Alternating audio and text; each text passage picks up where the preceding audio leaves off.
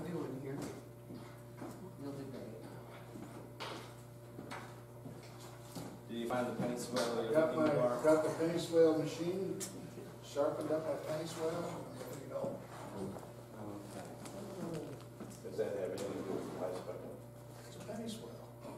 Where you gonna high spec? Okay. I don't have to do that anymore. So we'll call this budget session meeting to order at 9:04. Please stand for the Pledge of Allegiance. Pledge allegiance To the flag of the United States of America and to the republic for which it stands, one nation, under God, indivisible, with liberty and justice for all. Let's do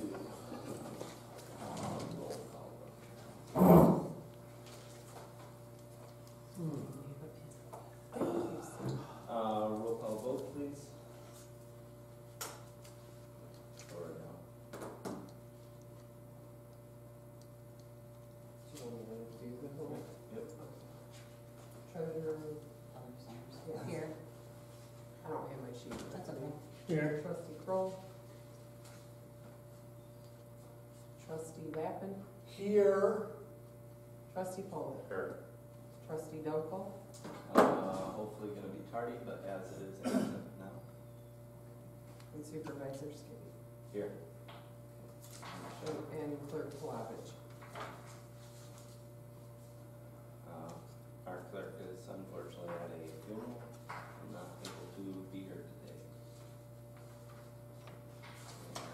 And I'm hoping within 10 minutes I'll get a text with some pictures of Junior in the belly. This is my first OB appointment that I've missed, so How was that today? yeah, it was good. I'm kind of bummed about it, but onward and upward. My recommendation, the last things we have to go through are salaries for departments and public safety. My recommendation is to focus on department salaries and then move into public safety as a whole. Can Yes, I add my request? Can we look into, the drop box outside is dead enough. I mean, every day almost in the winter, we have to torch it, try to get into it because it locks. And he's at the base of it, getting bad and kind of. and that's why you and I have already spoke about that we have ample funds in the building and grounds maintenance line. What's the issue? Our drop box freezes and it's just an inefficient design. Bless you. Bless you. Thank you. So yeah, I mean, we might be able to just repair it versus get a new one, but we can. We have. Okay, so you don't need that really added to anything? No. All right. Any other requests? Okay, and we'll move forward. And I presented before you the proposed and recommended up to per our last meeting with everything included, just so that you have everything that we've talked about thus far. Just ended up with I brought my old one, so we're just not gonna worry about where we stopped off, we're just gonna. Well, we stopped off at public safety, I believe. Yeah, we ended at recreation and culture. Yeah, so the next would be public safety, which is an entire department. Yes. So Page numbers up. I need to fine tune BSNA to get page numbers. Sometimes I'm successful, sometimes I am not. Any other questions, comments, additions before we just plug along? Okay, then we'll start from top to bottom going through, and that would put us at, I guess I have one question. So once we determine the salaries, okay. then the other numbers will have to be figured out. And that's what, she has a spreadsheet. Oh, okay. So once we decide on salaries across every department, it's set up in a spreadsheet where it breaks apart all the ancillary, social security, Yeah. and so So that that way will we be can, done. That's what I. It's automatic. whatever that number is, we now don't have any doubts of Okay, what well, those that's numbers. good, then I will clean everything Should up. make it fairly Good. concise. Let's see here, I'm at.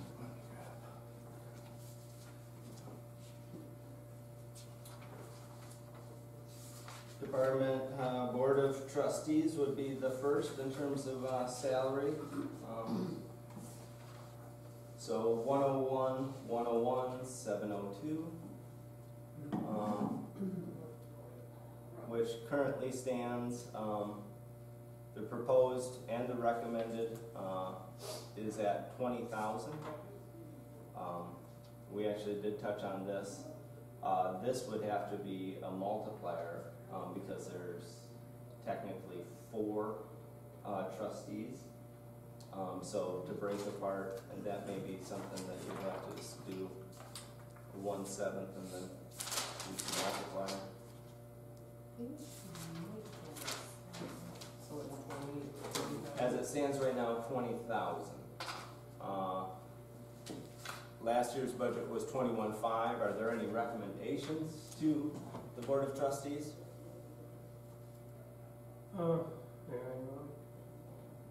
Everybody's talking about raise here, raise there. Has anything been talked about, something for the trustees? Well, and here we find ourselves. So if you have a recommendation, I'm willing to listen to.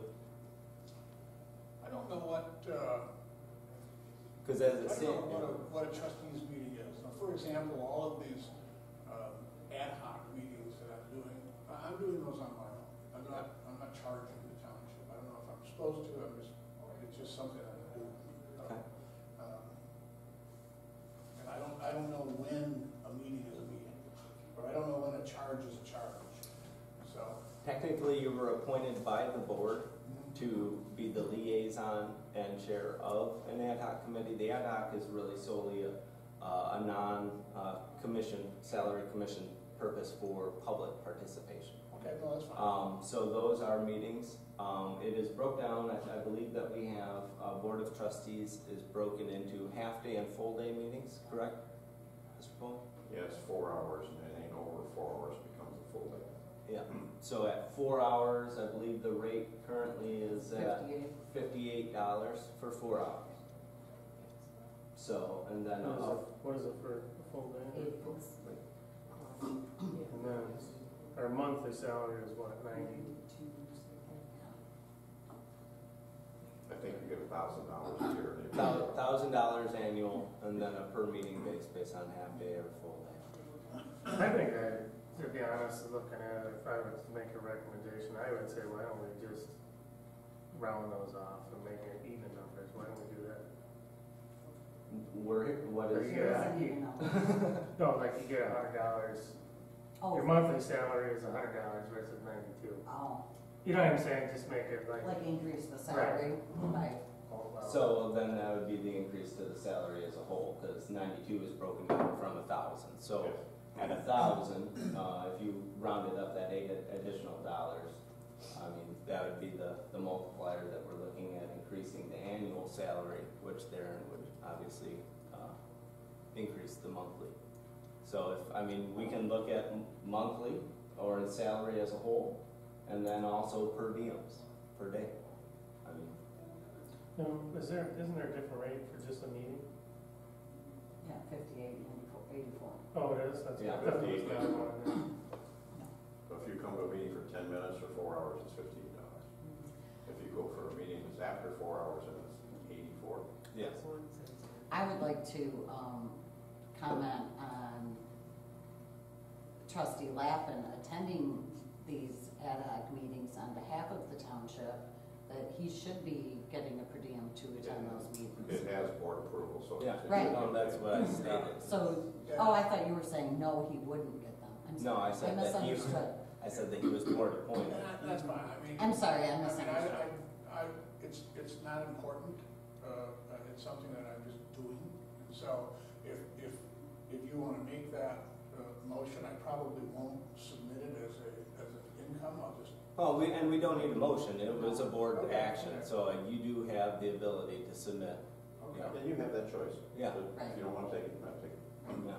okay. Yeah, no, I'm perfectly fine with whatever you guys come up with. So, is there an actual recommendation? Where did, and I've been on this board 5 years, but I don't know where this $58 come from. Is that, That's for the half day. Yeah. That's in I know it's for the, the half day, but I We're mean, at an end. but that's in the resolution that we I approved. know that, but I mean, Oh. the $58 itself, did it, does it come out of Oh, I the half? have no idea. Well, I mean, at $58 for, you know, like as you mentioned, upwards of 4 hours, Yeah, and then also their salaries. are- you're at $14.50 an hour. Mhm. As long as I'm above them, maybe. Yeah. To me, I just looked at it and said, well, why don't we just make 9,200, why don't you make 5860 and make 84, whatever, 85 or whatever, you know what I'm saying, So, that's not much. well, and that would truly be, I mean, we can, this right now, we have to look at 20,000. We had it last year at 21.5. If that's the case, then we need to look at bumping that up, because that would actually, we can address that on the 25th in a resolution as to the salary. So, I mean, if that's the recommendation, is to go from $58 to 60, then that would be passed by board resolution on the 25th. And I'm not And opposed. from 84 to 85. and- 84 to 85, and the, That's right. It'll be easier. If write it down and we'll go from there. I mean, I don't know, if Norm feels any differently than that, but, we're talking about pretty small money. Yeah. I'm thinking of, if for $4, for 4 hours, or for an all-day deal, is usually what it amounts to, kick it up to $100, when we're talking $15. So $100 for, So say, that's- over 4 hours, and okay. So Would would you say you- that would, $60? that's just what we'll make a notion for Board of Trustees.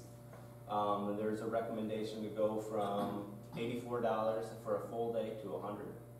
And then what was your, on the half day, Norm? 58 to 60. 58 to 60. And we should actually see a decrease, because I think we're gonna have a lot of meetings and, you know, committees that are going away. Committees that are going away in a higher rate of efficiencies with having the option of having that second meeting. I mean, it's gonna be a wash and probably a little cost savings in all actuality. Yeah. So there again, we have, as it stands, 20,000. Is there a recommendation to bump that to 25 just to encapsulate? To be honest, I think we're looking at dollars, you know, and it's not like, I don't even know, I may be 21, I don't know if I really, do you think we're gonna exceed that? Our year-to-date activity is at $14,256. Obviously, not likely. Not likely. No. So Why don't you that, Just leave it I at left 20. it, that's why I put leave 20 it in. the way it is. Yeah, that's actually fine. Okay, so then moving forward, we will move on to line item 101, 172, or 171, 702, 000.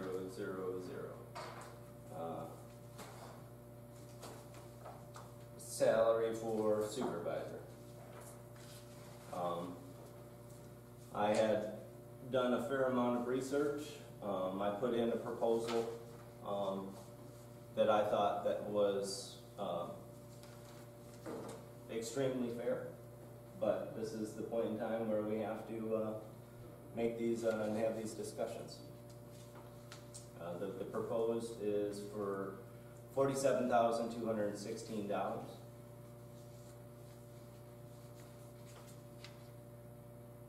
My opinion is whatever increase there is, it should be the same for the supervisor, clerk, and treasurer. Whatever percentage increase, and it should be the same. Well, I wish we had better job descriptions. Under the MTA, there are certain statutory expectations for the supervisor, clerk, and treasurer, and they're pretty minimal. And I wish we had a better handle on it. I don't feel the same way Laura does. I feel that there is, whereas it is true that the supervisor, clerk, and treasurer are elected officials, their job functions are different. And there's, I think we need to take those sorts of things into consideration. So Nate, your salary last year was $42,157. Correct, and that comes out to a 12% increase. But the thing that concerns me probably more would be consistency. That's going to bother me probably more than anything. That if everybody else is looking at a 3 or 4% adjustment, and one department or person in the department is looking at a much higher number, then I think we need to be able to justify why we're doing that. And I can actually give you a response as to, and I agree wholeheartedly that consistency should have always been the mechanism. Right. This actually goes back to 2009 when my predecessor was eligible for Medicare. And all 3 elected officials did not take a pay increase since 2009 simply because they were taking payment in lieu of full benefits of health insurance. Well, yes, and we know the game that was played. Yep. And that was So I actually broke down by 1, 2, and 3% from 2009. You know, because I do agree that it should be on the same mechanisms as employees. Yeah. Employees were overlooked. Employees did not take a raise for 7 straight years. Yeah, that's unfortunate. And it is, and I think we've addressed that moving forward. And there again, another mechanism that I would like for everybody on this board to take into consideration is my job duties have expanded there again even more so as becoming a manager. So in terms of a manager or a superintendent, the nearest semi-relatable community that has that function is actually Oscoda, and the salary for their superintendent, for just their superintendent, is $87,000. Just their salary. Just their salary. Not the benefits? That's just salary. So, That seems high to me. yeah, well, that's the closest. Like I said, I've looked into I it. wonder what the average would be. I'm not It's sure. Sundon, right? Sundon's in 6 figures. Yeah, I know that there's disparity. I get that. I just don't want to have the person on the street Yeah. sort of bugging me about that kind of stuff. I And agree. so, I think we have to find, I don't know, go ahead. I think that we need to look at definitely increasing positions, but I don't think we can make up for the last 7 or 9 years in 1 year. I agree. So maybe we might have to do it in 2 or 3 years. A whack each year, maybe it's more than what is presented to get up to where that scale should be, plus what the budget will allow and where we're at with our funds.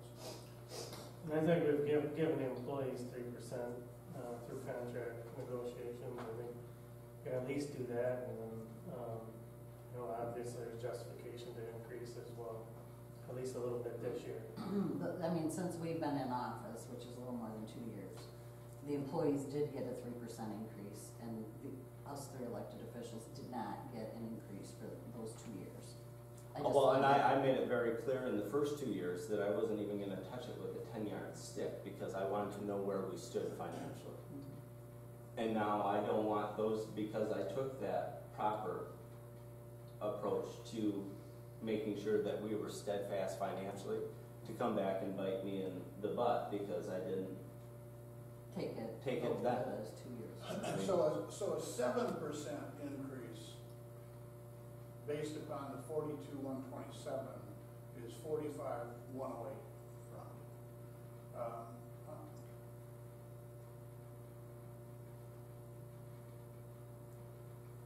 I'd like to at least start at that number and then circle back around somewhere along the line, because I just want to be cognizant.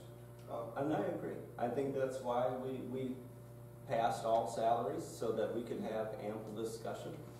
No, I think it's smart, and if we can, depending upon what happens in this round, you know, we can circle back around. But I just don't want to have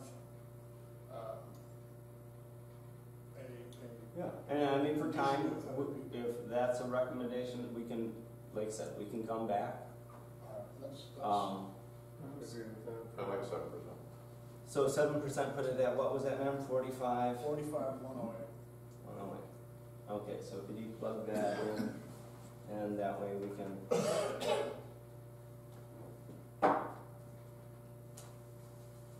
So now the clerical is all sectional stuff. The clerical is your color-coded, what she made for you that day. Pie chart. Yeah, no, I got that. So I didn't see that pie chart, so how was that? This was what Broken down. the board had asked for her to Right. break it down. Does everybody want a copy of this or not? No. Or- okay. I was just curious. And one thing I would like to present this board is, this is a mechanism I would like to move forward with this year so that we have it in place for next, is a compensation commission. And I'll make copies of MPA's compensation for elected officials and employees. Because there again, we have to do what's right. You know, I could go on and on as, you know, one of the only supervisors to actually have a business degree and function. So one of the things. Education has to come into play. One of the things that we did yesterday at my office is we went through a lot of the Sterling stuff. And one of the things that is in there is a salary component. I don't know if it gets down to the municipal level. It gets down to a lot of areas, and it gives a salary range in Michigan, and my zip code and all that. So it's Oh yeah, pretty and cool. MTA has it. I mean, I've I'm used sure all the reference materials at hand. I suppose the nice thing about MTA is that it's very specific. Yeah, no, it's a great, I've looked at that, and I actually printed this, which I'll make copies for everybody on the board. But I just want to plant that seed moving forward. A compensation commission is an appointment by the supervisor of 5 simply electors of the township.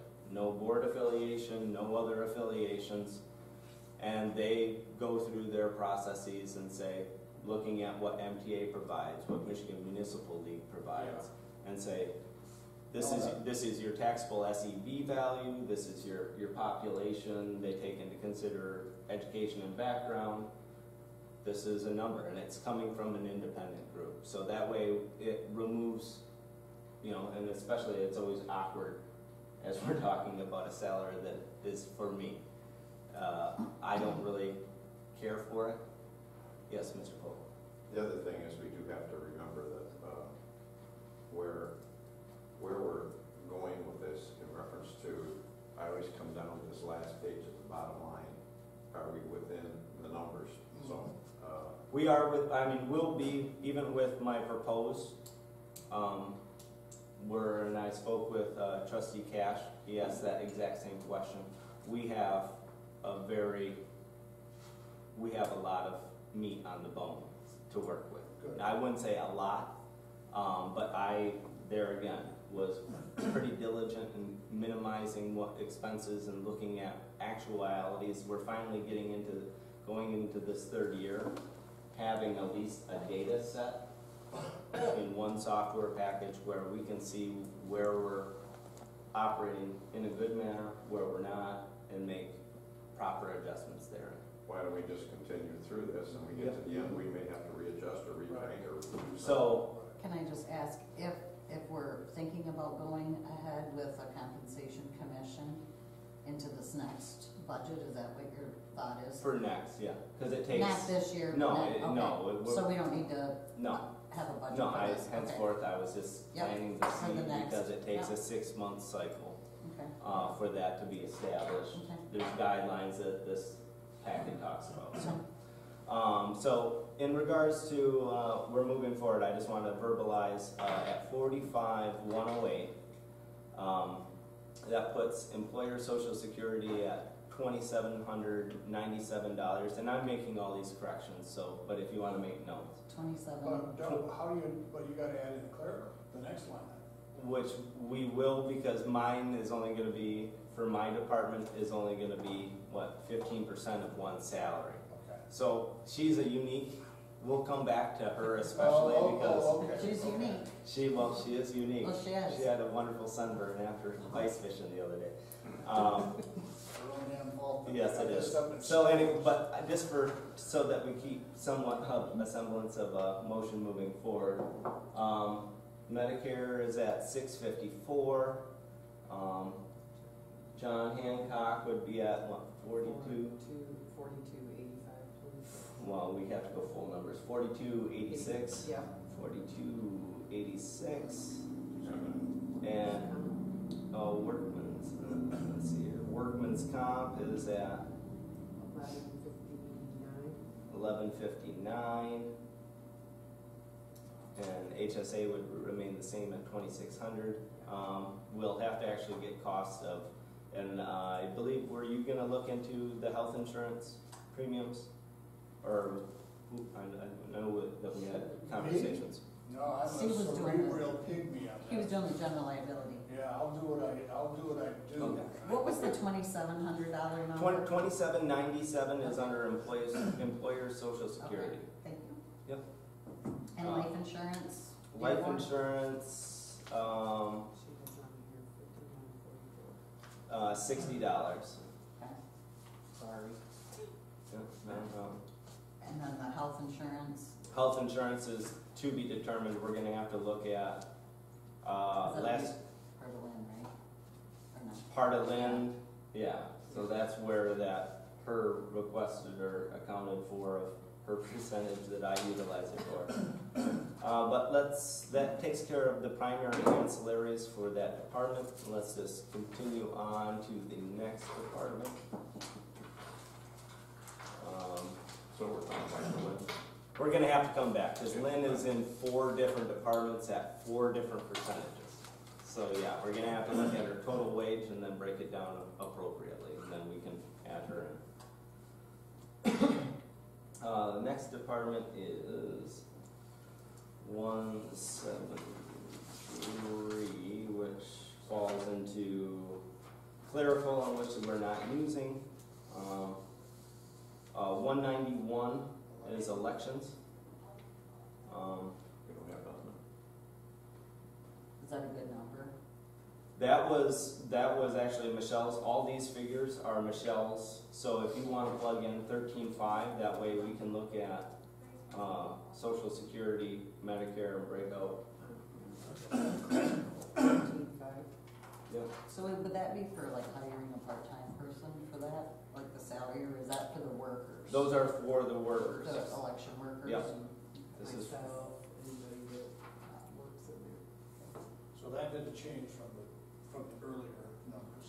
no, we're still. But what will change are, like I said, the Social Security. So if you would just tell me in Security, full numbers. 837. 837 for Social Security.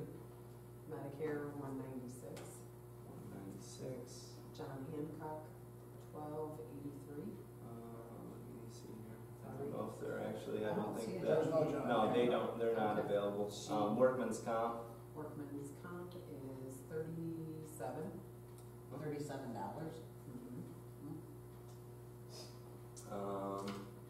And then that's all that would be detailed under salary expense. So you said Medicare 196? 196. 196. So how come that went up? I'm just, or didn't it really? I mean, it Uh, was It's all based 185. on percentage. and yeah. Okay. Okay. The proposed was 100, that's why I was just asking. Well, and my proposed when looking at past year's activities. Okay, yep. So, our year to date with 18-19 activity was at $43, so I thought at $100, I mean, Okay. not a bad. Next department is 209. And that is assessing. I know that trustee Foley and Kroll had further discussions with Mr. Lewis. Would you like to? He is considering, and we have to talk about it at our board meeting, the fact of going to a department head. Okay. And he'll be running that department rather than just being an assessor and working under, quote, you. So he'll be a department head just like our other department heads. Yeah. And he has verbalized with me that he's stepping away from the union. Well, and the major reason why, he technically, every department has their department head, he is technically a department head there because he performs supervisory functions, he has people that operate underneath him. So it's just kind of something that was a past thing that he was in the union. He shouldn't really be there based on his responsibilities and duties.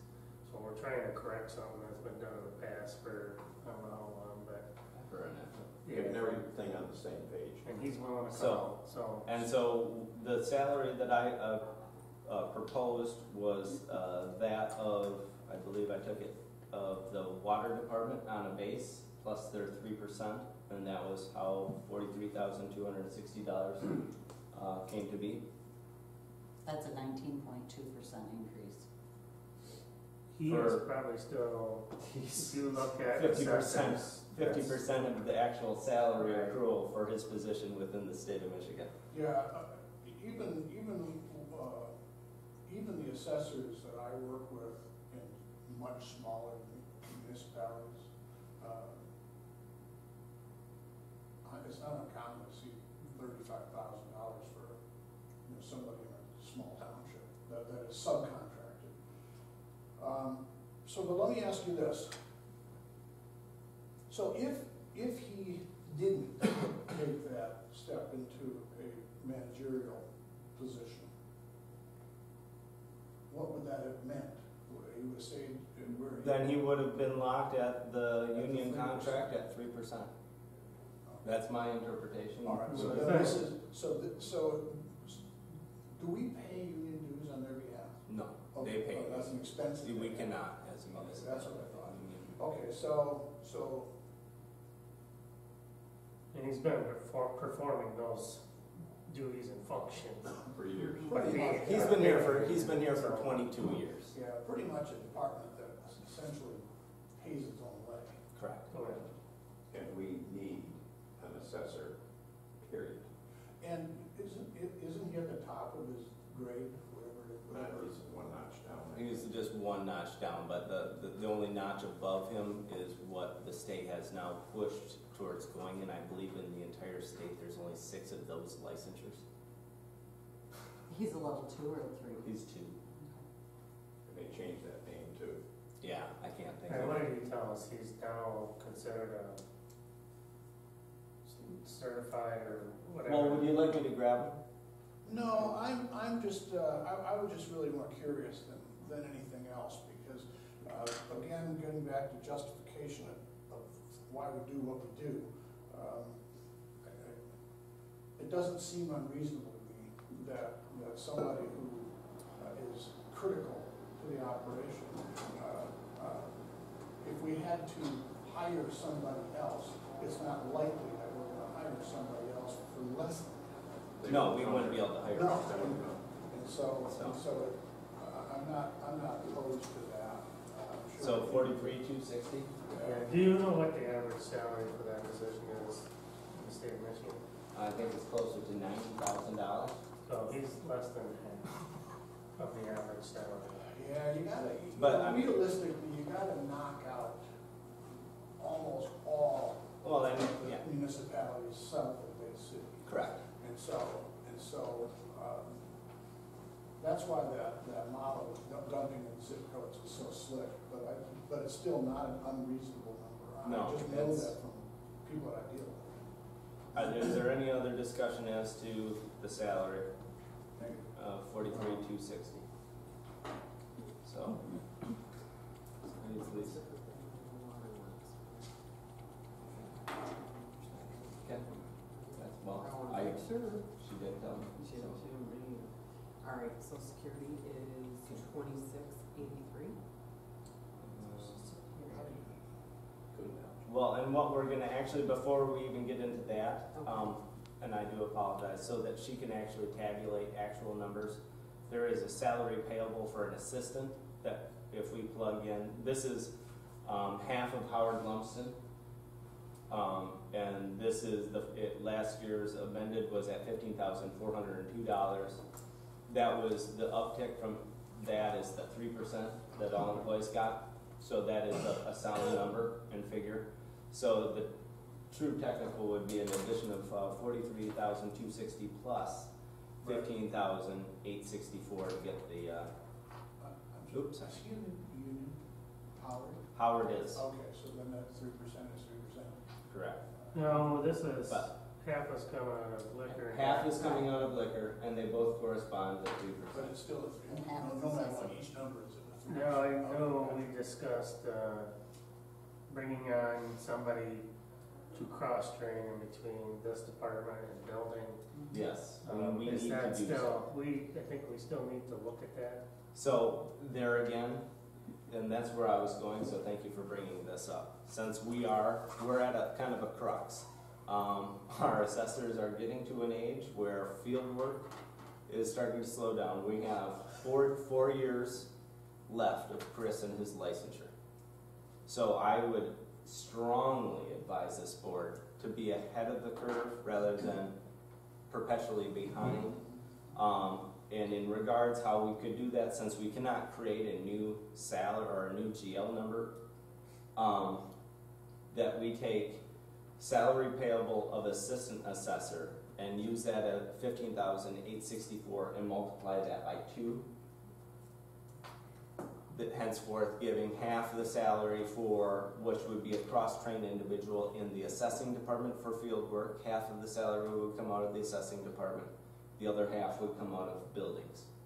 Because that is a perfect training mechanism to have somebody doing field work with the building official and the assessing department.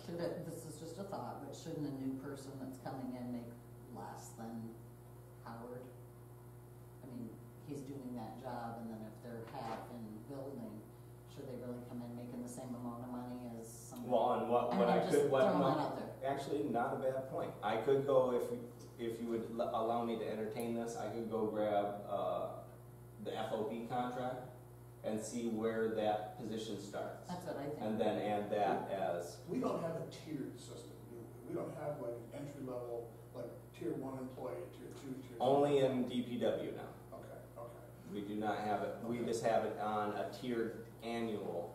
Yeah, I'm not a Tier. fan of them, but because it just assumes that since I made it another year, that I'm entitled to such and such. That my brain doesn't think like that. Well, and henceforth, another strengthening mechanism to having a compensation commission, I agree. which would do annual reviews of employee performance. Yeah. And it's all independent, and they come back to this board and say, this is what we found I'm out. totally for that. So, let me then, well, actually, I'm gonna come to that. So, Go let me ahead. understand what you just said then.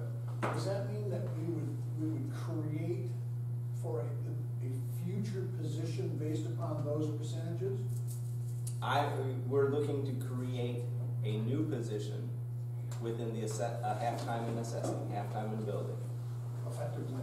For this, I would like for it to take place, Oh, yeah, okay. this year's So field. we got a 2 or 3 year window of training. Correct. And then that Where person- if he can work under Chris's licensure, I got you. work hand in hand with our building official to get to know all field work aspects and really focus him solely into hopefully being a candidate to take Chris's place when he does decide to retire. Okay. And then Although it won't pay for itself, the ordinance 135 that we hope to remodel could bring in a small revenue stream that could help offset some of this stuff. Oh, and we've seen just by following through with proper building permits and follow through and catching people that have not pulled permits, a considerable Okay. margin. All right, of- so there'll be ample revenue to. Yes, to- they'll be self-sustaining. Okay. Is Um,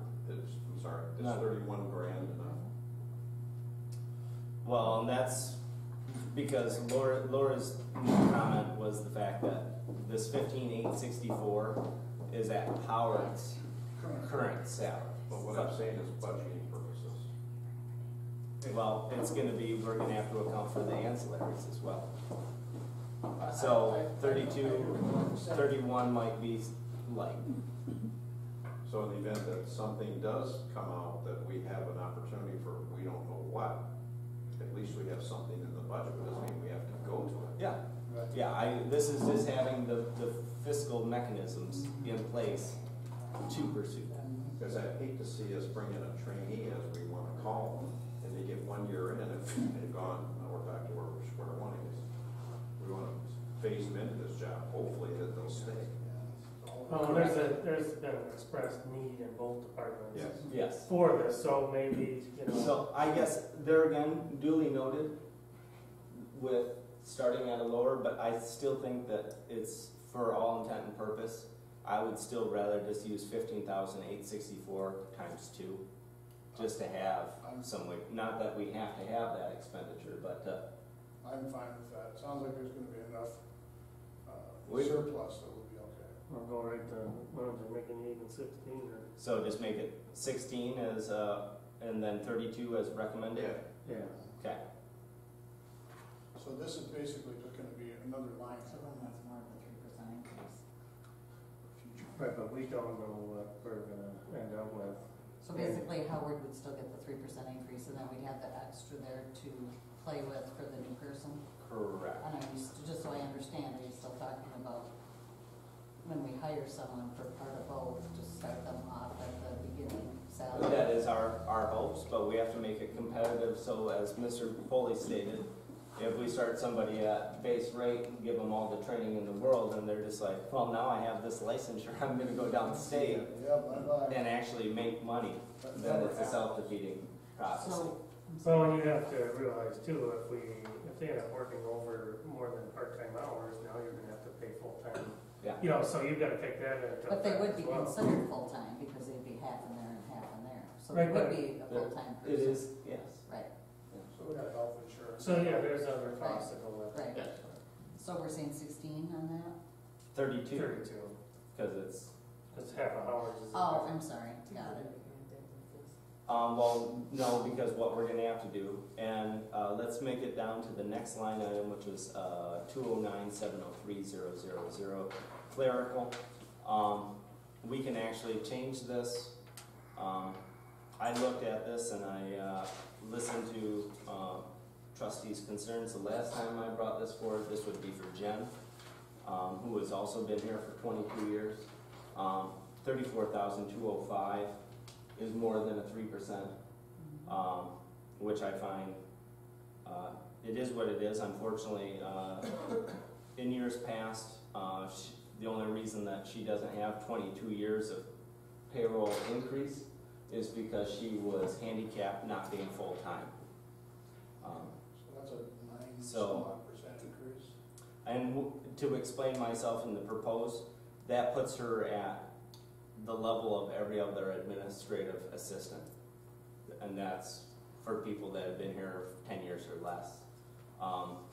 But there is a union contract in play. Like it or not, I'm not a big fan of. So it's a 3% automatic plus a +6. Correct. It'd be But like I'm, 9. It'd be 9. Well, that so would you be the said- 3 to 6. Right. Well, but how, So, to follow the union contract at a 3%, that puts it at 32,146, 147, because you have to round up. Does it create drama? Steve, I don't know, I'm just wondering out she, loud. I've I talked to don't her, disagree with you. No. I don't disagree with your logic, it makes complete sense. to you know, me. I have to also look at it as a managerial position, No, and that's probably what came out of me, is showing an employee that has 22 years of dedication. to at least put her at a level of pay with somebody with half the experience. I'm definitely not But- disagreeing with your logic Yeah. at all. But sometimes logic gets overruled No, by, I'm perfectly fine with it, as long as we know that we're not just, that's where that number came from. I looked at Rhonda, Lynn, their salaries, and I found it disheartening for me as a supervisor, knowing what she does for this township, to have been hamstrung for so long, 5 hours short of being full-time, to not be at the same rates as other. But where does she fall when you do the math? Where does she fall? Like, What? percentage-wise. with, She falls. yeah, with her position and then years of service. Oh, she's still grossly behind, even at 34,205. No, but where does it fall in line with the contract? So, In line with the contract, because she wasn't there again. She wasn't full-time until this administration took over. Okay, that answers my question. So she's So- currently full-time? She is currently full-time. Okay. It was the direction of previous administration to hamstring her by 5 hours, so she didn't ever have the opportunity to escalate under the union contract. When was she full-time? 2016. Okay, so we've got We a made her couple of years full-time. of health insurance and other benefits underneath our belt too, so we can justify an expense within that area. Okay. I just wanted to make sure that this wasn't something new that we're forgetting to add. No, we made her, I mean, she's invaluable to this township, not only in the assessing department, but up front, clerk's office, across the board. Is there anything in, and forgive my naivete in this stuff, but is there anything that says we can't go No. above the 3%? No, there is nothing. And I've talked with Paul Postal, who is with the FOP. I think the one thing there again is how are other employees gonna look at her getting that increase when they're at 3%? That's the only thing I'm. You know, I don't think that there's a lot of negative feedback, because I think that if anybody comes here on a regular basis, knows that individual probably to be one, if not the most friendliest, most productive employees that we have here. And we can never forget about institutional knowledge. No.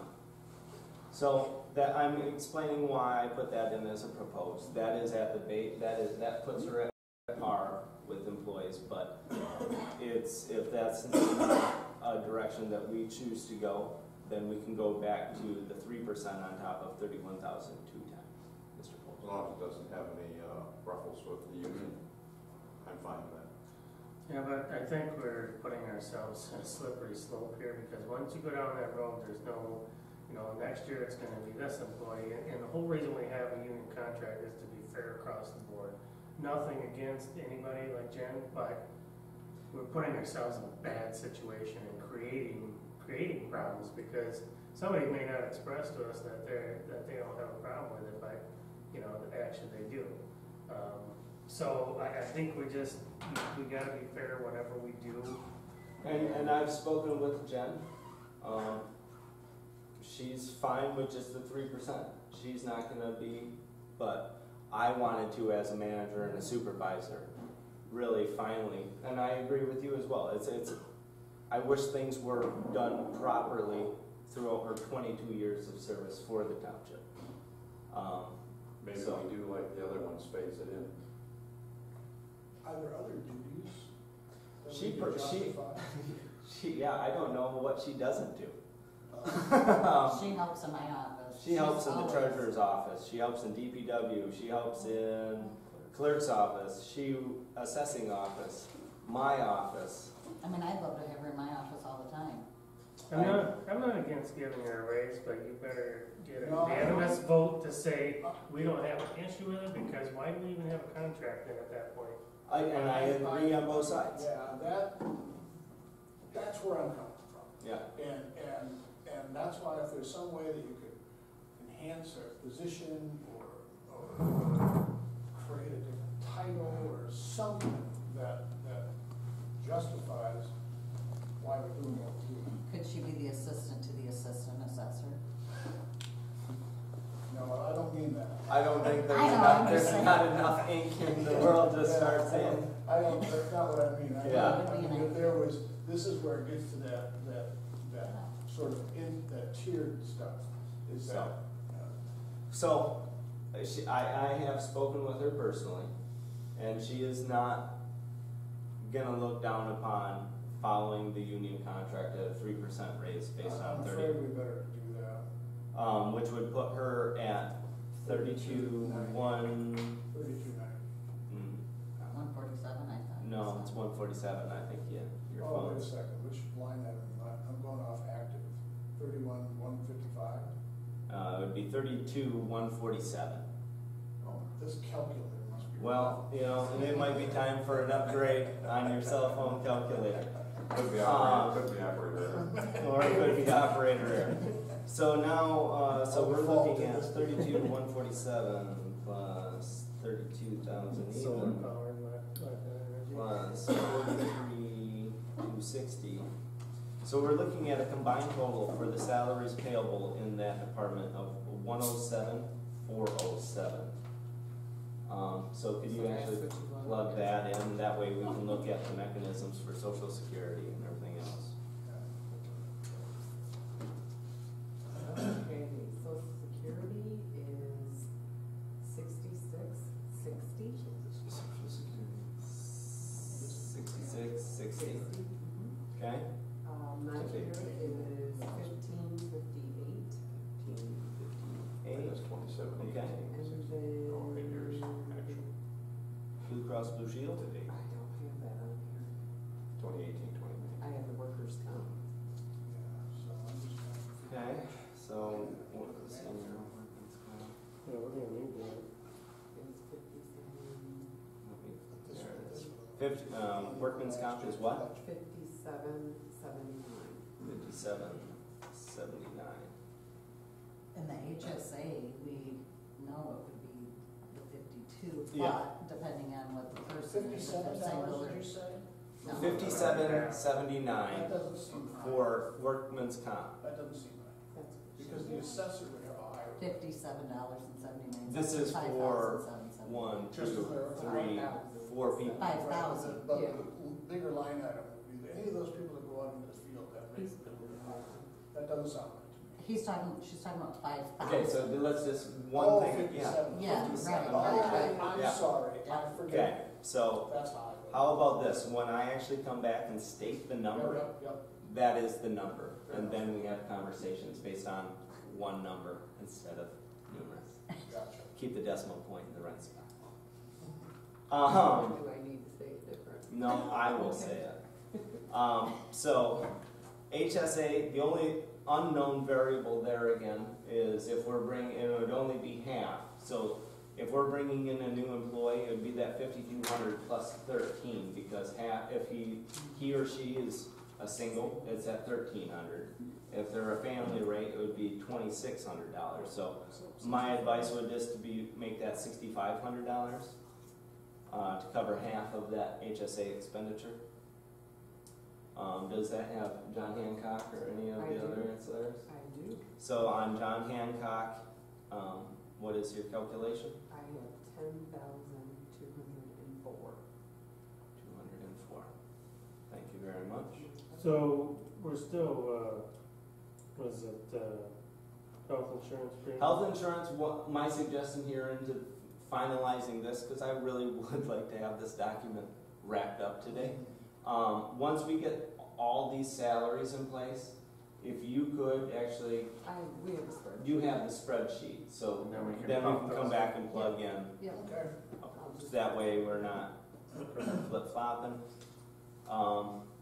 So just to make sure, we're looking at salary payable for Mr. Lewis at $43,260. Salary payable for assistant assessor at $32,000, which would encompass half of a new employee for field work, plus half of Howard at 3% increase. Clerical salary payable at $32,147. Life insurance premium Dearborn, that's, I would, you didn't tell me. She has that on there. Okay. 179. 179. $179 for life insurance premium Dearborn. And we'll come back to the Blue Cross for all departments once she grabs the spreadsheet. So I believe that encompasses all salary issues and concerns within the assessing department. And moving forward, would be getting into the clerk's department Do you mind if I just interject real quick with you guys? with, I just wanted to talk about the DPW salary okay, real quick, if you guys. if, do you have a handout, or, I mean, because we're, No, I just wanted to do it real quick, that way you guys, because I knew you guys were doing salaries. I just wanted to throw out there real quick that since you're doing salaries, we've been going over the discussions with the RFPs, things like that. Moving forward, I think it would be beneficial for you guys to look at the DPW salary and look at increasing it. I think if you truly want somebody in here that is of licensure, then you need to pay them. And I think that, and Mr. Tom, just one second, just so we're in Department 100, 592-100-702-020, Director's salary for reference. oh, yeah, sorry. The, I mean, it's currently slated at, what, 40, 41,752. and obviously that's drastically below what you need to actually have somebody that carries the licensure. So my suggestion would be to bump that salary up to somewhere at least the $60,000 range. And of all the departments here, the water department is the one department that can handle that. And if you look at, I guess my reasoning realistically is the amount of money that we would spend out on an RFP. Currently, we would be looking at that combined with a director's salary of give or take $117,000 a year. So I think that it's actually a bargain to. Well, and I think recommend that. 60,000 is probably light, because even with the S2 licensures, which Yep. are within Suez, I know when we went through this last round of, and people didn't even really go through the interview process, because why would you take a 50% pay cut? Exactly. So I Yeah. guess that's what I just wanted to, I mean, I wanted to throw it out there. I know you guys were doing salary. I know this is last minute. I didn't mean to interrupt. I really think that this is something that moving forward, especially with my departure, that if you guys are looking at replacing that position with the licensure, I think that it would behoove you to move that. And would you agree or disagree with the recommendation of $75,000?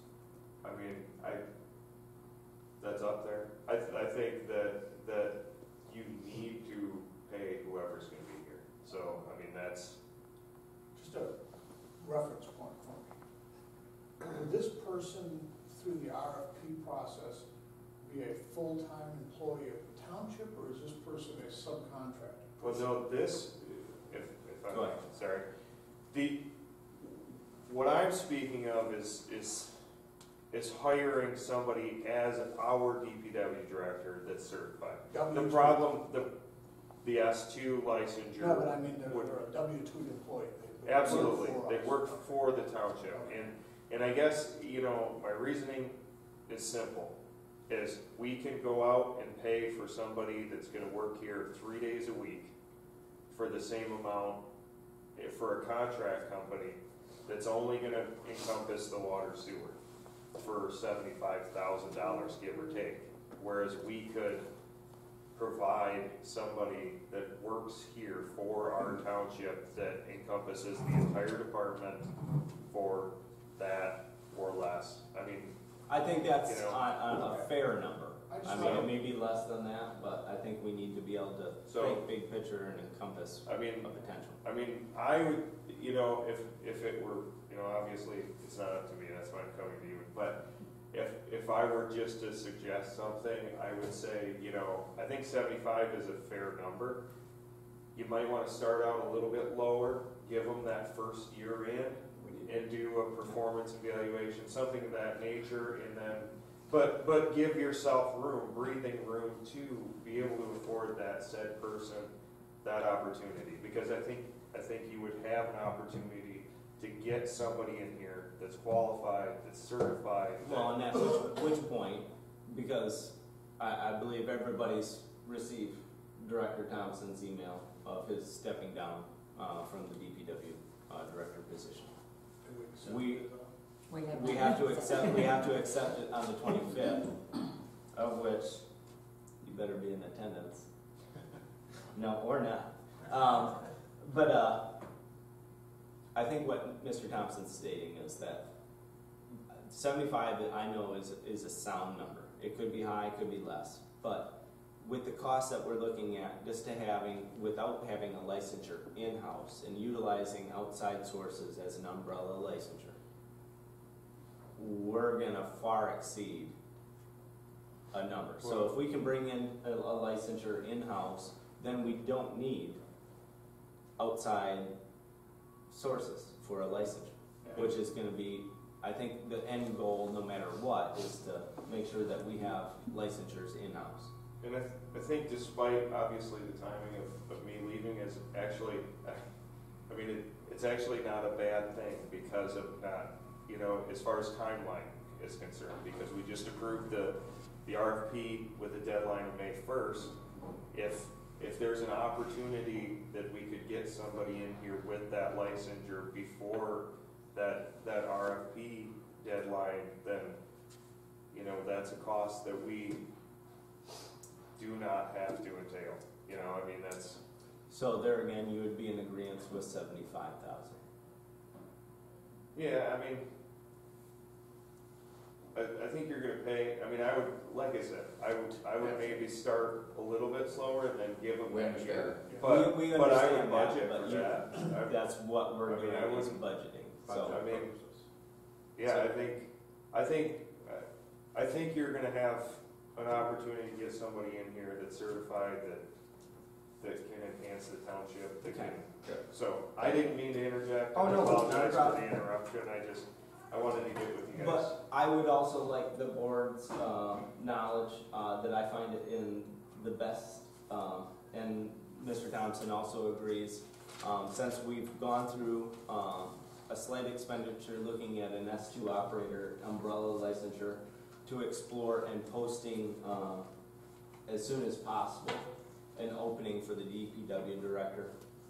So I would like for you to get with Dana or Michelle and set forth a very small news blip that we can put in print, and then also a larger aspect, and maybe work with Cash or Norm, somebody that has personnel experience, for a job description. I think we already have one, no reason to recreate the wheel, but let's get that on our website, I think, immediately.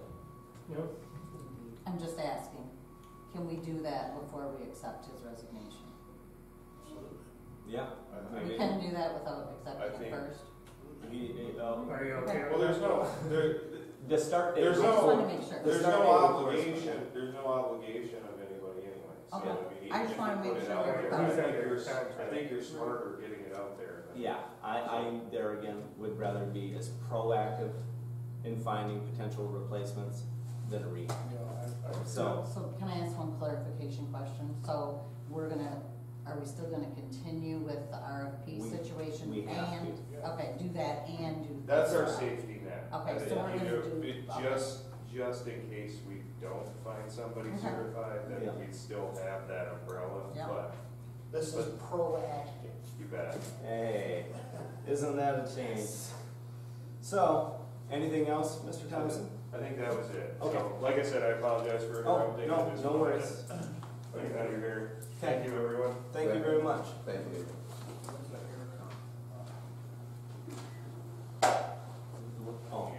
Oh, We just flashed back that. yeah. What was, I already forgot the name of your pencil. Penny swell. Penny swale.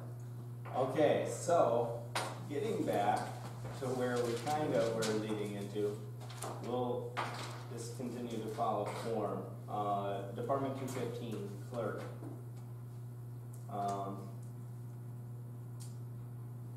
This would start with 215,702. Salary payable. She not being present asked me to present this to the board. And I will do so per her request. The proposed was for $43,000. She has actually come back and asked for an increase of $45,000.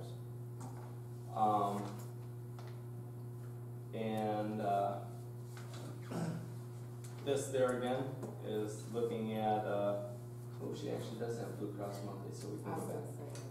I do have we can get that, but there again, she looks at it the same way as I have. We have education, experience,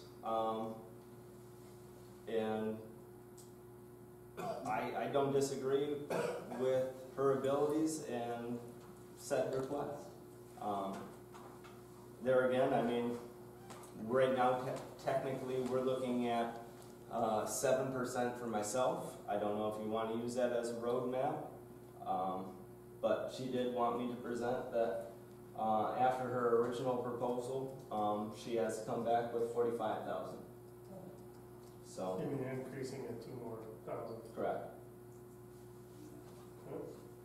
That's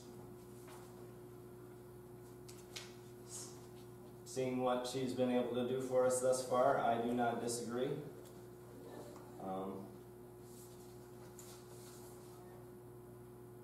Do not disagree with the 43 or the 45?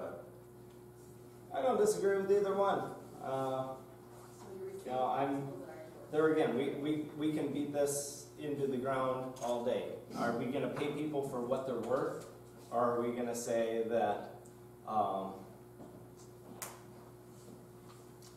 we're hamstrung because of X, Y, Z? The only thing about this wage, it's done yearly. It's done by resolution at a meeting that will take place. Whatever takes place that goes for the year, you can increase it during the year, but you can't decrease it. Am I correct in saying that?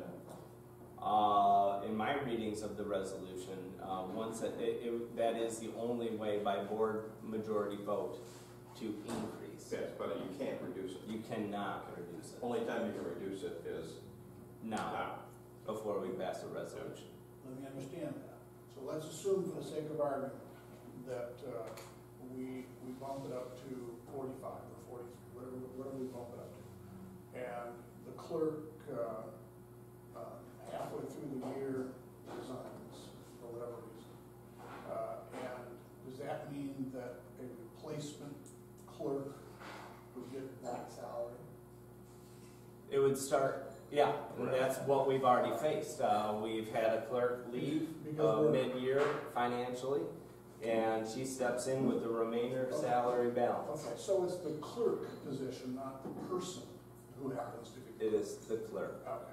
But, we can go in and talk about state failures for the 3 primary elected officials that the state doesn't put forward. Any, prerequisites, experience, education, but that is at the state level. Okay. But that is, it's per position, not person, in regards to your question. And the original 43 was your number? That was hers. That was hers. Department heads came and gave me their recommendations. So I put their recommendations in.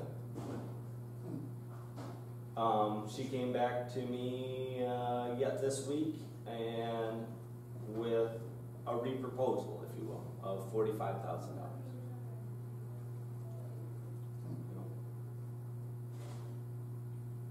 I told her that I would present it to this board for discussion.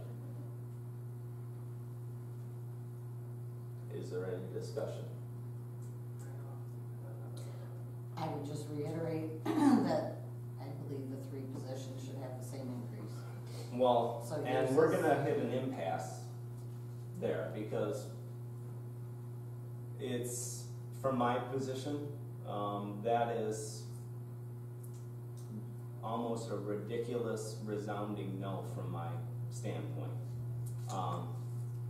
I'm not gonna lump myself in with 2 other positions either, nor would I expect you to lump yourself with any other positions. We all have a task. And to safety net and say that all 3 deserve the exact same amount is apples and oranges. I guess is everybody okay with the 43? Well, that's kind of where my head's going. If that's what Michelle asked for in the beginning of this, then she must have had a reason for that. And so if now within the last few days there's been a reassessment of that, I wish I knew more. I'm comfortable with the 43. Well, and I think it was consistent because it was like a, 7%. And 7.4. And she does bring a different skill set that the Well, previous. she brings did not have. 20 years of accounting She has an experience. accounting background. She has a bachelor's degree, but then there again, I mean, though, these are the things I presented just from my skill sets and background. Yeah, and So- I can tell you just through past experience from her working for me, very efficient. And she will work very, very well with the CPAs. And she understands accounting, and she understands general ledger, she understands all of the idiosyncrasies that go along with that. Is she valued from that standpoint? Absolutely. Can she bring the township into a position where I think the township desperately needs to get in? I think she could be a significant cog in that wheel for sure. I guess I wish I knew why she changed her mind in a short period of time. But that being the case, that's why I thought the 43 was okay. If you guys think otherwise, beautiful. I would say, It's a budget. I think the 43, then we can do that because that's pretty much what we've done with yours. But do we split the difference versus the 43, 45, or do we just go with the 43? And I guess I'd like to hear something from her, why we would want to go another from 43 to 45, but she's not here either. So. I think it really comes down to skill set and professional ability. Yeah, and the task.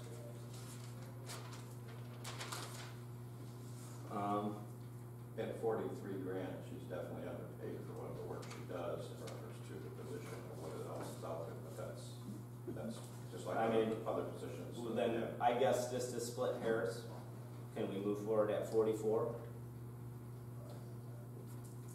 Yeah, I think so. 44? Unless we're not looking at the 45, but I don't see any reason with 44. I don't see any. Well, we are issues. still, after all, working at a budget level. Yeah. Right, and it may change once I'll we get. circle back around. Yeah. Okay.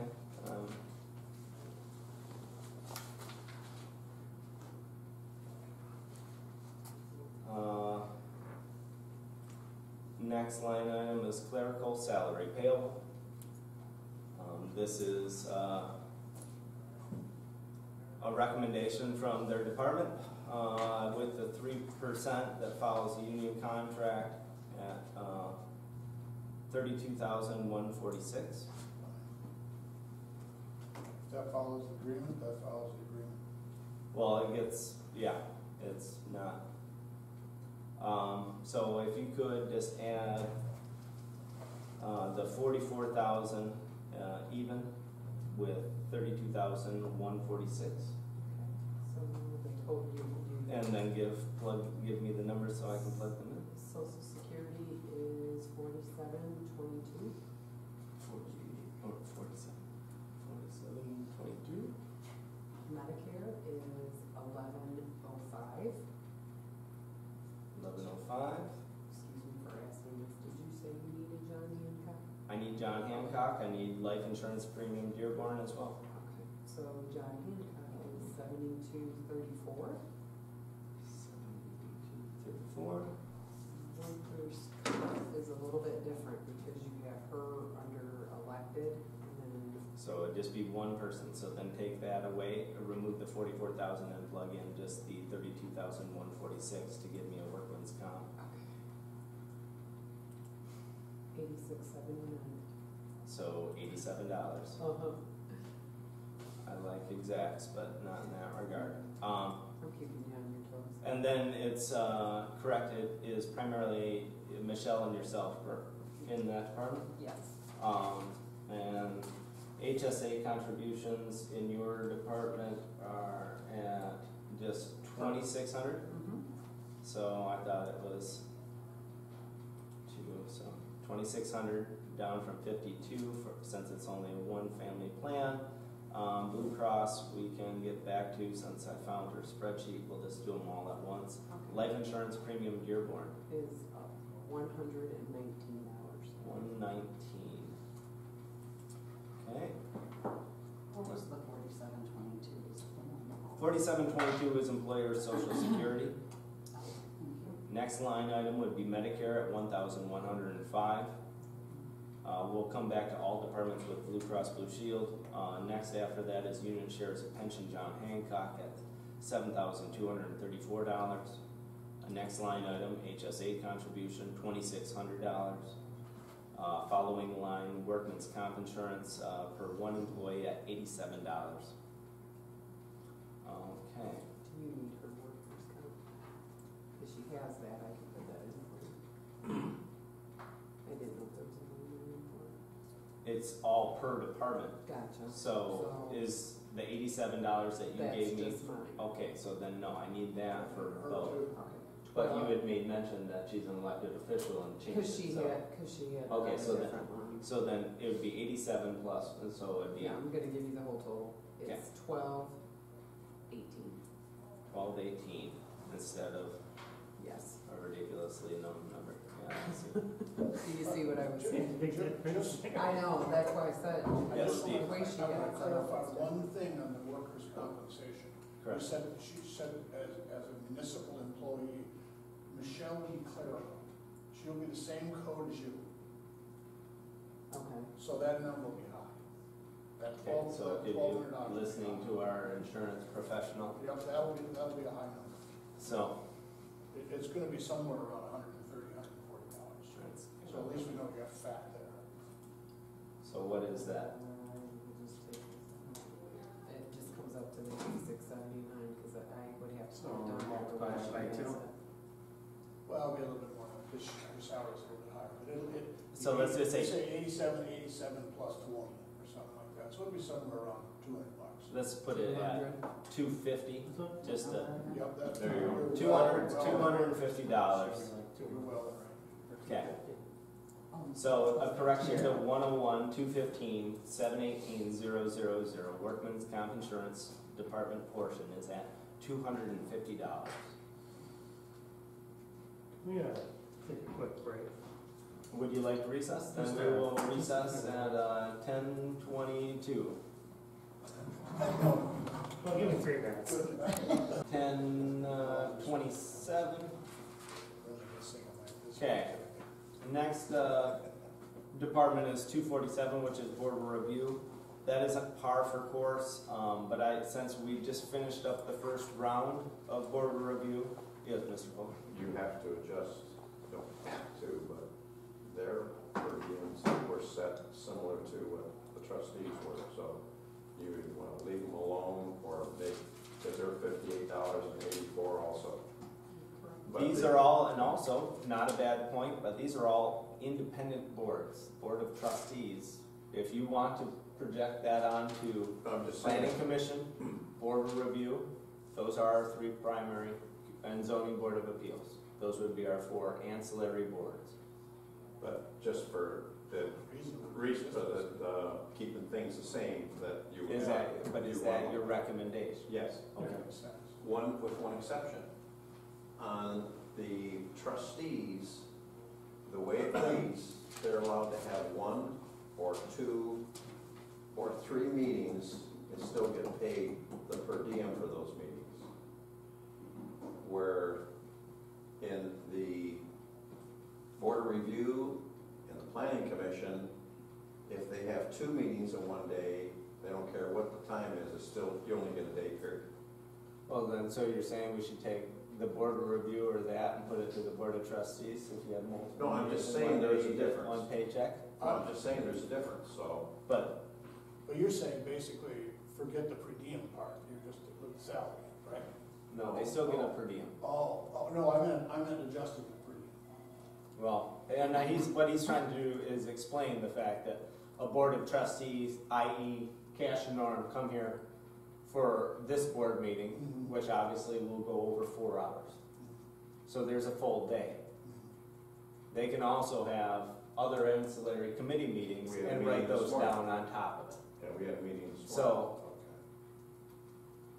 But But, planning commission and the board of review cannot do that, just so that there's a difference. So basically, there is just a difference. But there again, you also bring out a really good point. If you're being paid from the township on tax dollars for a full day, should you be allotted 2 and 3 meetings outside of that on top of it? That's up to the board to decide.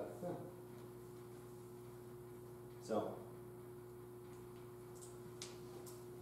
I mean, I and mean, don't get me my- wrong, I think we've done great work within committees to do and help us to get to where we are today.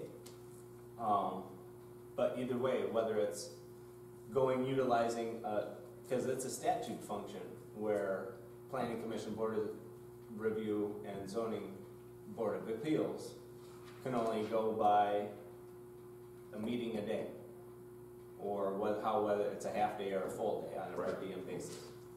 Because board of trustees gets a salary compensation on top of that, but then I have the flexibility of saying, oh, I've attended 4 meetings in one day at 4 hours.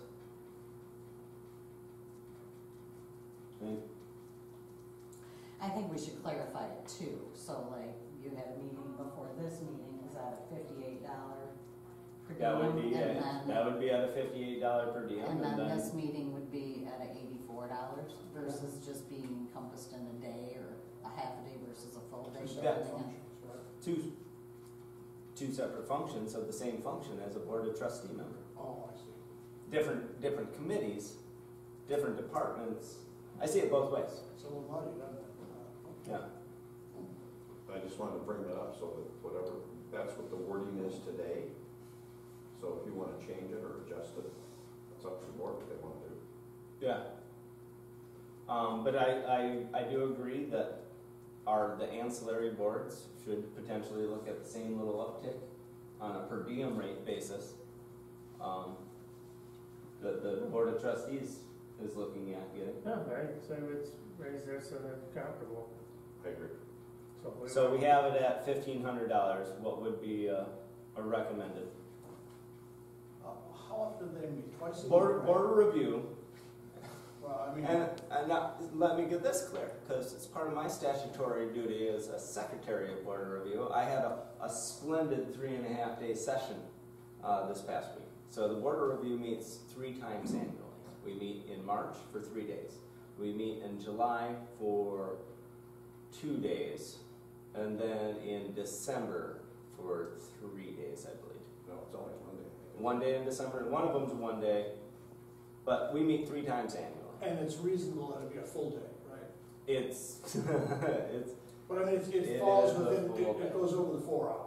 oh, yeah. Okay, so. Yeah, they're how at many- minimum, they're 8-hour days. So how many people are we talking about? The board of review is comprised of 3 members.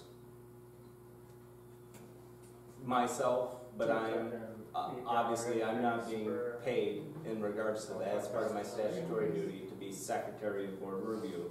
But we have Kathy Mushinski, chair, Gerald Fournier, vice chair, and we just brought in this past year with the resignation of Sue Skibby, Matt Kitzman as a replacement. So that's So that's basically 6 2100. meetings a year. So that's, on Times three those people. numbers, that'd be $2,100. So there's your number. 2,100? Right. Okay, and then could you plug that in this, Should so, it go under social- elected official? fall under elected even though they're appointed? That's kind of what I was thinking, so social security is 131. Medicare is 31. 31. Unit shares pension? This isn't a non-handicap, they get Bright House. You do, right? That's, she didn't give one this is MetLife, so is that different That's than? Bright House. That's Bright House. Oh, okay. I think I still feel fairly confident, with my proposed 350 as a number for that. Workman's compensation.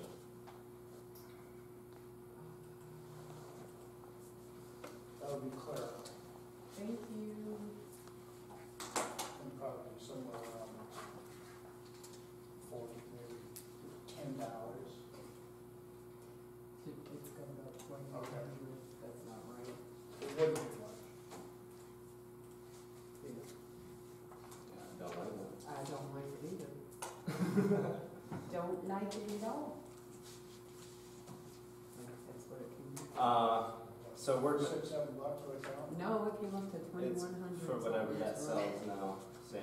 No, honestly, I think $10 for, $10. 10, yeah, maybe over that. okay. They do have a share, we'll leave property liability insurance in there, schools conventions, dues and membership. So that takes care of border review. Moving into Department 253, Treasurer's Department. Laura did, in her proposed budget, did not add any increase to salary. I did not at that time, but I feel that my increase should be the same as the clerk's, And to 44, I'm gonna disagree with that, because this year alone, we have $10,161.50 in expenditures from the township that were accrued to do solely bank recs this year. well, the bank reconciliations are, my duty, but in order to be able to reconcile bank reconciliations, the numbers that are put in by the clerk's office and everything that is brought in over the counter all funnels through. There were things that were not put in correctly that was infringing on me being able to balance those. So that bank rec thing was for the township, it wasn't just for my office. Well, I can see how you're saying that it is for, because all of our duties point towards one end goal, it's the township. Mm-hmm. But my inabilities, or however we want to describe them, has never annually accrued a $10,161.50 Well- increase for a subcontractor to come in and provide supervisory role to the township. Do you see where I'm From also the coming very from? beginning, the bank recs were, when we first came on, it had the old fund balance system. That was in November. In April of that year, we purchased BS&A, we did a conversion, we had to go back an entire year and plug in information from a program that was never reconciled to begin with. It has been a nightmare from the beginning. So we worked through those issues the first year. Then the second year, I mean, it continued on because it was like we're trying to figure out these bugs and trying to figure out what the problems are. Let me ask you a question, because this is clearly an elephant in the room. And so I want to understand, as we look backwards for a moment, and as we look at the prior treasurer had done things that were, doesn't sound like it was completely up to speed, okay, for whatever line up we want to put on that. And so we've needed to, on more than one occasion, hire Every someone? year, Every year for how long? since we've been in office. All right, so each year, does that mean that the first time we hired a subcontractor to do this, were they reconciled? Yes. All the accounts were reconciled? I'm not sure, I mean, I'd have to go back and look, Right now? because it's been an issue from the beginning. The conversion was an issue, I mean, in the very beginning, it was like we were putting stuff in from a whole year prior. And then it's just been, it's been a huge mess of 40-some years that these books were done, and we are getting better, they're totally reconciled right now. All right, so, But I'm still waiting for some entries to be done in the clerk's office And I asked for those to be done by the end of March, because that's the end of our fiscal, and I wanna have them cleaned. So one of my questions that I asked you a while back was, notwithstanding the past, but now moving forward, do you have the skill set to move forward without the aid of a consultant? Now, I understand that from time to time, we may need to call somebody and say, hey, I just want a clarification, am I putting this in the right general ledger, am I doing those sorts of things correctly? But from a day-to-day, money in, money out, is that an understandable thing? Yes, it is, and I take some offense to skill set, I like I'm don't- stupid. I don't- The bank I don't reconciliations mean are a part of my job. No, I don't. I mean, don't it's a mean- part of what I do. Yeah, Laura, I come don't- in on snow days, I come in on holidays to collect people's taxes. So they wanna pay them by the end of the year. December 31st, we're closed every year. I come in on December 31st to collect taxes, I open my office, and I work that day, so people can have the receipt that they paid their taxes by the last day of the year. They appreciate that. No, And I will continue to do that. I apologize if No, I'm just saying, insinuating because that. I have gone to many trainings, MTA trainings, the Michigan Municipal Treasurers Association, BSNA trainings. I mean, nobody said you had to be an accountant or have an accounting degree when I ran for this job. I am not a dumb person, and I have learned a lot of this job. You learn as you go. Some things I only do once a year, some things I do a couple times a year. I settled with the county, no problems the last 2 years. I mean, there's a lot more to my job than bank recs, and if things aren't coming through to me, through the system, so I can reconcile, somebody else needs to fix that stuff. For instance, I'm in the water fund bank rec, and there's an amount of money, even if it's little, $62.66. And the public safety bank code was used for that payment, which throws the water off and it throws public safety off. It was an issue, I think, that had been going on for a long, long time, that nobody caught. And it's the way it is in the system, the way it's mapped in the system was, I think, had been wrong for a long, long time. Those issues are getting corrected.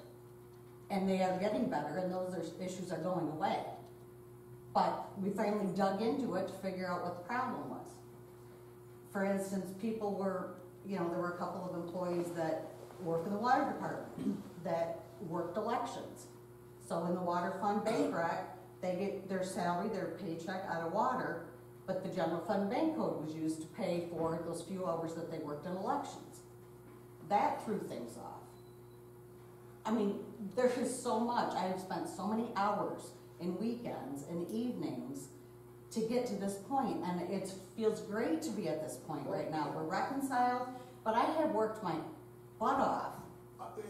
And that's kind of where I'm leading to, is if there were situations in the past, are they now in the past? Yes. And so as we move forward, then additional expenses may not need to be incurred. Is that That what is I'm correct. hearing? Okay. But I would also like to add that if anybody's doing their job and they need to have a legal question, you're gonna call your attorney. You have a accounting question. We're in agreement. You're gonna reach out. We're in Yeah, agreement I with definitely that. don't have a problem with that. Well, I'm I just would- saying. I would So I'm not rather. saying I'm never gonna Yeah, contact somebody. No, I'm not saying that. I would rather have somebody at the moment say, geez, I'm not really sure about this, let me just make a phone call and get it done right that time, than to just assume that it's correct and then just walk into the next thing. And sometimes that happens on a daily basis. Of course it It's like, does. okay, well, this is coming in, okay, how do we, we'll call BSNA and make sure that we're doing it correctly. Doing it correct, there's been so many things in my office that were half done, I mean, I made a mistake, I put the money in the wrong. Are we keeping This a is- sort of a notebook of sort of FAQs and just frequent concerns, frequent issues, and that instead of, when we call BSNA, is there a fee for that? No, Okay, it's just a content. right. Okay. And so, But I wanna make sure it's done correctly. I don't I wanna mean, do you have log- something done wrong. If you have a frequent issue, I presume somewhere you've got a note that says this, And I don't know the BSNA, is there like a manual, like if you hover over something, does it tell you what has to happen or anything like that? I don't. They recommend that you call or email them with your issue, and they So, email And you there's back the file. tutorials on every That's function. Right. So built into I it. don't have a problem at all with somebody looking at something, slowing things down to make sure it's done properly, just so long as it doesn't impact, someplace, some other department or some other person. Do we have adequate cross-training? Do we, if you weren't there and somebody else had to do it, are we walking into a nightmare, or do they know what they're doing? I'm working with Rhonda, to learn this process more and more. I would say, to answer that question, from a supervisory role and a manager, we're walking into a potential nightmare. Well, and that's And the like, problem. you know what goes on in my office. No, but I know that there is, from what I see, when you are not there, she is also your deputy treasurer, Yeah. correct? Mm-hmm. There's also been instances when you're not here and you've disallowed your deputy treasurer to perform the functions that need to take place on a daily basis. Like, are For you whatever- referring to For whatever asking? reason possible, but when you are not there, that's why she gets a stipend for being a deputy I understand treasurer. that, and if you're talking about checks that were given to her to sign by the clerk's office, I had talked to her at the end of the day that day, it was about 3 o'clock, and that's about the time that we start cashing out at the end of the day. You want me to sign these checks? I said, I'll just do them in the morning. It wasn't gonna matter if they got in the mail that day, or if they went in the mail the next day. But, It was time to, and I'm not arguing. well, it sounds like, Well, but these are the tough conversations that need to take place. Mhm. And emotion has no place here at this table. Well, I'm These sorry. These are facts. Yeah, The fact is and I'm that- just trying to zero in on this. All and I'm I trying have to set do. up many internal controls in my office for more security. We have a mirror up there now, the front drawers are locked, the safe is locked. Things that weren't done in the And past. those are good things. Those are good, solid things to do. They're good risk management kind of things, but does it, can the function be, and I don't mean to dumb this down, but I'm gonna do it for my own purposes. If it's an accounting function, it's either done right or it's done wrong. There really isn't generally much in between there. So if it goes into the wrong column to begin with, then it's always going to be wrong. So that means that somebody, the CPA, the auditor, whomever, is going to make whatever the journal adjustments and those sorts of things. And so is it fully understood or mostly understood the overall function so that we can avoid unnecessary expenses with consultants? Don't have a Yes, but problem let me asking throw this questions. at you. Okay. What you're talking about are checks and entries that come out of the clerk's office. We have determined them. We found that they're incorrect. They are being corrected. Okay.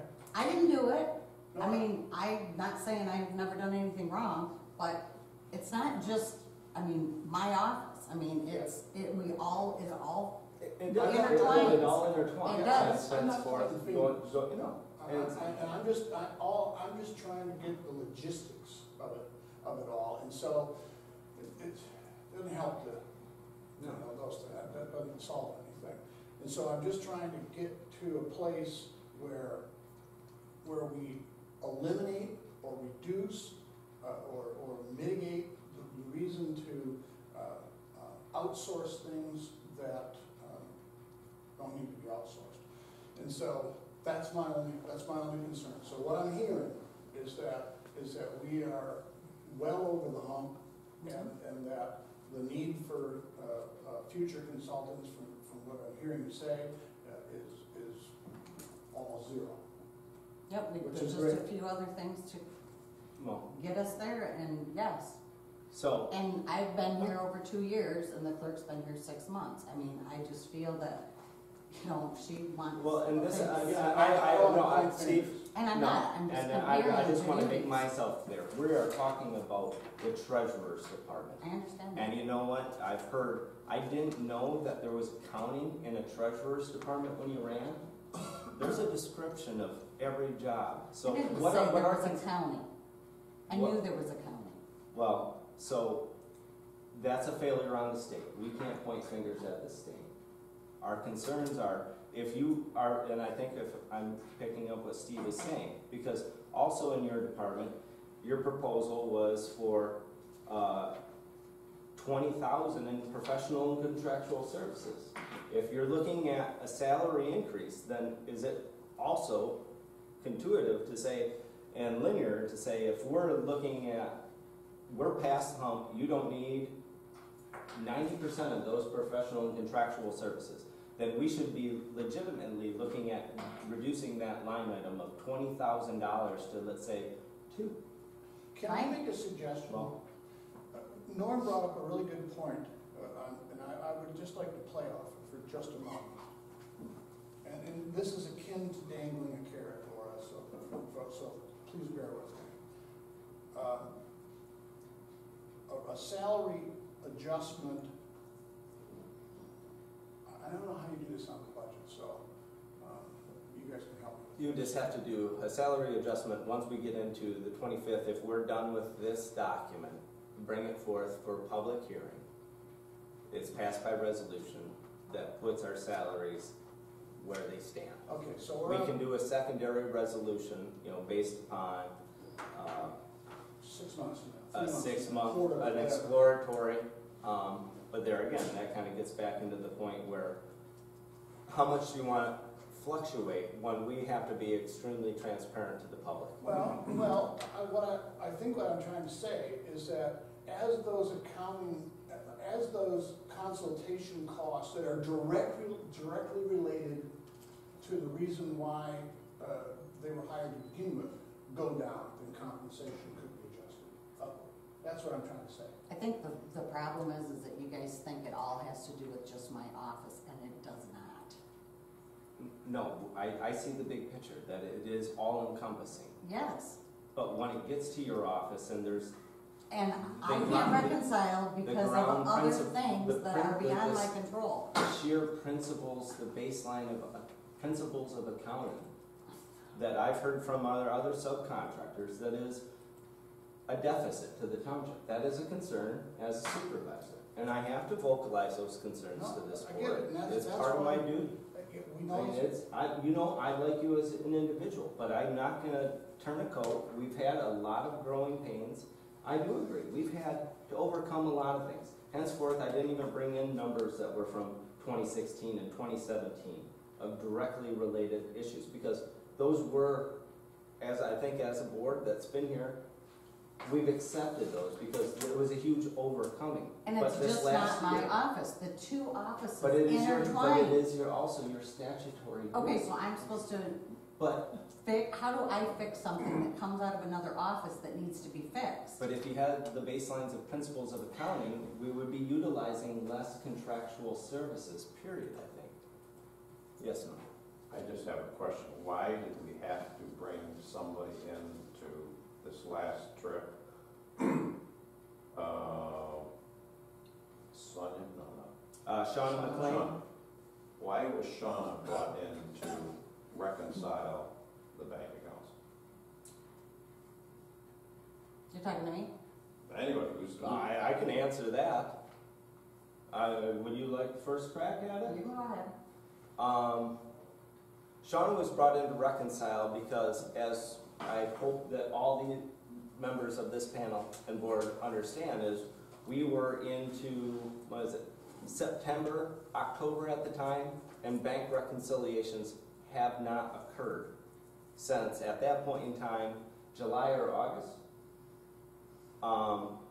predating Michelle being appointed as treasurer. So there were issues of communications prior to Michelle being here, but she was brought in solely for the fact that, as it's been mentioned, all of our departments are intertwined and interrelated. Mine is to do the budget. How can I do a proposed budget without any sound numbers? So that was a hindrance for me moving forward. That's the end game of how every department works together. Shauna McLean was brought in under recommendation from our CPA, Jim Kranzlin. because of her professionalism and ability to accomplish said tasks. She came in and was, she had 2 different paychecks. She was able to accomplish bank reconciliations, of which she had to not only start from an August start point, but actually it was easier for her to go not start in August, but go back to April of last year and start all over. Which were fine. And she was able to... Those were balanced. And I am speaking. I give you the opportunity, so please afford me the same. She did. She worked from April to current at that point in time. She was able to accomplish that task in, I'd say, roughly a month, if that. To get us and the township board and myself to be able to even move into the phases of a proposed budget.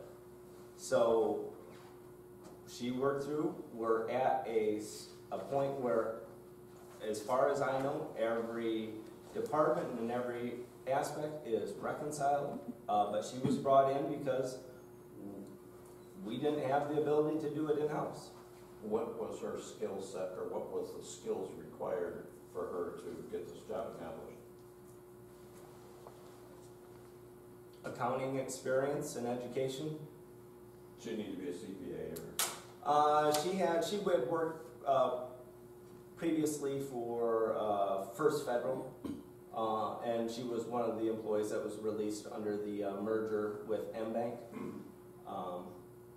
Like I had mentioned, she came highly recommended from Cransland's, and actually she was one of our candidates for the clerk's position. Unfortunately, she is not an elector of the township.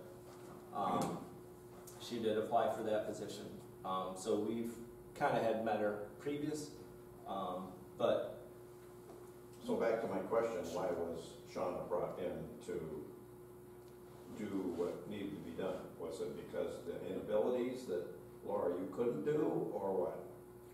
It was, the biggest issues were the issues of this mapping not being done. And it was digging in deeper and deeper into these to find it and figure out what was wrong. Was that an accounting thing that you should be able to take care of? It was from the clerk's office. It wasn't solely. It wasn't solely, but part of it was. Part of it was I had some entries that I had questions about, and part of it was the clerk's office. They are fixing these things, but they had to be fixed each month as we went along to get them to balance. So she fixed them? With me. But I they're worked fixed. with her. But they're fixed. You were on vacation. That's when she started. She called me when I was on vacation, and I worked with her after that until she was done. And we did the entries together.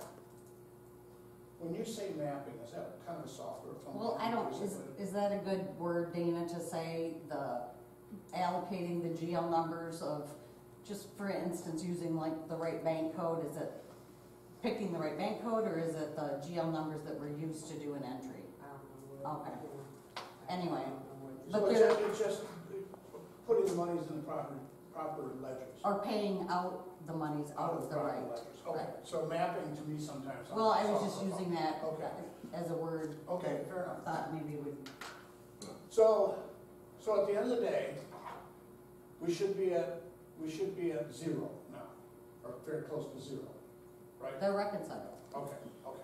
And so it's Except- reasonable then, if I look forward a little bit, it's reasonable to me that the professional and contractual services, through your own words, is high.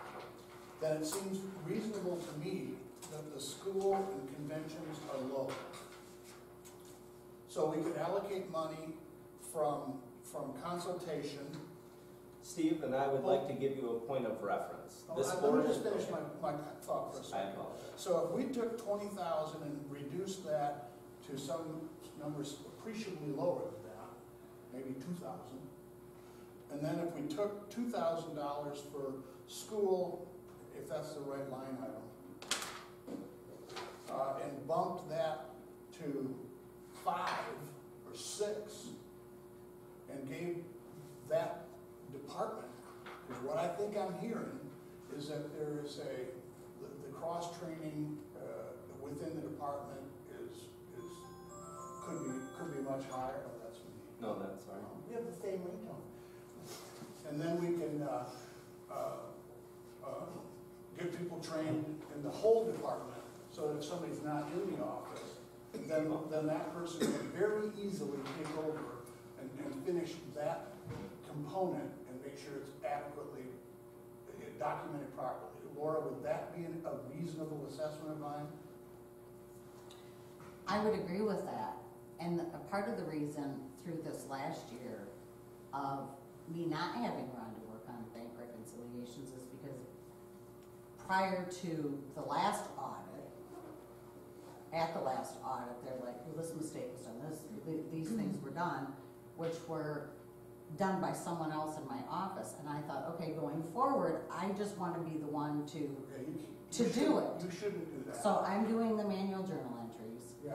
And I am doing the bank recs, Yeah. because whatever it is, it's on me. Yeah. I don't want. But here's the problem, and I appreciate what you're saying. I appreciate the fact that you want to sort of control that. But we had to get it to where it is. I get it. And I didn't want more fingers in it. I totally get it. But the problem with only having a person having sort of overall knowledge of that. She has the knowledge to be able to do it if she needs to do it. Then why hasn't she been doing it rather than hire a contractor? She can do it the way I do it.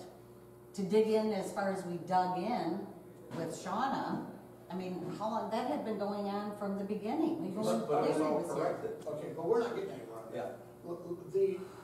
All I'm trying to say is that a well-run organization has multiple people understanding the same task. And if you zero down and mine it out and only one person truly understands the function, why? Why does only one person understand the function? More than one person. Your deputy should absolutely know and have the same knowledge that you have, and anybody else should be able to step in and go based upon the directive of my supervisor. These are my functions. Anybody should be able to do those functions. Okay, so let me throw this at you. We have Kelly up front that does all the water bills. Nobody else knows how to do that. That's true, that should be. I'm just saying. So somebody else I've been needs to- asking Rhonda to help learn. We're just deflecting. I'm just, He's asking a direct question. I know, and it's I was a different getting- department. and I was Yes. getting there, excuse me. So I've been asking Rhonda to help learn that job as well. Rhonda does her own job duties. I have mine. I mean, we're busy. We don't have time to sit and do everything together all day long. But she does things that are like her job duties that I don't, I mean, I said, write this stuff down, so if I had to do it, I know how to do it. There's a lot that we do. Do you do that?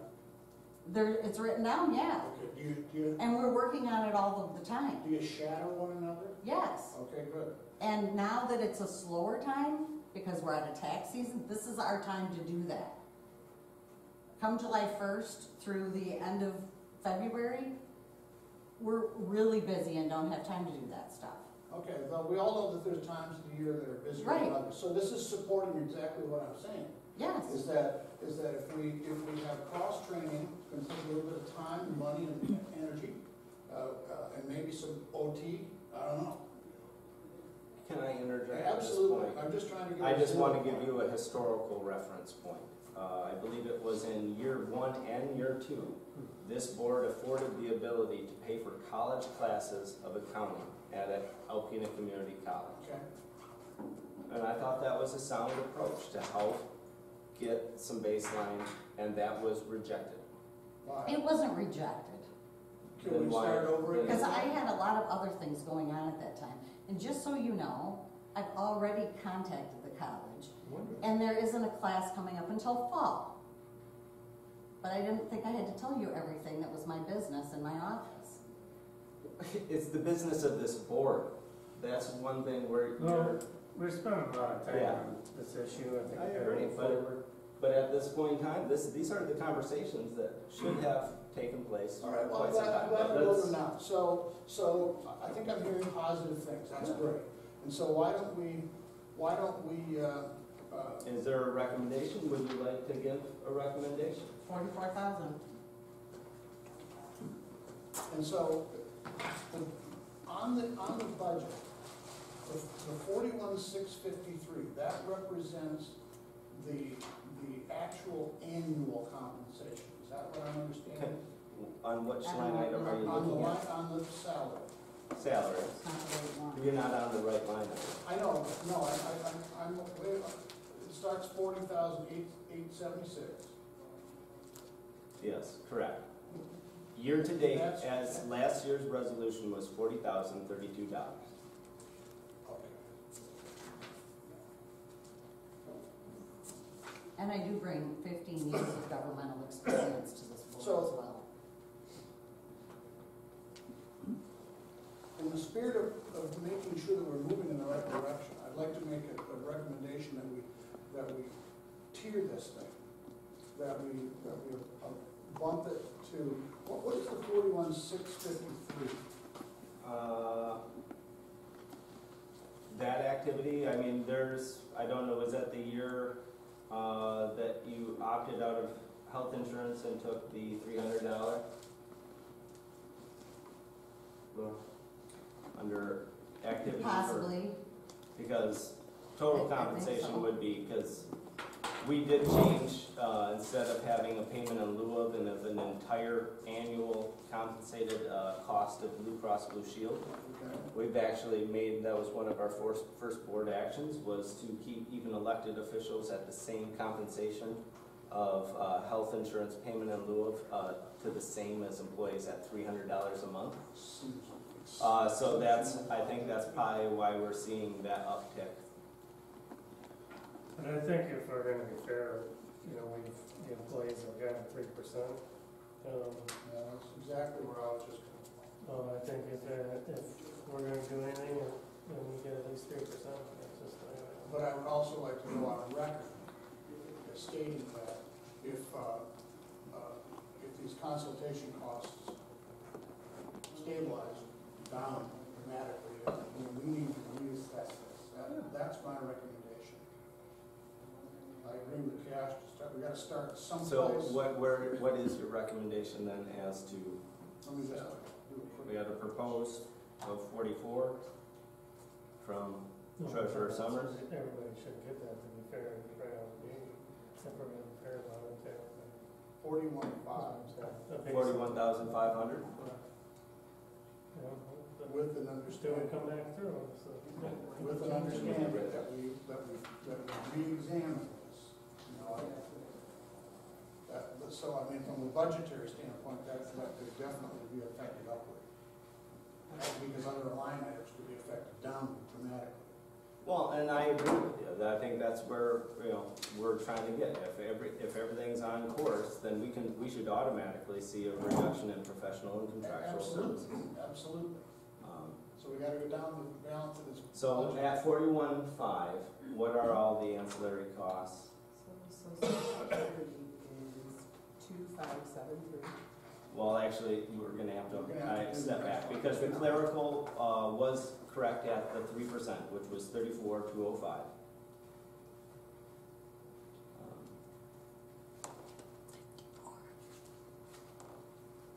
34,205. Oh, 34, right. So you're It's talking a little about hard a to hear some of 3% you. increase for me?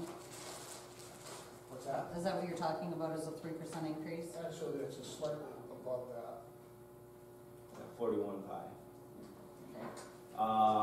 So it'd be 41.5 plus 34,205 to give us our ancillary insurance and social security costs. Is 4,600. On which one? I'm doing both. Can I roll them together? Yeah, okay. What are you telling me for? I'm telling your social security. Social security. So social security is at what? 4,694. 94, okay. Medicare is 1,098. John Hancock is 71,92. workers' comp, 204.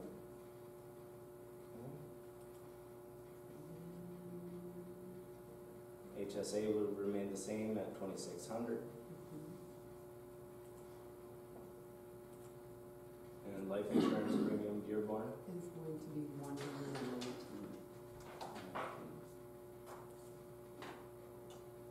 Okay, so that would touch all of the ancillaries in terms of salaries. This also correlates to line item 101-253-801-000, professional and contractual services. That is at $20,000. Right, So or give me your best sense as to where you think that might fall.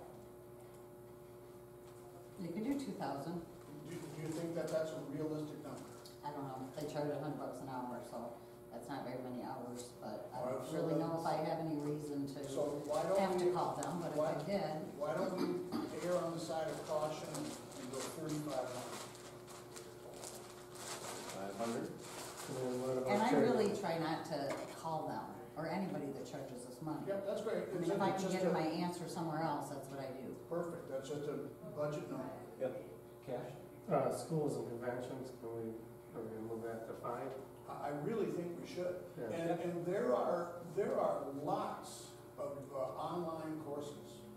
And I talked about that as well, and it was recommended to actually not do that. There, And go I to will class. say that they can be really tough. And that's They, what I they was are told. not as easy as one would think. I've been researching this for Yeah, a while. they can be very, very difficult. Okay. That really addresses the treasurer's department. Building and grounds does not house. Thank you for your time. No, very much so. I just want things to be fair. I do too. Building and grounds does not house any salary payable. So we are actually moving forward to Department 330, which is liquor law enforcement.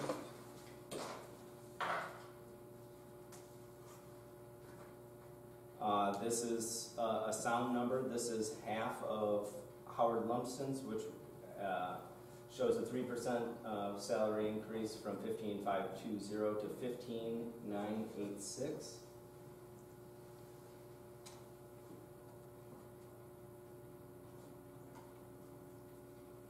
So in terms of ancillary costs, Social Security would be $992.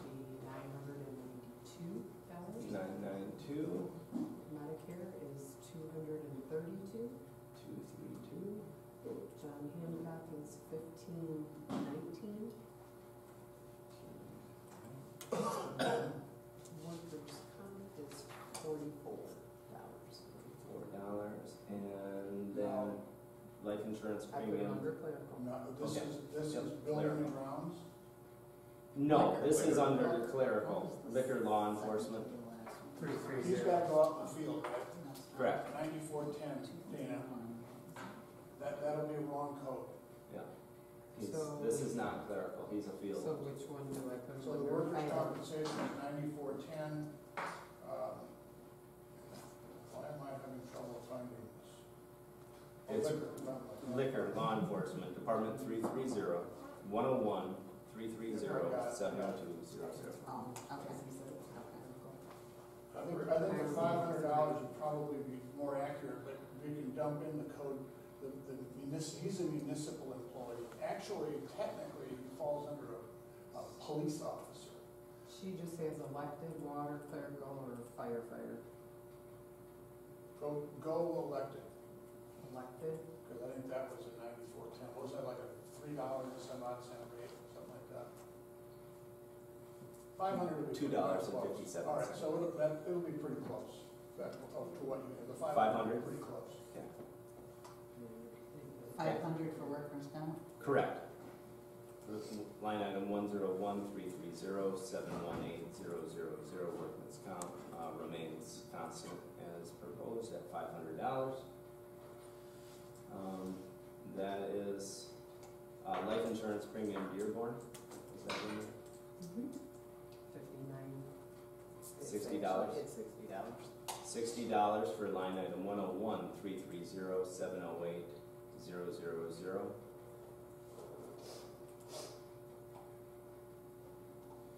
And at this point in time, we are going to, our next department will be Department 372, Building Inspector.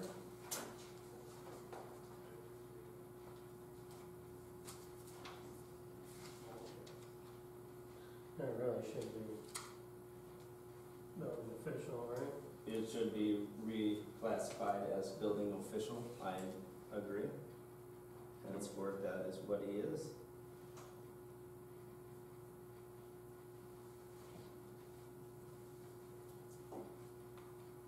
Would that be called the building department then, or? I mean, I would, But yeah, he's the that building is his, official. that is his title. It should be building department. I don't, so that should be easy enough since it is a department report. But getting into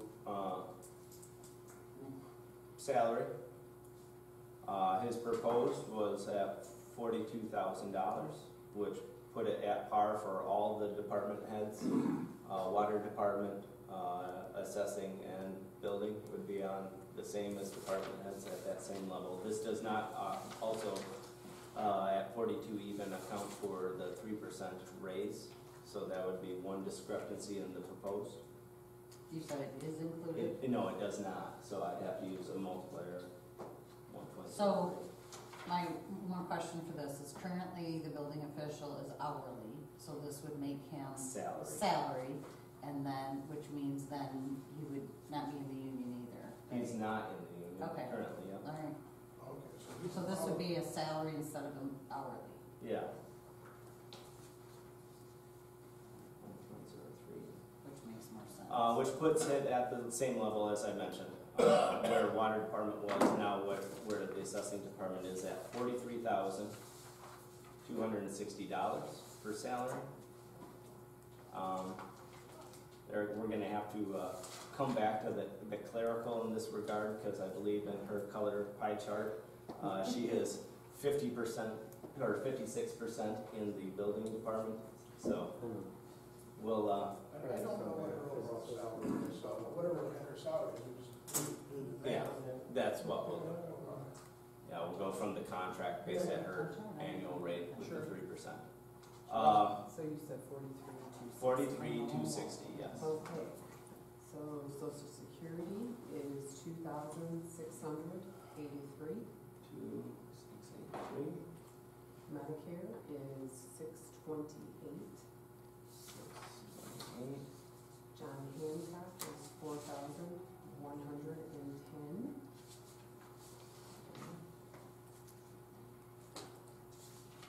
For workers' comp, and I can correct it, it's, you told me I had it on the wrong one, it's 2328.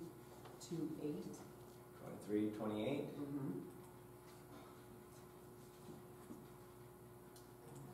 Insurance is probably at $60 it is. 60. So then, Lynn's salary doesn't contemplate the social security and all that stuff? We're gonna have to, we might as, since this is the last department, even though there will be a portion that would be pushed into the planning commission, I think is how she's divided. Do you still have her pie chart? Or did you get I that gave back to it me? back to you. It's the only one with color on it. Yeah, so she's also, 25% in planning commission and ZBA. So I say let's, before we get too far down the road, and I will pull up our contract to see where her total salary is and then divide it out, and then that way we can hammer out all the clerical aspects. So she's 56% of this budget would be Lynn. Correct, According to yeah, them. but I'll dig out of the FOPLC contract where she currently stands in terms of salary. So. Let's see where it changes.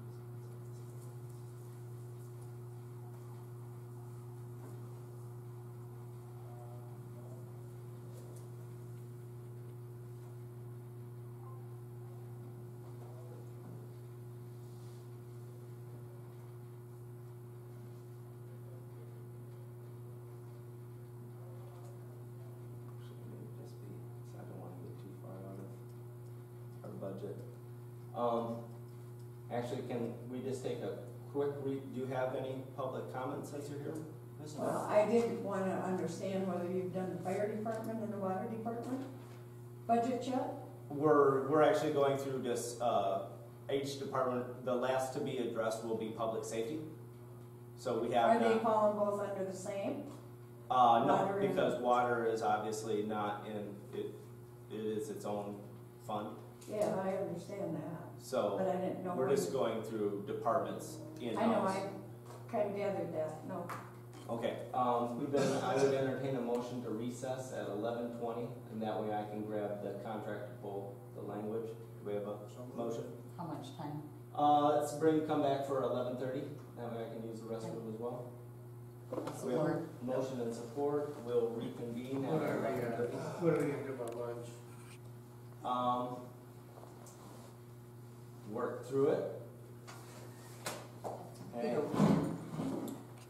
Discussion, is there support? Moved and supported, any further discussion?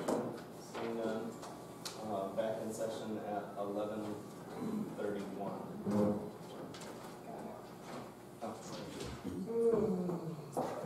Okay, so, we have, I found in, our union contract as to, Lynn's hourly rate is at $14.72. It does not have a total within here, so could we, do you have a That's form? what- That's what her rate is?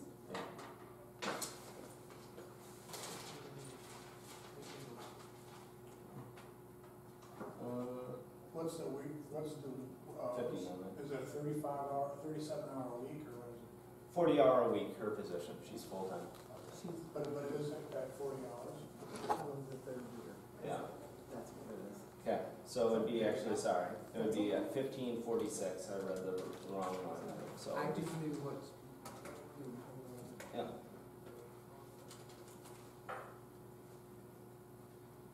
So under building, it's 1506. 1546, but it's not, that is not the number, that is her hourly rate. Oh, We're doing okay, all the sorry. calculations to get a total salary, which then, so her total salary would be $32,156, and then going to her pie chart of duties and responsibilities per department, could you break that salary down by, and I would say, just as it states, 15. That way we can go back in and plug in. So she's in the building department. 56% she states. Shit, that's right. So take the front of the road. Yeah. Yeah, but it's, Yeah. she was 24% with them. Yeah. TBA was 5 and. She got very precise. 32,100. Times 56%. Well, that's what he said, the top there wasn't like a year. 18, so building department is 18. Okay, so yeah, just if you can write them down, then we'll jump back to every department and plug those in.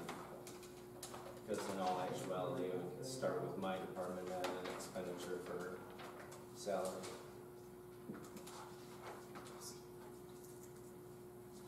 So my recommendation moving forward would be, since we're getting all of the breakdown for the administrative position of Lynn, Alaska, to go back to the supervisor's department, which was the first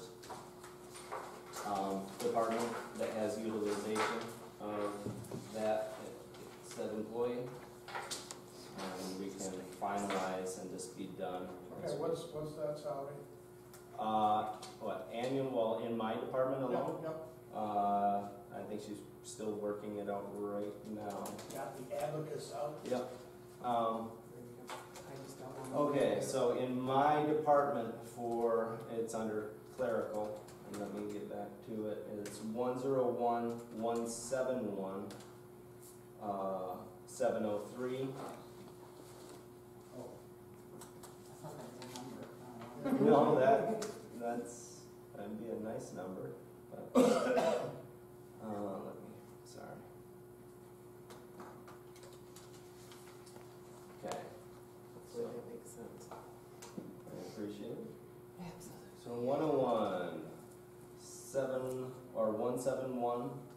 171-70300 in my department is actual $4,824.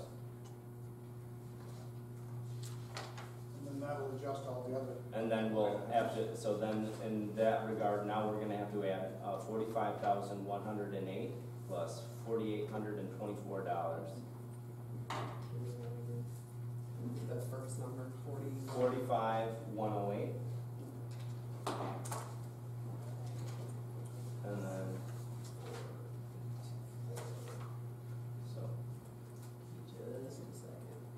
Oh, are we doing the numbers for the? yeah, I wanna go through and finalize it and be done with Okay, so Every social department. security Social Security, is 3,096. 96, Medicare is 725. 725, John Hancock is 4,744. 24. Work comp, I know, I don't know how this is set up. It says 134.82, so 135. but that would be Yeah, that's not. on top of my 1,100 or I 1,150. So I don't know how. We're in, yeah, workman's comp. Yeah, I don't think that's set No, up that's right. not right. The No. supervisor will be before 10 at that $2. She didn't give me that, it just says. And I, yeah, All right, so did she, oh, you don't know the rate? Okay. No, she just had, for elected, she has Well, 2.57. let me just do this high. Well, it was 1159 plus, what did Yeah. you say, 134? That goes together. because my number originally came out to 1,159. Yeah, I was just gonna say, so then add Lynn's. We have 134 $134. 48.24 times somewhere around 25 cents. It's gonna be Now somewhere we'll go around through 12. and change them all. What was it? Well, unless you want to give permission while you're at break to plug it in. Sorry, Steve. I don't exactly know the clerical rate. I'm guessing it to be somewhere around 25 cents. It says 0.27. Okay, I was close. So that'll add another $14 Okay. to yours. So, $1,175. Okay. All right. Do you already have your life insurance, or do we need to Yeah. put that in there? Well, So- yeah, life insurance for, well, Blue Cross, since we're in this department to finalize that, Blue Cross in line item 101-171-71200 is, yeah, if you could just round it to a whole number, Okay, 8,925. $25 for Blue Cross Blue Shield in my department. Okay, and now we'll be moving down to, let's just, as we continue to move forward, because we have Blue Cross Blue Shield in assessor would be next, so Department 209. Under line item 101-209-71200, Blue Cross is at For assessing is 57,556. $56. Okay. Now, are we contemplating any Blue Cross for this to-be future person? That number, no, we'd actually have to add Yeah, that. better add about 6,000 for that then. So then I would say we're at just shy of 65,000. I would think so. So 65,000, that would cover half of the expense of a potential new employee. Okay, they pay half? Does the No, employee- no, there again, with Okay. that, if we bring in a Oh, new yeah, employee, it the would two be departments, split gotcha, between building gotcha. department and assessing. Can I just Yes. ask that, we had already figured out that extra person. Oh, Payroll-wise, but not Payroll. health insurance. Okay, okay. yeah, everything else should be on par. It was Okay, we just have the, to contemplate the same with social security, et cetera. yeah, no, we already did that for those Oh, okay, aspects. fair enough. It just wasn't in. Yeah, it just wasn't in the Blue Cross Blue Fair Shield. enough. Moving forward to the next department, clerk, 215, Department 215, Blue Cross Blue Shield, let me get there. Line item 101-215-71200 is at $21,134. Moving down to Department 253, Treasurer. Okay, 17,000. This one's Oh, I'm sorry, everything. $17,907 $907. for line item 101-253-712-000.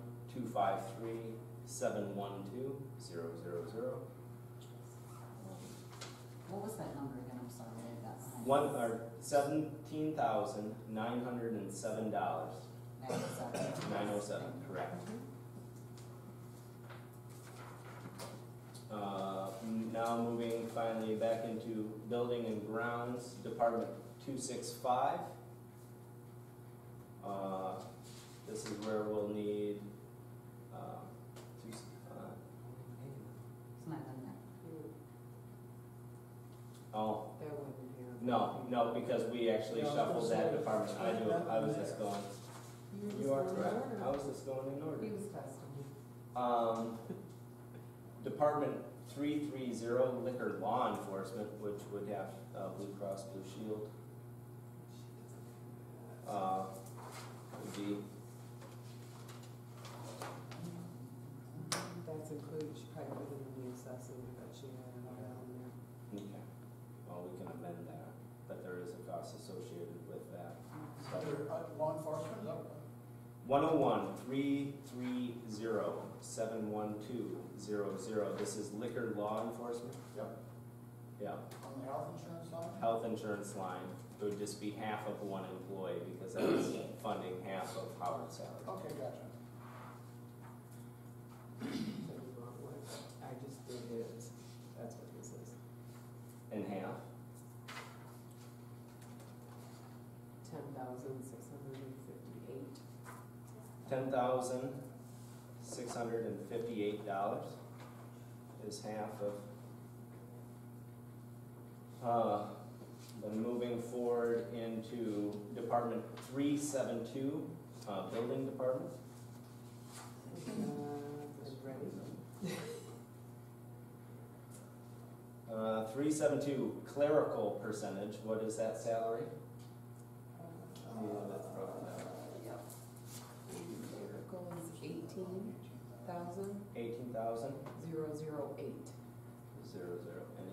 $18,008.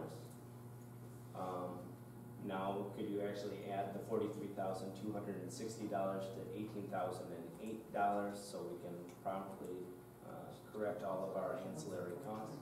Tell me that again, you went too quick, I'm So sorry. the 40? salary's not 42, it's 43 something. That's with the 3%. That's the same tick to assessing. What was it, 43? 43,260. Now, don't forget, in this department, we had that other half a person. Half a person, so we're Oh, that's there right. again. So we're gonna have, and our recommendation for that half of a person, and the assessing department was at the cost of $16,000. Because it was $15,968, we rounded up to 16 Yeah. to give 32,000 as a potential salary. So 16,000. I would bump 16,000 on top of the clerical salary payable. So it'd be 18,008 plus 16,032 Plus the 43. plus the 43.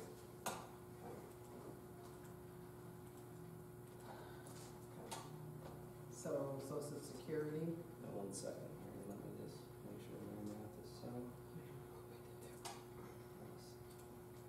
It'll be more than 20. So it'd be for clerical with the 16,000 of the half of an employee would be at $34,008.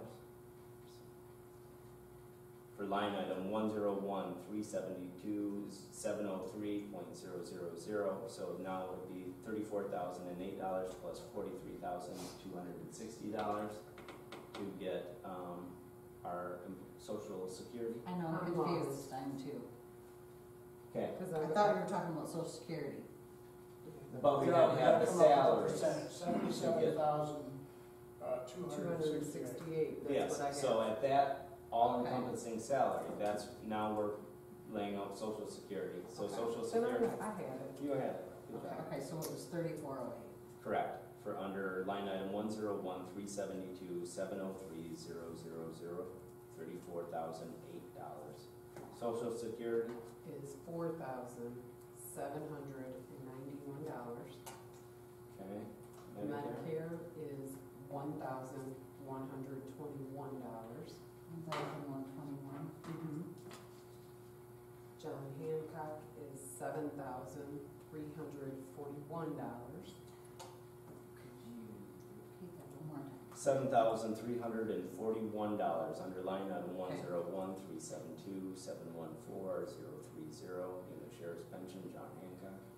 Since this form isn't right, can you do our workers' comp? Because I feel like you know it. Well, and while he works- The building official would be somewhere, do you have the rate for the I have elected, municipal, yeah, what, $2.50 or something? yes, $257. All right, just a second here.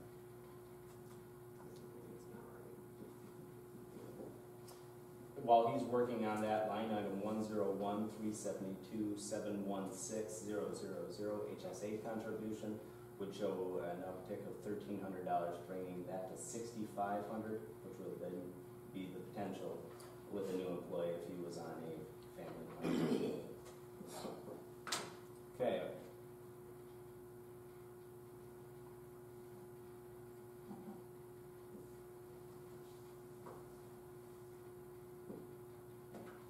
So under work comp, put down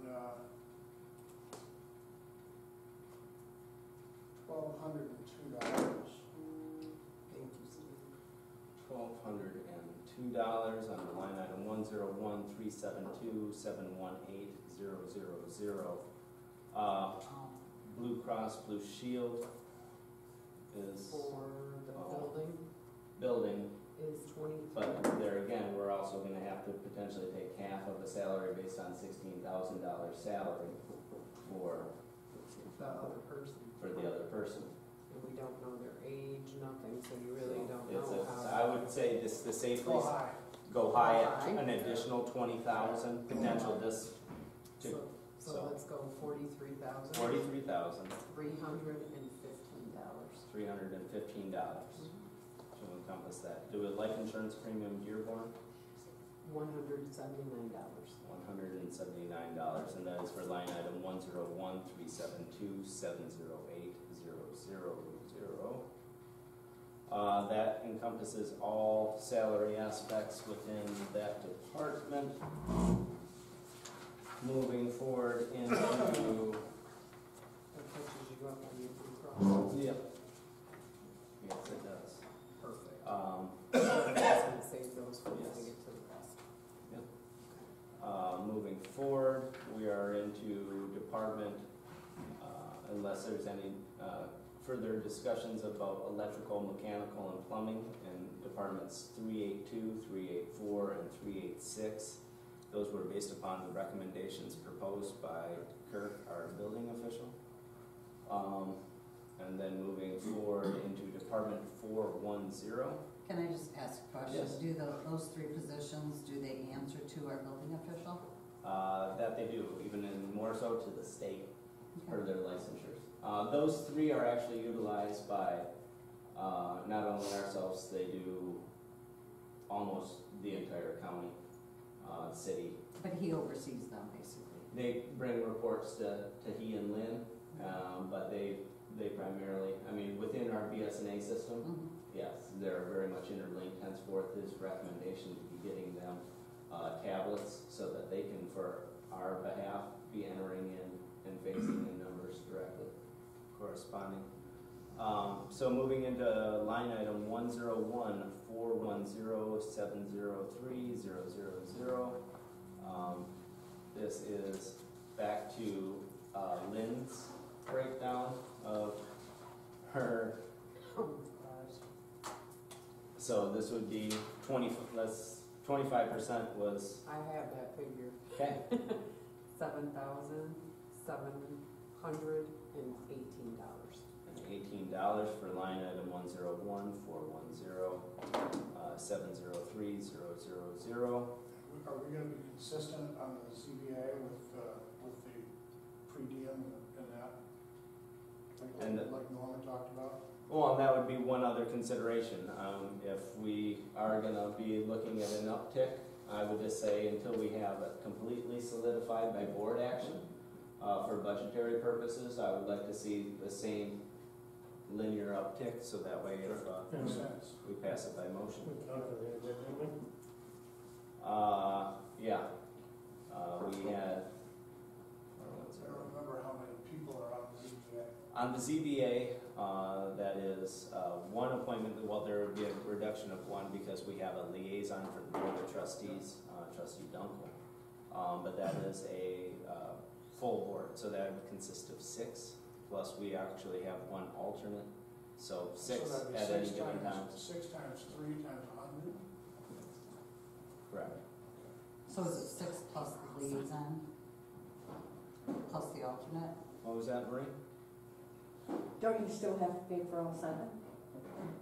Even though they're a liaison from another board? Yeah, we're paying out of a different Yeah, area. you pay for Yeah. 7 people, yeah. But we're in, Well, we're only in one line. So, where's the 6,500 come from? I don't know how many that times was do they meet? rarely. I believe this past year was one of the highest times that they met. And I believe that they oversaw 7 cases.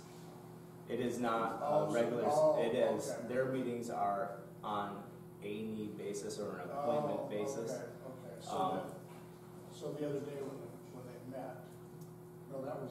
That was the planning commission that met the other day. Should be ZBA. Yeah. That being the case, the 6,500 would be pretty high. I think, when, the reason that I proposed that was because, like I said, this year they had a lot of Okay. meetings in comparison to past years. I'd rather be So high. I just stayed at that same level to encompass that. As we get to more business, we'll have more of those coming up. Yep, works for me. Exactly.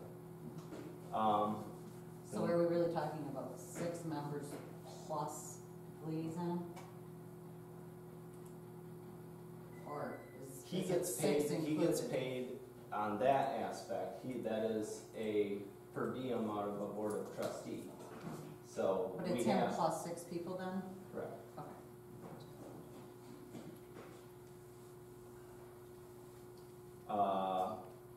Clerical was at $7,718, so the combined total for them, all the ancillaries. Is Social- Social Security is $479. $179, Medicare is $112. $112. John Hancock is $734. They do not have John Hancock for this board. That's okay. But So- for her, that wouldn't go in there Yeah. now. So what are, And then workers' comp. About $40. Yeah, this says 40. okay. I'm just, would it be appropriate if I go with 50 just to encompass even the potential, or do you feel it's very sound? No, that's perfectly fine. Okay. Thank you. So line item 101-410-718-000, workman's comp at $50. Yeah. Unit shares of pension, they are pretty too. So we don't have MetLife anymore? It's, It's now called Bright House. Bright we House. should, can we make that change in here for So future? that contribution to Bright House would be somewhere around $925 based upon those. I think you guys participate at 6.5%, I think? It is. Okay. And what was your 925. 925 for line item 101-410-714-030, unit shares of pension, no longer MetLife, i.e. Bright House, so let's get a corrective action on that, funded at $925. And that encompasses encompasses all the salary potentials within that department. And at this point in time, we are at a pretty sound start point if we would like to break for lunch. Because next up will be getting into fire department. So is there a motion to recess for lunch? I'll make that motion. We have a motion to recess for lunch by Mr. Pulley. Second. It's been seconded by Kroll. All those in favor signify by saying aye. Aye. Recess for lunch at 11:55, and we will come back, reconvene for 1 hour. And- Perfect. Okay, so we're gonna have 2 hours remaining to How's focus this, on the budget session. I'll move. Have a motion by Lappin. Do we have support? I'll support that. Supported by Kroll. We are now back into budget session at 1:05 p.m. And we are at a point within this where we are now into public safety, Department 336. Just to touch base on a couple of the numbers, we'll start there. So we'll start with 205-336-401-000. I just confirmed with Chris in terms of both of the equipment millage and the fire department millage, both of his proposed numbers as to having finished the first round of veterans, poverty exemptions and everything else.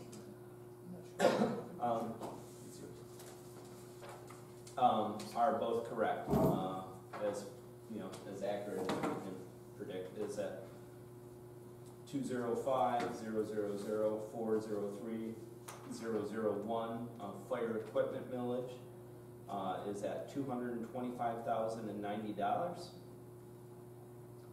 and the fire millage is That's collected already? that's what we will be collecting. Okay. And the primary operating millage, yes. Are you talking about the whole millage, the 205-336-401-000? For the year. All right, go on. Right, the 519. Yes. For Five Public nineteen. safety.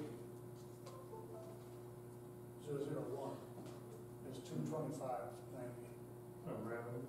Why are those separated, Nathan? What? Why are those separated, not all on the same line? Fire department millage and fire equipment millage.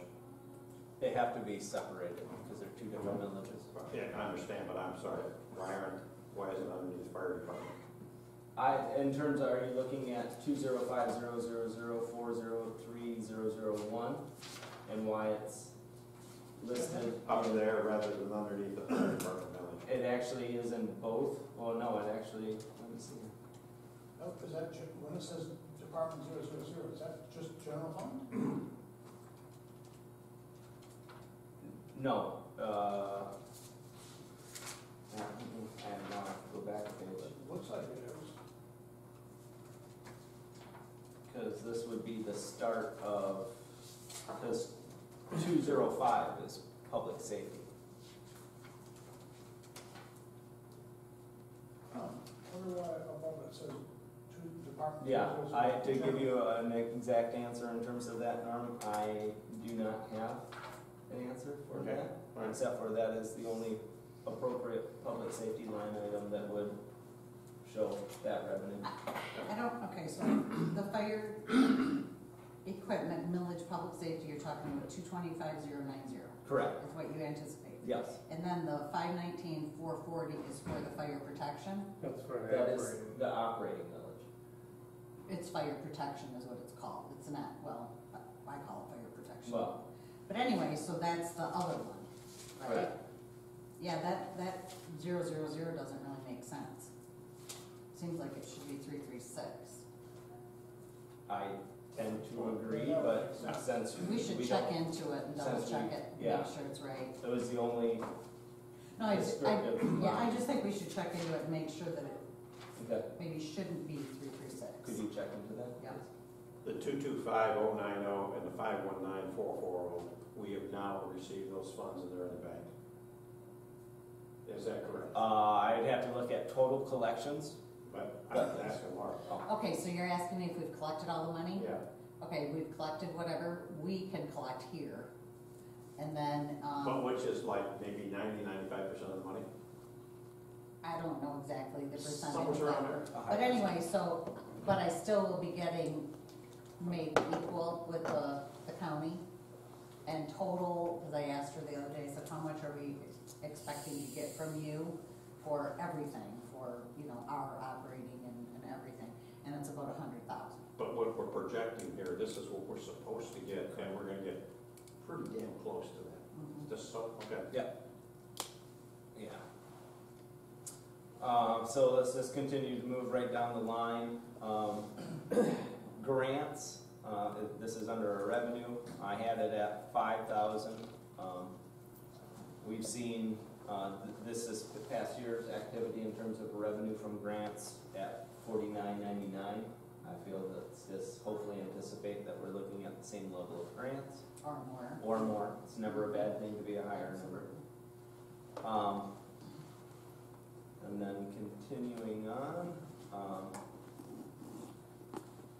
this is where the liaison officer falls into public safety, which it's under fire department, but can't really make too many clarifications. Past years we've funded, and as far as I know, even with the new officer, we're anticipating the same expenditure rate for 50% of the truancy officer, which is line item 205-336-692-020 at $38,606. Cash, would you have any other? I would just say that that's a good use of the township's funds. Yeah. It is. No, it's a great service for the It kids. is a wonderful benefit to that school. Did we skip over the other ones for a reason? Because there's nothing, Mr. Paul. The 38,606, you got this as income. I was just gonna. These are up in- Well, the county pays, or the county's paying half, right, and we're paying half? Is But- that our half? We pay half of it. Half of But- that or half of something? No, the total salary is So it's a 38,606 revenue times comes from the 2. general fund. But where does this 38 grand come from? From the general. Well, now it's funded, since we separated it into public Right. safety. Okay, Yeah.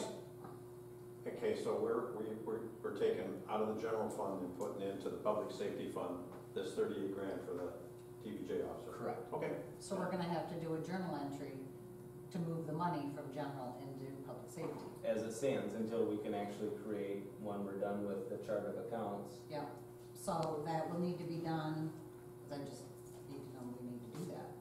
Cash, did you say the county will pay half that? Yeah, we pay one half and county Yeah. pays one half of the officer's salary. Historically, it was based on a third. Alpena Public Schools paid a third of that individual's wage, we paid a third, and the county paid a third. And now, for the past, Let me understand that. Yes, look into it. If the county pays half of the 38, no, they No. pay the other 38,606. so this is a $74,000 job? Yes. Oh, I Benefits got you. and Okay. cigars. Nobody's on two. With benefits and all that stuff. Everything. Okay, I got you. Okay, all right, thank you. Not a problem. You know, realistically, the school should be paying a third of that, and they're not, but The village passes a paying for all. Well, and I think what would behoove this board, and I've already had some conversations with Under Sheriff King, is that we get some participation from our other townships that have students coming from those townships. Nice. So not every student comes from the Charter Township of Alpena, but moving forward is medical transfers, non-emergency. Can you back up to the donations? Because there wasn't a number in there for donations. are we expecting a Yeah. donation? Well, I mean, 500 is not unreasonable in a year to think that, same thing with the cadet program. And yet, we already did get a donation for the cadet program, the 187. Do you want to put both of those potentially at 500? Well, before we do that, if we leave it at 0, and if we get 500, then we're way over budget. At 0. Yeah. So probably smarter to leave it at 0 than to put a number. I mean, they're donations, you can't really anticipate. You can't rely on them. Yeah. So I'm just moving on to the next sound line item, which is medical transfers, non-emergency, 20. What's the rebate one? Medical run rebate. We don't That's get that gone. anymore. Yeah, that's Oh, 0, okay, I'm sorry. The city used to, county used to give it to us. Gotcha. Yes, and that was to the tune of $40,000 annually from the ambulance fund, from the county commissioners. We were told that even the remainder of this fiscal, they froze the program, which is a $40,000 annual hit to the fire department that they won't get for those runs. Moving on to the next medical transfers, 205-336-698-030. Yes, Mr. Foley. Where did that number come from? I just had to, that did not come from the chief. I looked at activity of $320,699 where we had funded or a portion for $190,000. So this is one of the things that we're trying to assess currently with our CPA is trying to establish. That is one of the things that they'll be looking at. Yes, okay. So it's like a pretty accurate number then, Laura? Well, according to what our amended budget was, I would say yes. I mean, So we've taken compared to that. in 320,000. That's the activity. I don't do those entries, so I'm just looking at activity. This does, the complexity therein lies in what are the expenditures associated with such revenue. So that's what we're really. But it was amended down to 190, and then it's budgeted for 200. I brought it back up into the proposed budget as an uptick, looking at the fact that we had $320,699. Right. That's a significant So, difference. so what's the proposed then? Is it 200 or is it? That was the proposed, was Oh. $200,000. But we don't know what that number will ever be. So there. Unfortunately, that's one of those things that it's also contingent upon people's need. So, I felt safe at 200. If it's over, it's a revenue line item. It's Absolutely. not a negative to our budget moving forward. Correct. So 200,000 remains. This has just pretty much been consistent at contractual services. I left at $2,500. that seems like that would be an expense. I think this is revenue we get from Maple Ridge Township for mutual aid Yeah. agreement. Oh. okay. This is for our mutual aid agreement that we have with, as Laura had stated, from Maple Ridge solely to provide functions in the development, which is off of Lake Winnie Road, opposite side of Long Oh, yeah. Rapids yeah. River, because of the time that it takes for them to. Long Rapids River. Just kidding. It's a river and it's got rapids and it's long. Moving on. So we're getting rid of the general fund contribution? Well, there again, I was given two proposed budgets. I would say let's hold off on that solely for the fact that let's work through the primary budgeting aspects in the fire department and we can come back. Because that would be the determination of the ebb and flow, if you will.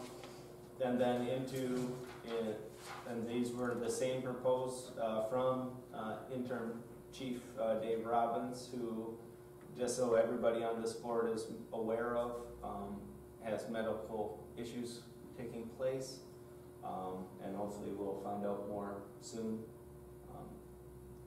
So his recommendation was $300,000 on both of his proposals. Can we back up to the banking fees, because we should put something in there as an expense? And what would you like the banking fees? I mean, you could do.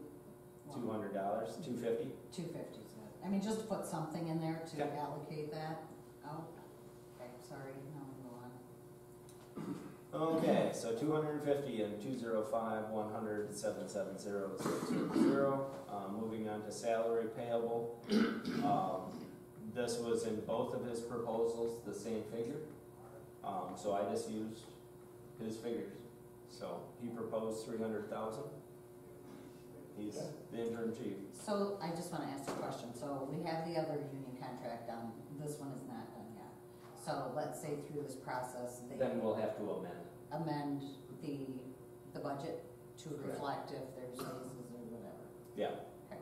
And as you mentioned, that's an unknown, so Okay. I'm using the proposed that came from the interim chief. Okay, thank you.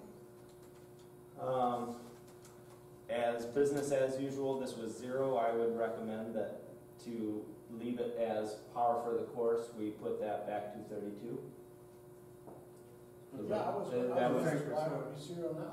Because that was one of his proposals. Huh. Do we not have where would that be paid from? That was one of his proposals, Okay. so I just All right. looked at, but I would make the recommendation that we go back to 32,000 for the time being, Put because it back in. there are a lot of unknowns that we'll continue to work through. I agree.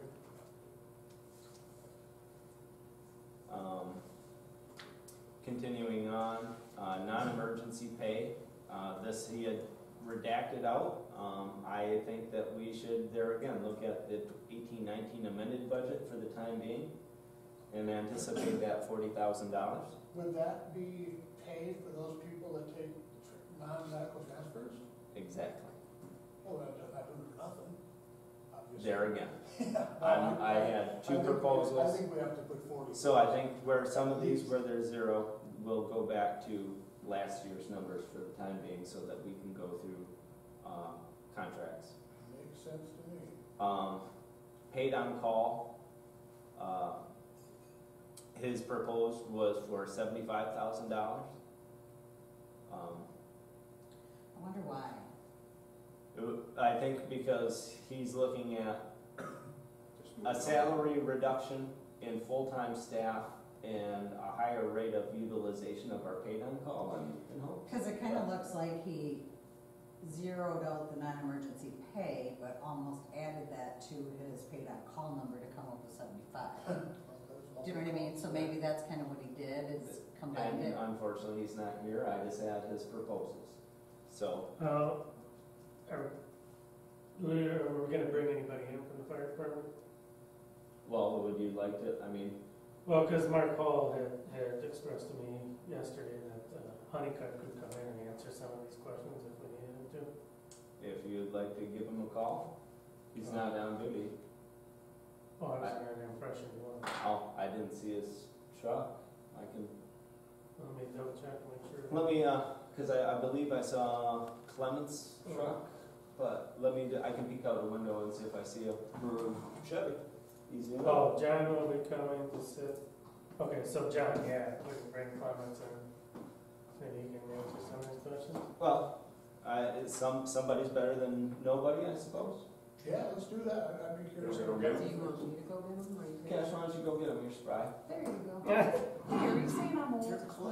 I'm just using Yeah. using the I can see Kroll how you take delegation. that way. Should have used that, you're closest to the door. So- Because it kinda does look, Well, he's doing that. Is there a difference between paid on call and salary payable? Yes. Salary payable is for 6 full-time and 2 8-hour employees. Okay. Those are our full-time staff. Okay. Paid on call are such as myself. Firefighter 1, 2, if I only get paid in proper response to a scene that I provide services. Okay. As essentially as a trained volunteer. Correct. Okay, gotcha. Paid on call is a trained, yes. As we go through these, is the south side hall, and of course the west hall is next to nothing, expenses on this sheet? I went by Chief Robbins' proposal. so we really don't know absolutely for sure unless we ask. Well, maybe we'll know once this guy comes in. Yeah, well, and there again, this is, I think we all know that this is gonna be semi-gray until we finalize the union contract, and at which point in time, we'll make proper amendments to the budget there.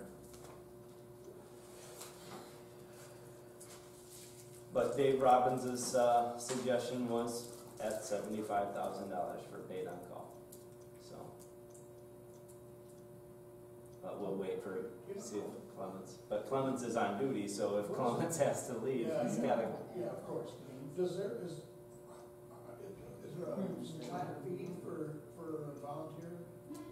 It's somewhat flat for, I believe my rate is based on longevity. I think I'm at $11 an hour. Other paid on call that have been here for years and helping the township are at $14 an hour, but it is a flat. And it's obviously based Well, I mean, on I know it sounds Yeah. stupid. beginning and so really, it's hard to come up with It should feed its own mission. it's hard to come up with $75,000. So, okay. Maybe not.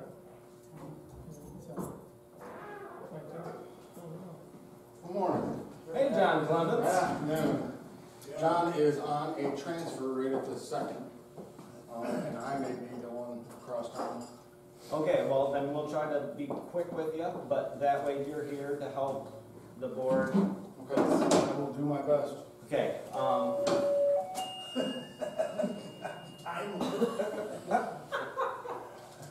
He hasn't gotten anybody yet, so nobody else calls in on me now.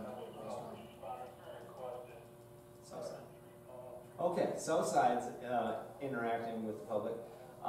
Paid on call fire salary, Dave has it at $75,000. Year-to-date activity is $58,393. Okay. He's proposing 75,000. He's proposing $75,000. Okay, and currently we're at how much? $58,393.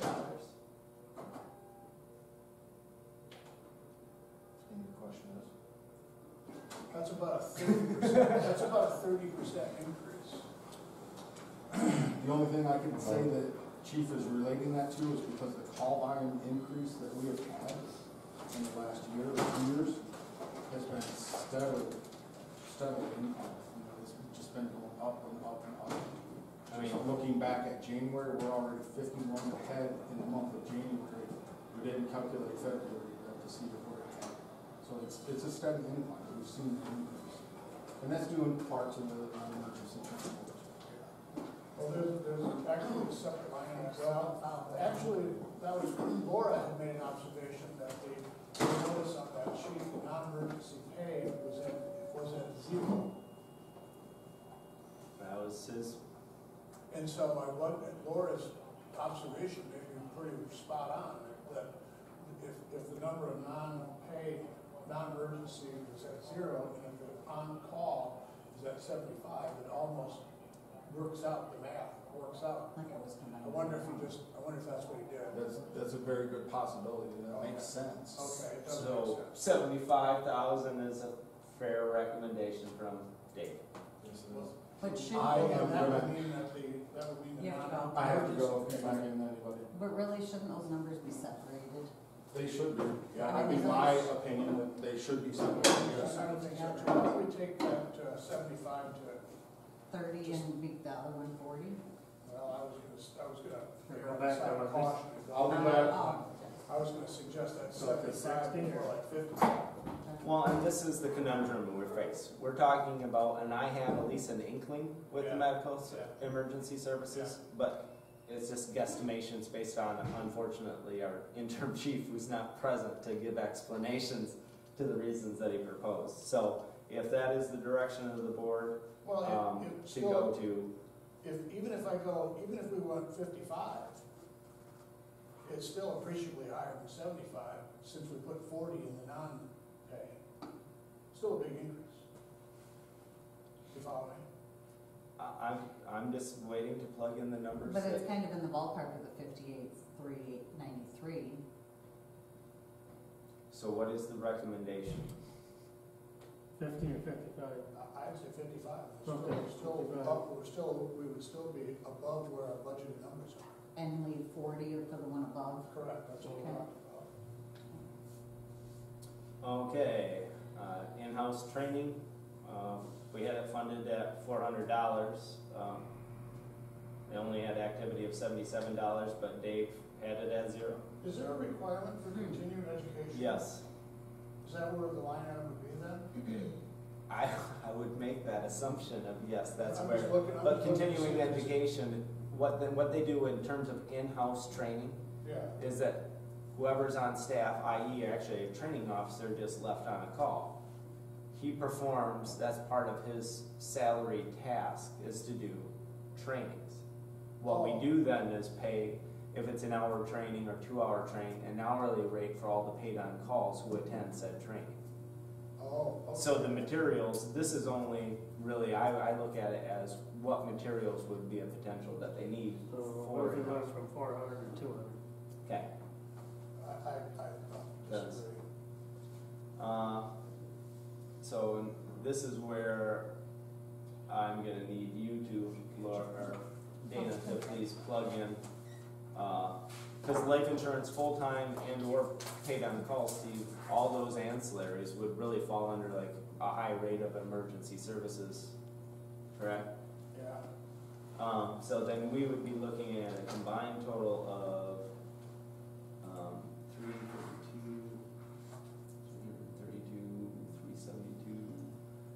377,000 of combined salary. so we Oh, had okay. so we had about 390,000 combined salary in the earlier budget, the column to the left. That would be, so that $360 under that line item. is- Well, okay, I'm in- which line item? are I'm you? in the 2018-19 amended budget. Okay, So those payrolls are 4, 5, 6, 7, 8, about 400,000. yeah. And so. Our payrolls for the 6 full-timers are at, I believe, year-to-date, 391. So in our proposed 1920 budget, our overall salary isn't that much higher. So is the 360 They're- more accurate than well, the 800? The 360 over the 800.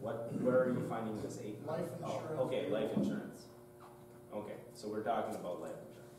Right. Well, the salaries are what were just recommended, which would be at 377,000. Yeah. Can I ask a question about that number? Wouldn't you be including the 55 in that as well? I did. I had included the 55, the Yeah. 32 for the chief, deputy chief, and the full-time officer. And what about the 40? 40 is for non-emergency pay. I mean, Right, but I'm just You could add it, asking, I mean- should it be added or should it not be added? That's my question. I mean, obviously, it's still a salary for both groups of individuals, so yeah, so it'd be So that's $417,000, 427. 427. Thank you very much for the correction on the No mail. problem. So that, Pulled it off.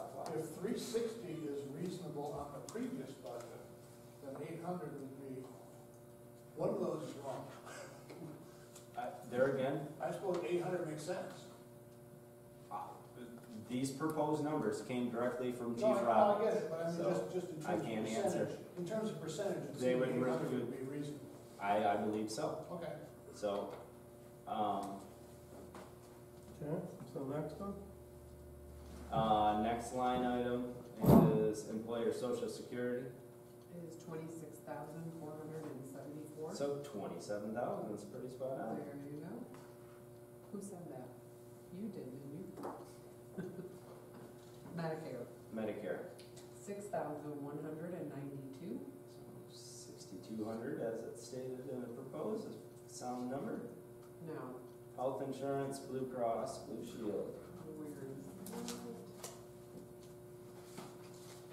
And then the John Hancock, because this has our pay on call and that amount, so. I'll have to figure We have it as Blue Cross Blue Shield at 104,000, it. 317. Yeah, he had.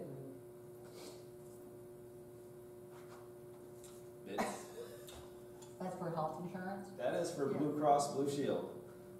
104,000? $104,317. Over $14,000 increase. So what number are we putting in there? 104,370. 104,000. So you are putting in 104,317? These were the Yes. annual Blue Cross Blue Okay. Shield broken out for this year. I didn't know if you were rounding it up. Well, I rounded it up by $1 because it was $104,316.12. Oh, okay. So, since you can't unfortunately round down in regards to payments, and budgets don't like decimal points, 317 it is. Yeah, that doesn't work. It does not work. So continuing on, paid on-call insurance, that has not been utilized at all. We had it funded at $4,700 for last year, but there's zero activity, and Dave Robbins brought forward a zero anticipated line item there. So paid on call people, do they fall under the Blue Cross Blue Shield? or- No, No. no, no. So we wouldn't just, we don't offer it to paid on call? No, So if that's we, why if it's- we offer yeah. Blue Cross Blue Shield to paid on call with our roster as it currently stands, our Blue Cross Blue Shield would be nearly $500,000 for the fire insurance. So moving on to vehicle insurance, his proposed was $12,000. I tend to agree with that, hopefully get rid of them. Have we bought it since August 7th of 2018? Have we bought any new fire vehicles? And what this budget has to account for is what that millage will do in terms of purchasing new equipment. So that was his anticipated get rid of some of the dilapidated equipment with the purchase of new. So that's what So that the update. values would go up a little bit. Maybe the number of units may not go up, but the overall aggregate value. Correct. I would think the 12,000 is high. I would think that if you made it 10,000, you'd be probably okay, but frankly, I'd rather err on the side of caution. So leave it at I think 12,000. so. Okay, moving on. You still have that up. John Hancock. Well, this one's gonna be weird because in that 427,000, is that paid on call? in No. that? Okay, so that's just the full-time. That's full timers. Okay, $40,565. Okay, you said the paid on call is not included in that? I thought it was. And Jan Hancock? Oh, No, I'm that sorry. shouldn't be, right? No. Okay. No, but what I think maybe this is where we're erring on, because this is where you would actually, for this calculation, we'd have to have, instead of 427, we'd have to have the reduction of the $55,000. Got it. From, That's- so that number is errant in terms of this calculation. So $427,000 minus $55,000. And then we'll have, That's why I was asking, because I knew they get the Bright House, minus 55, Yes. correct. 372, sound good? 372. 372,000. Oh. And this one. 37,000. So is that gonna change everything? John Hancock is gonna be $35,340. $35,340 for unit shares of pension, John Hancock. HSA contribution, she has this broken out as well, I believe, annual. Payroll's up, so wouldn't that number be up a little? So HSA contribution is spot on at 14,300. Okay. Fire prevention, he wanted an increase up to $2,000. I think that's part of our goal is to prevent fires, so Yeah, I tend to agree with his What if we proposal. bump that up to 200,000 and then do away with the fires altogether? Well, we just had one this morning on 23 South. So it's, Yeah. But, and to be mindful, always a terrible thing, but our emergency response out of, let's say, 100% pie, 5% or less are actually for fires. So it is luckily very low, but workers' compensation, Well, it's gonna be weird, because remember this little formula's up. I have $12.35. well, that would be one of the highest codes, and you would have to include the on-call. So that $427,000 payroll times whatever the applicable rate is would be accurate. So that would be the $427,000 number, because paid on call is involved. Times the 1235. Yeah. No, that is not right, No, not it five wouldn't million, be two that- hundred and No, it seventy wouldn't be that thousand. high a rate. It's probably, it's 427. Our year-to-date activity is at $46,200. His proposal was at $45,000. Remember, I gave Michelle the rates somewhere. She has $12.35. Is it that high rate? That's what it says on this. Well, they're for firemen too, so wouldn't it cost more? Well, it costs more, but it's also because the experience mod is so high. Wow. You better bump that up to about 50,000. I'm really hoping that this year that has a big reduction. Okay, so $50,000 for 205-336-718-000, $50,000. Next line item, office supplies. He asked for an increase to $2,500, given consideration that year-to-date they've used $1,768. I think that's reasonable. They're not gonna make any copies. And that is a misnomer. We actually do, because they have codes, they use the same, I would say, 500, I mean, when they do all their in-house training, Well, they're produced here, so I would say 500, okay. because then that would also put a little bit in the kitty towards the lease of the equipment. So how much is that? 205-336-727-010 copies, 500. Okay, and the one above it was fine. It was at $2,500 Yeah. per Dave's Okay. recommendation. Computer hardware, I think that's a sound number as well, at $2,000. Medical operational supplies, he left at $13,000. Is that like Band-Aids and Gloves. that kind of stuff? Gloves, combi tubes, nasal airways, mask. Okay. Gloves is probably the primary thing that we go through a lot of. Any kind of CPR equipment, because we do a lot of CPR, AED pads, combi tubes, those types of things. So Dave's proposal was at 13. Activity this year is at 12,568. I think that's a fair Yeah, I don't. Anticipated for that at all. expense. Fire operational supplies, Dave had it at $2,000. $1,522. I think that that's a $1,000 increase from last year. I'll keep his expertise there. Gas and oil. Yeah, I would bump that. Well, his recommendation was at 5,000. Obviously, we're over budget egregiously this year at $2,000 over budget. Yeah, how do you budget this one? You don't have any clue what the cost of gas is gonna be. Cost of gas, mileage, All that etc. All that. Any recommendations? With that new gas card setup that we're supposed to be doing, that was proposed by DPW, do we get a discounted rate on that one? Lock in at a certain I price? think there is some. So that may help, otherwise it's just a projection. Yeah. I would say let's go to 6,000. I don't disagree.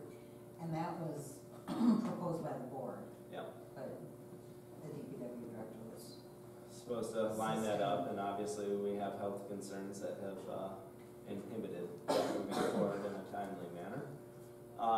But there again, Dave's proposal on gas and oil for non-emergency is at 0 when It doesn't make sense. that's at $9,303.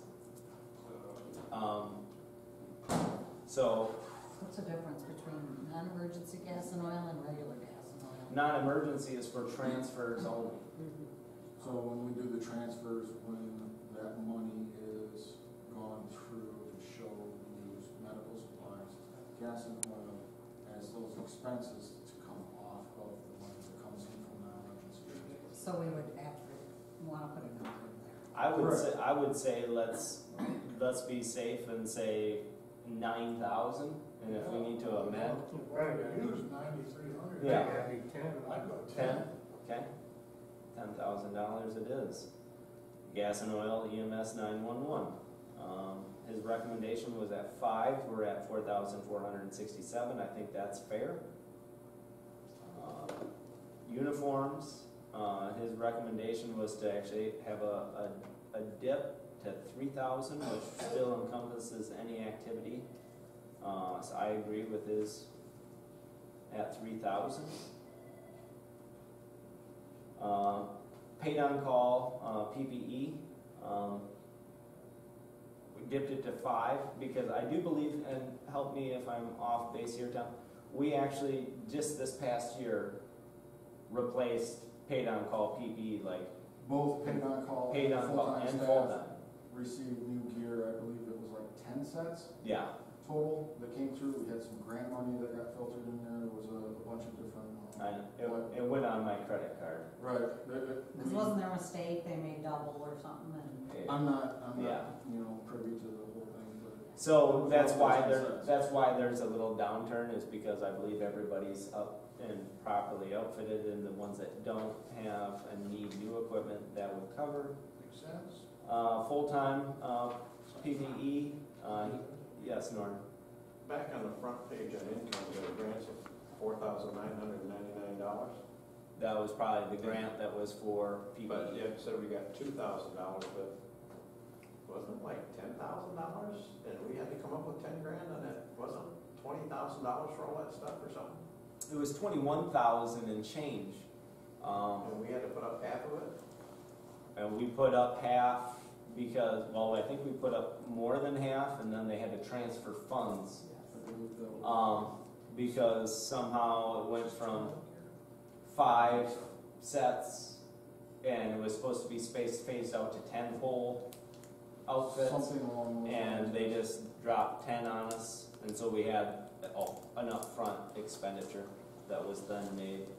Isn't one turnout gear like $7,000 or something like that? No, about 2,500. Well, Roughly 25 to 3,000, anywhere in that What range. about the air pack? That would be separate. Okay. That's about 7 grand in itself. Okay. $7,000 to $10,000 for the air pack itself. So we're talking about just the gear, the Yeah. coat, the pants, the buckle boots, hood, gloves, helmet. So moving on to full-time personal PPE. He dropped it from 4 to 2. I think everybody has new, so that's probably why he dropped that. If something does happen, we have some monies available to hop in the boat and. Can you order, like, turnout gear, if the pants are fine and the suit part, the top part is not, can you buy just half of one? You can. The NFPA standard is 10 years. It could be brand new gear with the tags on it, and NFPA says 10 years is the shelf life on it. Okay, so. So we try and keep both the pants and the coat. But once that gear gets passed down, there's people that might have something that's from 2010 and another like set. with bell bottoms. So do you use the Garanimals approach to this, like So- the bottom part of the dress, the upper part of the dress? We do our best to size everybody up as best. When we get the new gear, everybody's sized. I was having fun. Okay. Sure. So to keep us on task, your animals. So 2,000's good on that one. That would You get be, used to Garanimals. that would take care of it. So $2,000. Moving forward, snow plowing. This there again, how can you ever predict the weather? I think leaving it at 2. This year was a crummy year, as I think everybody could agree to that. His recommendation, I mean, if anything, maybe bump it to $2,500.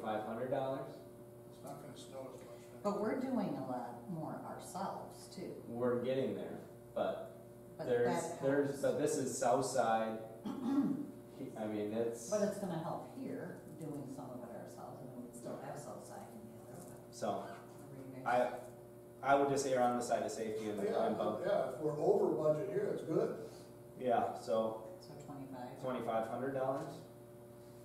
Refuse, that's just for garbage. Is that for Southside? I would hope that anticipates, even though that dumpster at Southside is not actually township dumpster. That is owned by Mr. Hamp, Aaron Hamp from Subway. But they're not in business there anymore. Correct, so the dumpster's gone. Right. Yeah. Oh my, so we better change that. So, something we definitely have to give some consideration. So $100 is Way low. way. Do we Double share- what we've spent, we're still under. Yeah, but where are you putting your trash now? Or do you guys bring it up? I believe they're bringing it out here, they do have Oh. a can So- at the Southside station. So, I would have to talk to them, because of course I'm here. Okay. so we'll leave it at $100 for refuse. Telephone landline, he has a recommendation of 1,000. I say we leave it at that. Transportation and travel,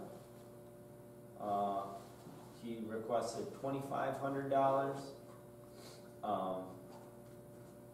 I would tend to say let's go to 3, just because they're again ongoing continuation or continuing education credits for our full-timers. Jeez Louise, I thought I had to sneeze, but somebody beat me to the punch. Wowzers. Miscellaneous interest charge. If anybody could describe to me what a miscellaneous interest charge is, I am all ears. But his recommendation was 0. I do believe we'll just continue on. Somehow we had $692 of expense on miscellaneous interest charges. Huh. So- That happens. Moving on to 205-336-921-000, electricity. His recommendation was for $4,000. I don't see any, that's their portion here, that's Southside, and our 1/3 portion for M32. I tend to agree, let's leave it at 4,000 as proposed. Heat,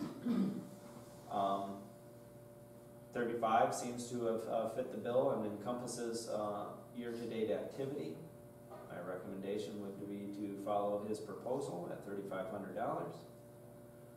Water and sewage usage. There again, his proposal was at $800, which encapsulates year-to-date activity. We are actually on municipal sewer here at this office. They actually have both at Southside, and there is water and sewer at 32 West, but that's only at a 1/3 expense. Maintenance and building repair, he looked to bump that up. We've had a plethora of ongoing issues with garage doors. We know that we sooner or later will have to be making some larger actions in terms of how much money do we put into this versus, but that is a day's worth of conversation there. Can you give me the 1/3 breakdown on the 32? Who are the 1/3s? City, MDNR, and us. Thank you. Not a problem. Moving on, I tend to agree. It's an uptick for maintenance and building repair with his proposed $4,000. Do we know of any needs over there? I think Sure there's a what ton. we're seeing is a lot of, from my know, just this past year. It seems like Dave Schultz has been working on a garage door. As soon as one goes down, one needs to be We had fixed. older doors at the Southside station that ended up Yeah, living their life, and so Yeah. they were replaced and updated. yeah, so that's what I'm thinking in terms of capital improvement. If, Yeah. A fire door, gosh, it's gotta be $4,000 to get a new one. Yeah, well, and we replaced all the motors and tracks this past year on all Southside Station. Okay. So, All right. janitorial supplies, his recommendation was for $2,000. Seems to be within spec for activity. Dues and memberships, there again, $2,000 per his equipment in general, I don't know, you know, just another, but, you know, firemen, they got all kinds of equipment. So I'm thinking when I read this, it's, and maybe you could help me out, but equipment, I'm thinking simply hand tools, axes. When I see that, I think snow shovels. That's what I was thinking. Yeah, I'm benign. thinking Garden shovels. hose, just Yeah, little benign. things for the building itself. Yeah. So I would tend to agree, we got activity at $1,469. His proposal was for $2,000. I'd say either 2,000 or 1,500. Really good. Okay, 2,000. Physicals, he bumped that up to $1,000. I think that's a safe number, because I don't know what year rotation we're at with our full-timers, but isn't it every? Last year we had physicals, So then you're on a 3-year cycle, is it? I believe it's every other. Every other? So biannual? So we're seeing the high number for activity under this year, so this year should be a low year, besides bringing in potential new paid on call. Correct. So, there again, I think 1,000, let's be safe on that. Non-emergent billing, Did we give that up? Is that the MHR? Correct. this What is we pay for MHR. them? Correct. Pardon me? His proposal, and it corresponds to why he had 0 in non-emergency transport, he had 0. I would say, let's look at this and be realistic. I would say, let's take it to 20,000. Just, because we're at almost, we're at 16,493 year to date. We could say, I mean, there's really not gonna be much going on, so 17,000? I think 17 is better. My first thought was 18, just because of the increase that we're seeing in the call line already. It's per report that we get charged for. Yeah. So if we see an increase in call line, we're gonna see. But I know where you're going at a monthly basis, but we also know that there's lulls too, so it's hard There to is. anticipate an actual accrual of an increase with just 1 month's data. So let's just leave it at 17 for now, Well, that is, based off of yearly numbers, last year we were up over, I believe, 460 runs from the year before. so for non-emergency billing, $17,000. Hydrant rental, okay. So, Where's Marie? Marie, okay, I did have a conversation. So this is unique. So she told me it's not supposed to be in the fire department. And you've talked to her about this several times, so if you have any insight, chime in. I don't know what she's talking about. Because and even before I took office, this line item, which is an expenditure to the fire department, and her explanation is, it is from the general fund to the water fund. But they passed it through, but we used to be in the general fund. So, and we can't do anything with removing or adding line items. So the conundrum lies, because our CPA hates this line item, because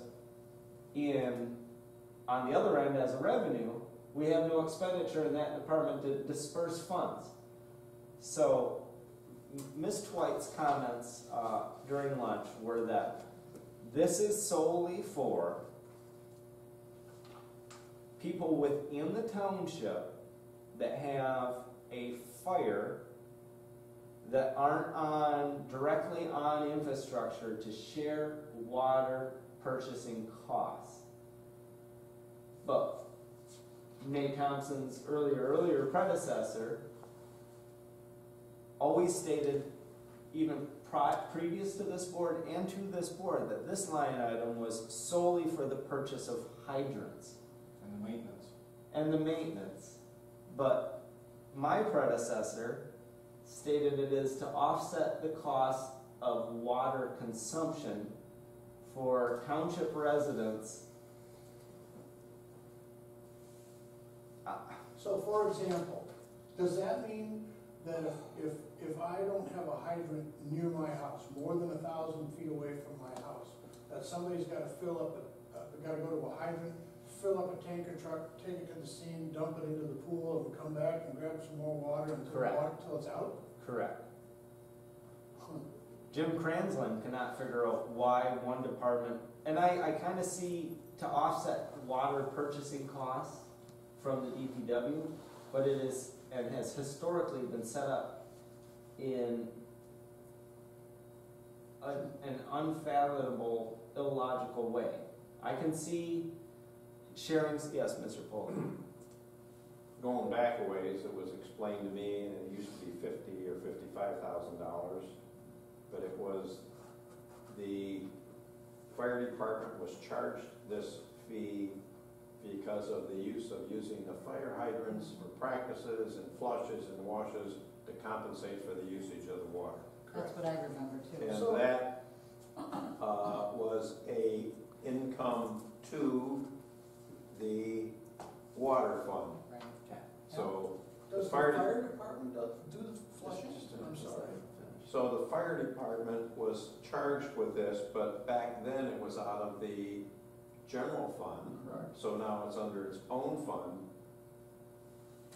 What's changed? I mean, it's one comes out of one goes in the other.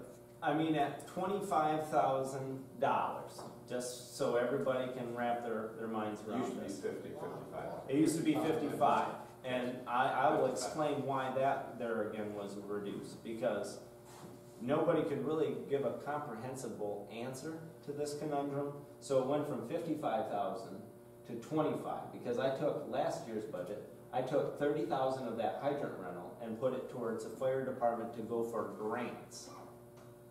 Because it was always brought to my attention that this is for the sole purchase of new fire hydrants. So I'm seeing the bigger picture, but now we just have to make sure when we get into, but at 25,000, I'm getting off point. Our current rate of what we're being charged, 615, 14, was it? 11, 611, 614. So That is 4,100 gallons of water. that's 41,000. No, it's That gotta would be be, more than that. that would be, no, for $25,000. 4,200 gallons? 4,91.653 gallons. 1,000 gallons. It's 611 per Yeah. thousand Oh, gallons. geez. Yeah, Yeah, I'm it's good. gotta be a decimal point up. Yeah. So yes, my apology. Yes, I forgot the K 41,000 gallons. That's, you flush that down real quick. Yeah, I mean, that's, So that's not only, it's not out of whack. I mean, I think we should actually, if we're gonna keep this active, then that number, we could maybe add a little bit more description to hydrant rental. I have a Water question. consumption maybe for fire purposes. So, if the water fund gets $55,000 in revenue from the public safety fund, that has to be an expense of $55,000 in water to give it to, or in public safety to give it to water. An expense in public safety, revenue and water. Right, but you're talking about No, $55,000, it's actually. and then you're talking about $25,000. Okay, so historically, it was, the first year that we took office, Right. it was at $55,000. Right. This past year, it dropped. It dropped 30 because 30 went to looking for grants, which then got consumed in not grant activity. So it's currently at 25,000. It was proposed, it got proposed by Dave at 0, which, why do they want to pay for a hydrant run? I see their point too. But there is a cost associated with the water used for, the city doesn't give us a break when there's a fire. They may not account for their consumption on their fires, which we as a board know to be true. But we have to, since we're getting directly billed, we have to account for that consumption somewhere. And that's what's been there since I've been on this board, that it was there, but it was 55, now it's down to 25, and I think that's fair. But the thing that we're giving water 55. look ahead a couple of. from years. public safety. If you So look if there's not, there has to be 55 in public safety to give to water, not 25 or am I not No, understanding? both of this? those numbers, I think right now you're getting 55, because that's what it used to be on this line. Well, that's what it is in water, Is as a it revenue, current? right. Okay, so That's that's what whatever number we set, they have to correlate. Match, that's So, my yeah, point, okay. yeah, that was my point. So, there again, They do match because it's the corrected number is in there. Yeah. I put So, them back and so forth. we have to put 25. correct, as an expense. Right. Yes. So you've already done water and you put 25 there, so you're saying we're gonna do 25. Yeah, so the revenue from the water department And it is is gonna in set there. at 25, so Okay. the rest of it Yeah, is I just spent. saw it, I'm sorry. Correct. Okay. I No. wasn't, I just But, had I 55 mean, in my head. so, yeah, that makes sense, If we can, because I would 25. greatly appreciate if we can actually complete Let's this. rock and roll. Equipment and furniture, he has at 1,500. I concur with that. Vehicle maintenance, he put at 0. Or no, he put at 30. Oh, geez, Louise. He had at 30,000. I agree with that. One of the big killers is that number's high because we're dealing with not top of the line, more semi 10 years new equipment. Aged infrastructure. Very much so. So as with this new equipment grant, when they cycle in newer vehicles, obviously, there should be a downtick of maintenance costs. So this proposal is at 30,000. I tend to agree with that, because if we're at 28,652 for this year, knowing how many issues that we've had, that We should, could simply lower that number by purchasing new equipment. that's where this is going. So, the next line item, is for our annual payment for engine 2, which is at 38,855. I think just leaving it at 39 is, or else we can make it exact 38,855. So 38,855. Yeah, if that's the payment, that's the payment. And then here's the expenditure for the truant officer, 38,606. Now we are getting into Hot water. agua. Did you So- do their life insurance? Let's go back up and I just don't make sure. remember telling you guys that. Your This- water? Yeah, Life insurance, we have at $800 for. $832. So I will change that, and I'll make sure that everybody gets, before we leave today, everything that we've done. Because, I just wanted to make sure, because I didn't remember reading it. okay, so that covers, for all intent and purpose, your department. So, Thank you, So Mr. for Fair. the ones that I missed, was there any changes like from workers' comp up? oh yeah, there was a jump there at work comp, yeah, there was a Yeah, jump. see, it's at 45, but we're at 46.2 It's now. probably, I'm really hoping that the experience mod goes down. Right? Yeah. But we can't assume that right now, so we put it at 50. So yeah, we put it at 50. Do I want new health? No, do you wanna know what the health insurance is? What did it go to? 104,000. Yeah, for Blue Cross. Per person? 104,000 per person, you have some health concerns. 14,000. Maybe you should not be actively fighting fires any longer. Basically, Holy toots. You just drop the township. and then the pension, Fire we're department. at 31 to 35. Okay. Okay. And I see. And this- All insurance, what did? Well, and Tom, Yes, sir. once we're done with this is gonna be on our website, hard copies are gonna be, so that way you don't have to, Sure. I'm hoping that we can get this wrapped up. Yeah, well, I understand that. So yeah, no, it should be available today, so that way you don't have to rush in. So we're moving on to, water department. When we get in here to, water department, which is into 592. 592. Hey, Cash. Could you see if Nate comes? Oh, I'm glad to do that. Thank you very much. Touch those legs. Your calves look like they're getting tense. Yeah, correct. Yeah.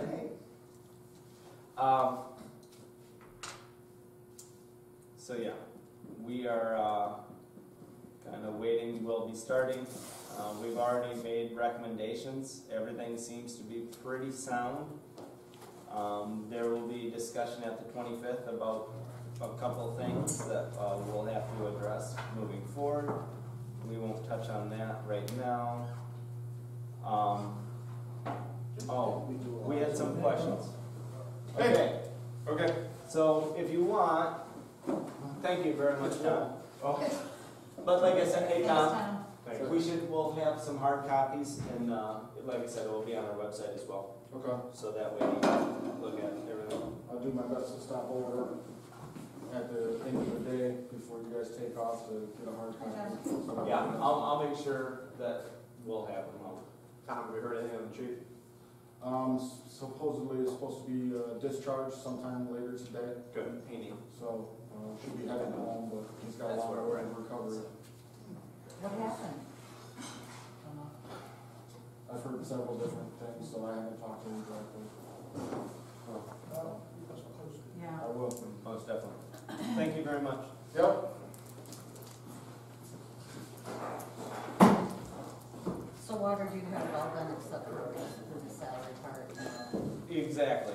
And when, Oh, go ahead. There you go. I mean, hey, He's on his game. The provisional portion, I don't what know, line item? I didn't see in their revenue, right? 59200061300. Where we have the 12,000, that was the one where we need to remove that. Okay. That was in, I know it was said that we cannot actually remove the line item itself, correct? But we can't fund that because it's a revenue. We're not So- charging them anymore. Right, so by showing that we are charging a revenue or getting a revenue from that, it's. Yeah. Agreed. So we just need to essentially put that at zero, Yeah.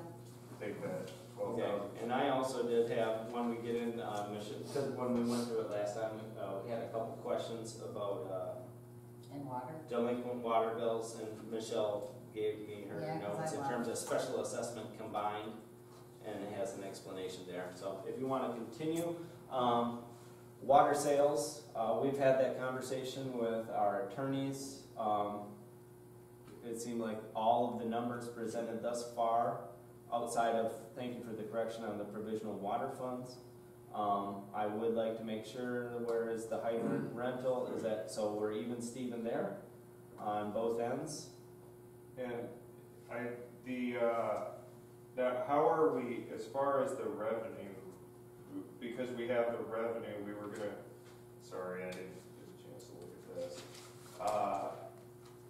Did we decide how we're gonna play that as far as the operating portion of that? Because we can't add any more line items.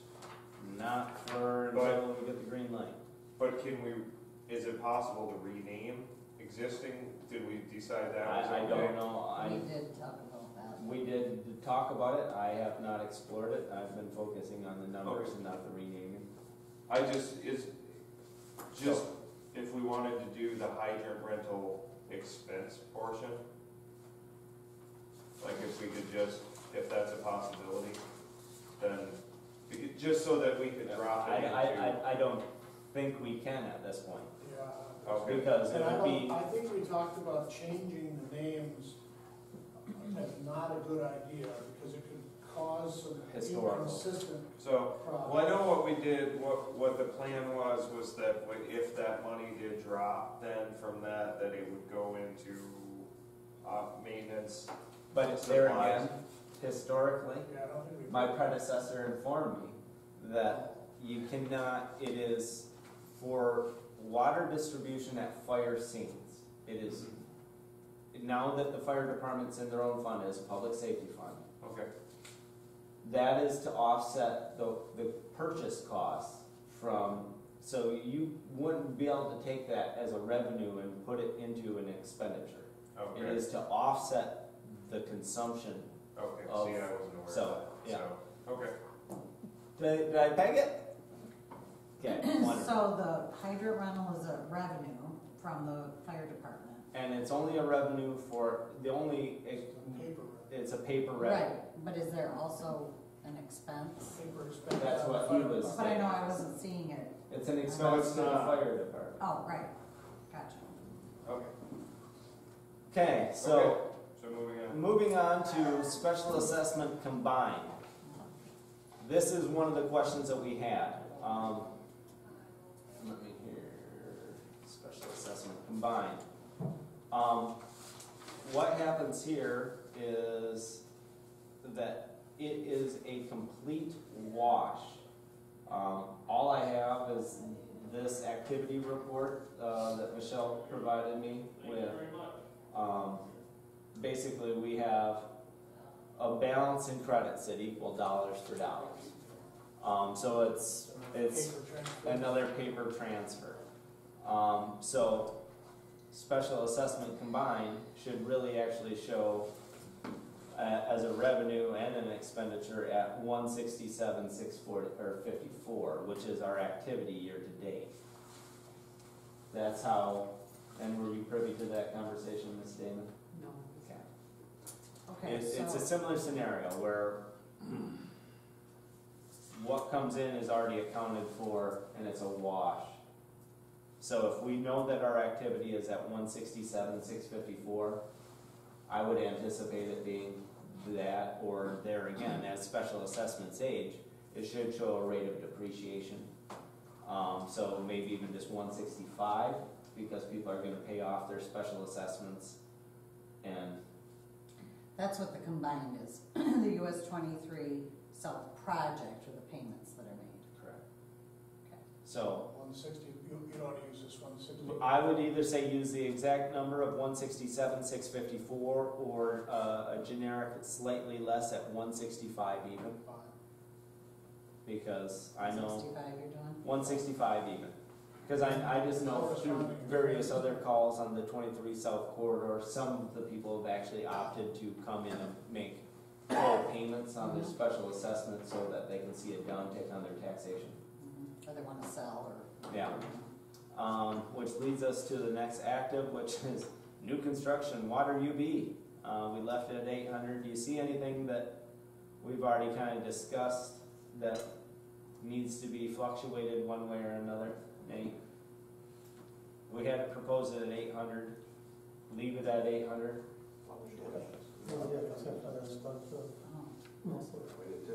yeah, just because we didn't know. Okay. Some of these, I completely honest, didn't really even understand why we did. No, we did all these, right? We already did. I'm just Yeah, yeah. since he's here, Oh, we're okay, just gotcha. quickly. I was gonna say, I wonder if I was having a deja vu. No. But they So, weren't but- plugged in. They, well, no, because this is, it was proposed at 800 again, but right now it's at a recommended of 0. That's why I asked. And we're going to the 800. To 800 and leave it, the next two at 800. That way, because some years we've seen activity, some we don't, so I don't know if that's just a function of BSNA that we need to address. I love the next one. Infiltration charge, that stayed the same. Water tower rental fees, we discussed that that will be an increase. Interest earned, left at 3,500. Delinquent water bills on tax, proposed at 15,000. There again, we never know how many. I know that we have some people that allow their water bill or sewer bill to go directly to taxes, but how many every year? Yeah, so you're right, probably, if you leave it at 0, then we get And we get some. $8,000 of income, then we get some. But you're gonna get some. But if you leave it at 0, then everything is just a gift from that point forward. So, moving on to the 23 South Water Project, there again, I would look at taking that to that 165,000, which there was the special assessment combined, because that's where But no, wait a second, that would not be the offset expense. No, it would not be, I just corrected myself in my thoughts. We have it at 200,000. I think this is what's being faced down as a revenue is there again. We need to get through the chart or change of accounts because there's a lot of line items that are redundant. So would this have been, was there a special assessment on US 23 South? Correct. somewhere? Oh, okay. Yes, But this- from this South money- Park's point to the end of our jurisdiction at Tim Road, Tim Drive. This is money people pay on their taxes for their assessments. Strictly for the 23 South. Correct. And the other one is a combined, so it's The more other than one just. is if somebody wants, if they just pay it off. I owe $4,000, I wanna come and pay that sucker off. Oh, that's That's the Same combined. thing here too. Yeah. The other one is the payment, so. And you can see that this is going down considerably in terms of, so I mean, we have it at 200,000, I think that's extremely high. Yeah. I would cut that in half and still consider that safe and potentially high. All right, but let me understand, that 165 on a line item above us has nothing to do with the revenue stream that would be diminishing from US 23 South project. No, one is, these people make their I- $900 payments on their Again, taxes but every what year. what are those special assessments? Where are they specifically? Are they, US 23, it's a special assessment for US 23 people that live in that stretch that pay the special assessment on their taxes every year. so, Around so, 900 and so some dollars. could you pay off your assessment? and That's it what would the go- other number's for. Yeah. That's The what- other number, the number above it, the combined, is if, hey, I wanna sell my house, or I wanna pay But then this. why would that go up? Why would what go up? The 160, why would it go from 125 to 165? That, I don't know, I didn't come up with the 165 number. I came up with 125. I was looking at the activity Oh, date. Okay, I so, wrote 165. That was just a proposed. okay, but wait a second. That would be a diminishing income. It wouldn't go up. All special No. assessments Right, will exactly. continue. So, Right, that's so. It so- would be an income to us. No, the outstanding debt, like in a mortgage, will go down. Right. So if this is a mortgage, this is gonna go down. And so the 165, that special assessment isn't gonna go up unless somebody comes along and just says, here, I just wanna get rid of it. Instead of $900 a year, Right, I'm here's gonna pay my off $3,000. my Whatever, total payment of $14,000. which still takes me back to US 23 South project. If those are combined into that 165, then we wouldn't wanna put any number. Except for the fact that it's a continuing payment, right? Continue. Okay, so this would be a diminished number. That's where I was. Okay, good. I'm looking at 200,000. I would cut that in half and Okay. still say we're Okay, I erring just on the wanna safe make- side. I just wanna make sure my brain is clicking in the right So direction. is 165 still good for the up top? Yes, on the Okay. combined. Okay. And then it would be 100,000. For the project. Yes. Water meters was at $7,500. Well, you gotta do, like Russell Court and Lay Road, they also pay, I mean, I know it's a little bit, but that's also payments on their special assessments. I mean, I know it's a little bit of money, but. Haven't those been Satisfied? satisfied though? Not yet. They're Not still, 100%? no, they're still hanging out there. So I mean, $500 for Russell Court. Or do even 400 and then $50. Why don't you just go 200 on each? Because again, if we get more than $200, that's, Because I Benefits think plus. Lay Road might be smaller than Russell Court, I'm not sure. It is. so 200 on one, 200. 50 on the other? Yeah. What was that, 200? 200 for line item 5920006710001 Russell Court Water Project, $200. The following line item, Lay Road Sewer Project, $50. Water meters was recommended through initial discussion with Nate to go to 7,500, and if we eclipse that, wonderful. Scrap metal, that remained consistent. Now down to salaries, on line item 5921006710001 100700200. After transfer out, 592100702. Right there, he's right. We've already had the discussion about the second line item and of $75,000. But one thing I wanted to state at this point in time is, as per the introduction of utilizing 3 part-time people from Nemrock, this would be the avenue to hire those individuals and to account for payments. Under what line? Under salaries payable laborers Okay. For Department of Public Works.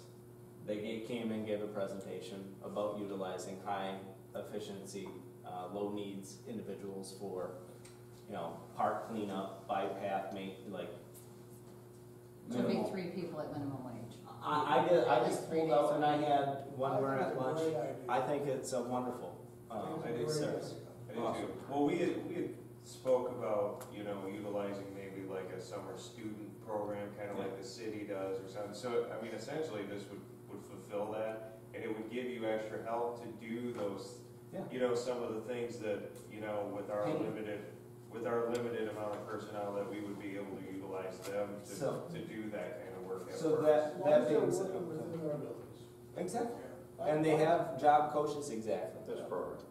Correct. So I had Dana pull up what is the new federal minimum wage, which was requested, that starts, March 29th, they changed it? Yeah. The new minimum wage rate is at $9.45 an hour. 20 hours a week, and that's probably on the high side, as they mentioned. There will always be a fluctuation. Would be $189.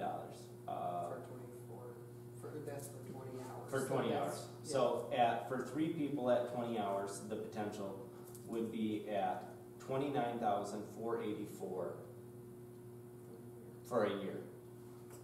But we aren't gonna have them for a year. I think we're only gonna have them part-time in the summer. Yeah. Or I as mean, long as we can. As long as we can, Oh, yeah. But I mean, why not have it, wintertime, if painting needs to take, That's to- fine. just to afford. I totally. I just figured that this was the So avenue. where are you building that in? I would say under salary payable laborers. Yes. That's the only place it makes sense. So you're saying we have to do that? We're not responsible for, workers' comp or anything. No. So it's essentially. So you're saying contracting everyone's out. And Yeah. I mean, really, the busy time would be like May through October timeframe, that So- time frame, but yeah. Yeah. Great idea. So that would take that number, I would recommend 130 grand.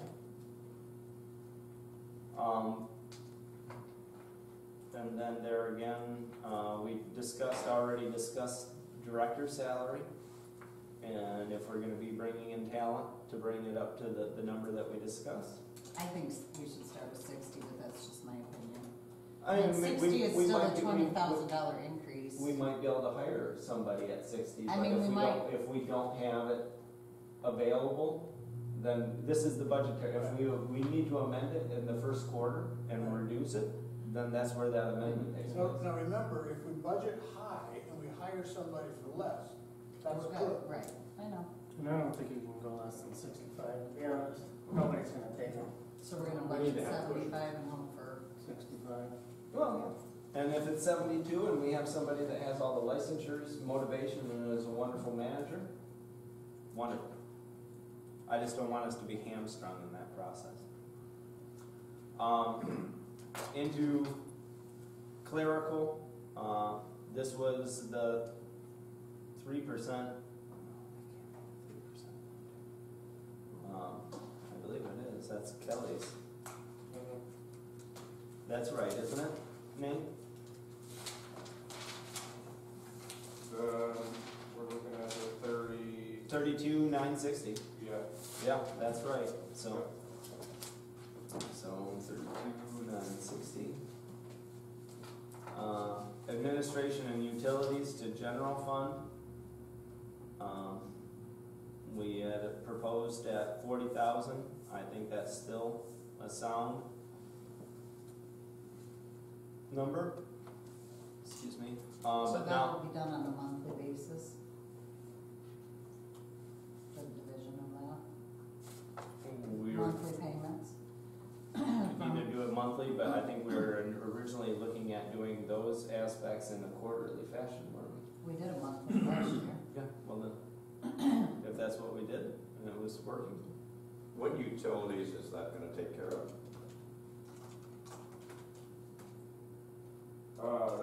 That takes care of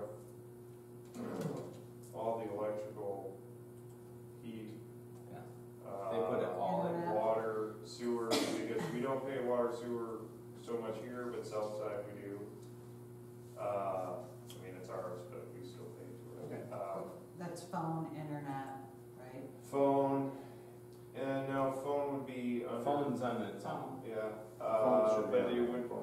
and internet, I believe, is on its own as well. It is. What's And so this utilities? was, utilities would be electric. Down further, Yes. what's utilities / system at 20? That would encapsulate the utilities that are used at our lift stations, Okay. our booster Alright. stations, so the power and heat, you know, Okay. anything to those. So, to wrangle everybody back in before we get too far, we need to actually encompass all the salaries so that we can come up with the social security and break that in and plug that in since we're here at this moment. So I have all the salaries, clerical, the 30,000. You have 130,000 for laborers, which some of these costs will, because we won't have to be effectively covering as part-time some of the ancillary costs, correct? Medicare, Did we just pay social security and that? 'Cause you're Really, right. that Just extra, social security. well, that extra 30,000 budgeted for that wouldn't incorporate any of that, so. No insurance and stuff. Yeah. Yeah, so really, you're just the Okay. 100,000. I've already subtracted the 30. Okay, so life insurance, Dearborn, How many employees do we have? So it'll be 5, 5 employees. am I correct, Nate? Almost 5. Yeah. I think so. Yes. 5. What are you We're looking at at? What number are you 350. giving us? I'm here ready to. No, what you put in the. It's life insurance, Oh, okay. Dearborn. Okay. For 5 employees, it's $298. So we had it proposed at 350, 300. Sure. Yeah. Employer social security, So that's with all Yep. those salaries, it's Not the 30,000, social Oh, no, security. that's no. right. Yes, we would, my So- fault. That's okay. It's $14,754 Medicare, is $3,451. and then getting away from those, getting back to Blue Cross Blue Shield, I'm sorry about that. I have Blue Cross Blue Shield for the DPW department at $27,203. Okay. Going down, eh? But then we need to. Well, and there again, if we're bringing in the potential of hiring 2 new employees, and we don't know if they're gonna be a single or a family plan, we have to anticipate, I would tend to leave it where it stands At 48. at 48. Okay. Hopefully see a reduction. Vehicle insurance was sound at 5,000. Unit shares, pension John Hancock, So I took out the 30,000. Correct. I'm on 19,757.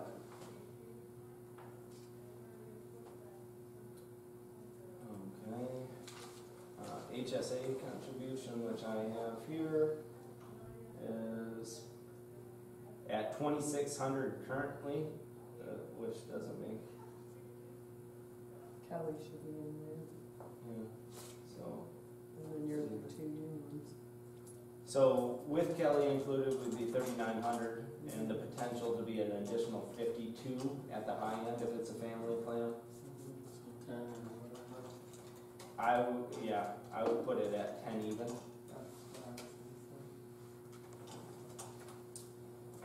Workers' compensation, Here you go, Steve. Well, we had it at 9,000. There should be a janitorial code. She is elected water, Okay, $5.38. so we don't have to worry about the one No. staffers, so that would be $175,000. So we wouldn't have to pay workers' comp on the three. What was that rate again? Plus the $5.38. 32, don't forget about the 32,960, because that's still part of it. The 100,000 is for the laborers, Right. and then there's an additional 32,960 for the clerical. Yeah, I know. Yeah, Plus the that's- director. Plus the I director. know. Okay. So $5.38. Yeah, so you got $941 on the one, and then the clerical, It's 27 cents.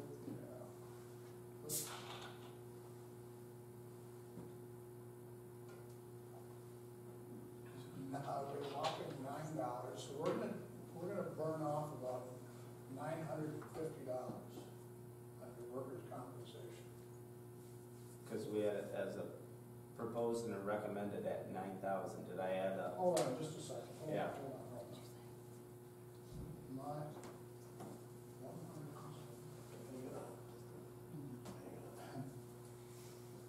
100.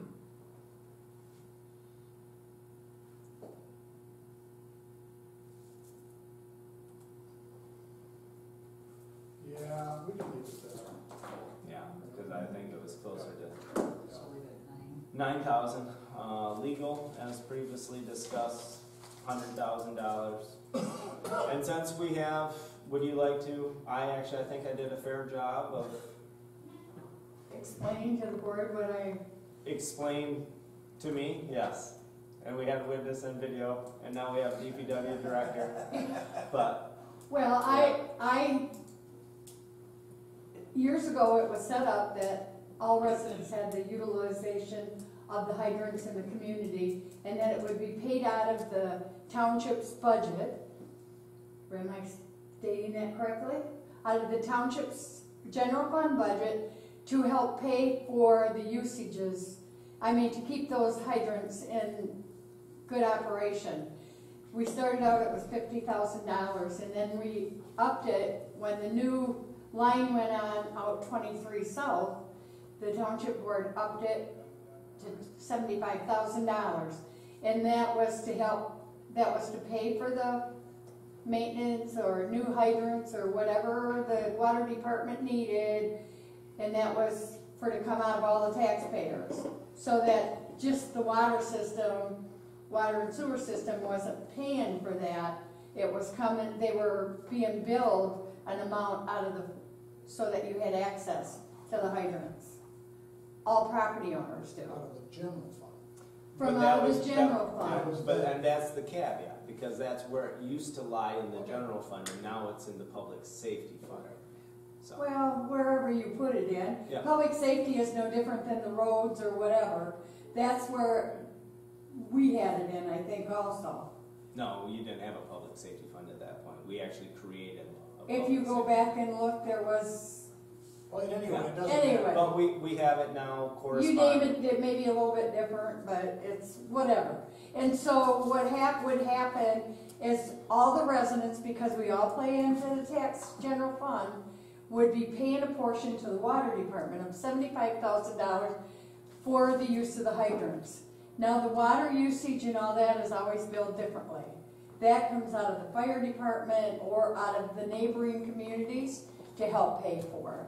But $75,000 a year was to pay for the use of any hydrant in the township for the general public. Not that they can just go hook up Yeah, to we it. can't fill a pool up with it. No, Yeah. no. It was just so we had access to them. Yeah. And it was to help maintain the upkeep on that portion, either repairs or replacement or whatever the water department needed. Okay. Do you have any questions? No, it's a little convoluted, but I hear what you're saying. Yeah, because you live in that water system, so we pay for it. I live in that same water system, but I have a brother that lives outside that water You system. know, I understand. And he would get the same, would get the same benefit as I do by us paying a portion to the water department out of the tax bill. I get it. So, but that's where it's at. It's in public safety under expenditure and water department as revenue. So they Yeah. correspond. Okay. Moving on, really the only other few items that we need to address are bond principal water. That is line item 592-100-903-000. This was the bond for the 23 South expansion. We had it at an amended budget of $236,400. This year's activity was at $200,000. The proposed this year was at $261,200. And there again, it's a depreciative cost. This would be going down. So I would suggest that we actually take that either down to 200,000 even, or slightly above, just to By this time, we're probably paying more Less on the than. principal than we are on the interest, right? probably. So, I'd take that down to 200. okay, Can I back up just a quick second? well, the interest is Well, the wait a next second, line. interest, next line. Yeah. Yes, Norm? No, go ahead, finish that. Okay, get the interest first. Well, the interest, as you see, I mean, it's starting to go down. But we had activity of this past year at $61,200. So, Probably take 58.5 or something like that. or just 60 even, Could and leave it exactly where it is, yeah. 60 even. Norm, did you have? Yes, what happened to refuse? To refuse. Oh, sorry about that. I didn't see that. I thought we already addressed that one. Well, I'm just, we made it 500, but didn't carry it over, so I just thought it's been dropped. No, I will carry that. 500. True-up payments, zero activity really. Last true-up payment activity was in 2016-17.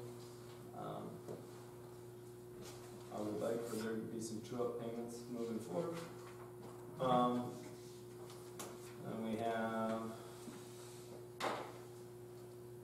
we did have an under miscellaneous interest charge.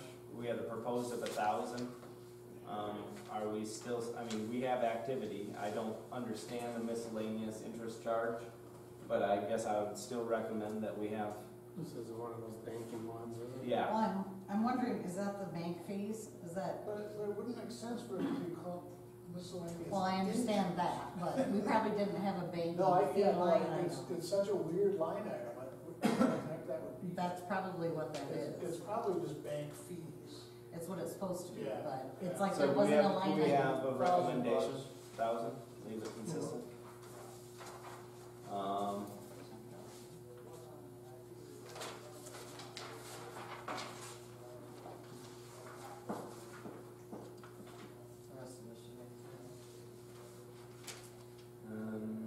That is,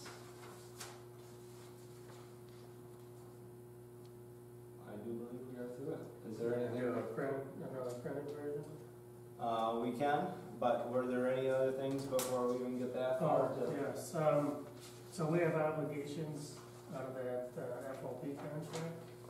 Where are we gonna encompass those in regards to payouts for sick time and vacation?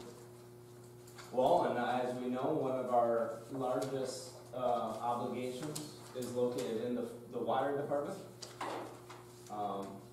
Given the fact that it isn't we don't really know what outside obligations we're gonna have within the general fund employees. Our primary impactor is water department based. I would say we can go back up to water department and look at that as that will be effective December 1 of this upcoming fiscal. Well, I believe, well, we don't have that sheet with us, do we? In terms, What employees still have. I don't have. We don't know what they're gonna end up with either, but we have to put something aside Yep. to pay it. Cause it's gonna come due, this next fiscal, right? It will be, showing its effects in December, Yeah. so yes. There is a miscellaneous line with nothing in it. If you could just give me a number, so that. 592-100-969-000. I know we hate to use a miscellaneous name, but Where? 592-100-969.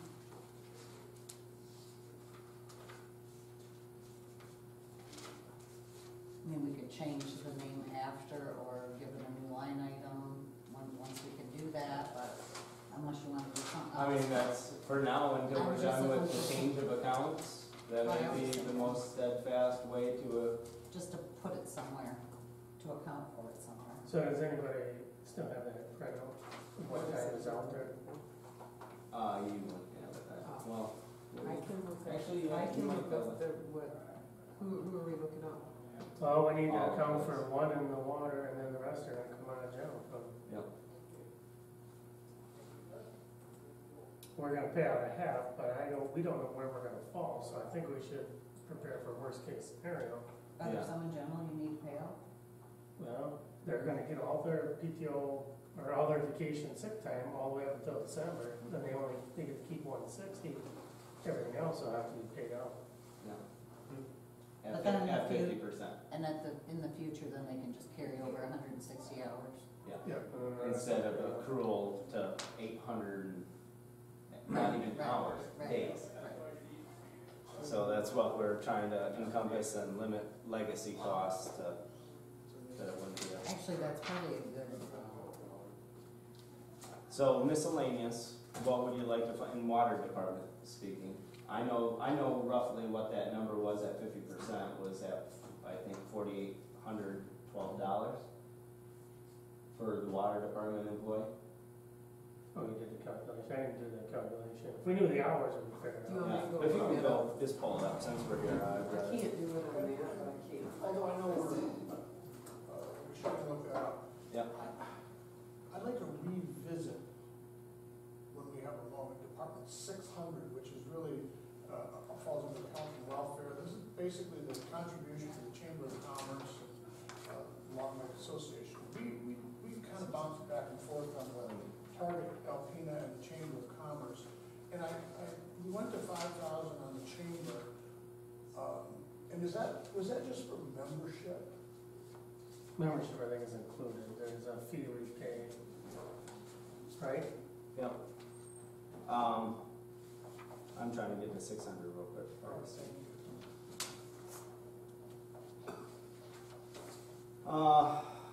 Yeah, let me actually, since she's going to get that, I will, try to find the letter from the chamber in regards to services that come along with The that. specific amount that they asked for, was that by membership? That was at the tier of membership, The highest you can get is $30,201. Yeah, 3501. Anything above that, you're a top shelf. Yeah. And so.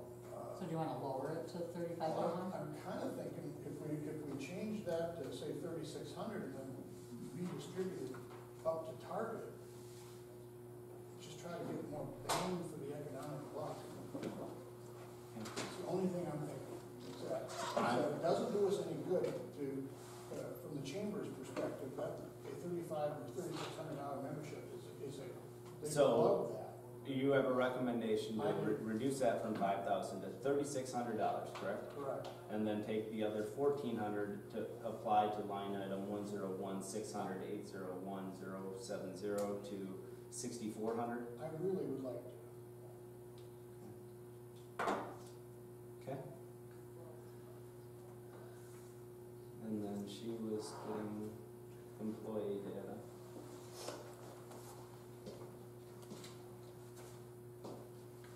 So is that the situation in the general fund and the water fund will also be the fire department fund too, right? Have we talked about too? That's what she Yes, has. okay, or you don't know that yet? We don't know, we can't even get there, Okay. but yes. So then, but I need $1 assessed I don't know what you guys are doing. Okay, so it'd be, I actually took that OP contract. Can I do the old rate? Yeah, Okay. so if you do that at that, all of it counted. together. Oops.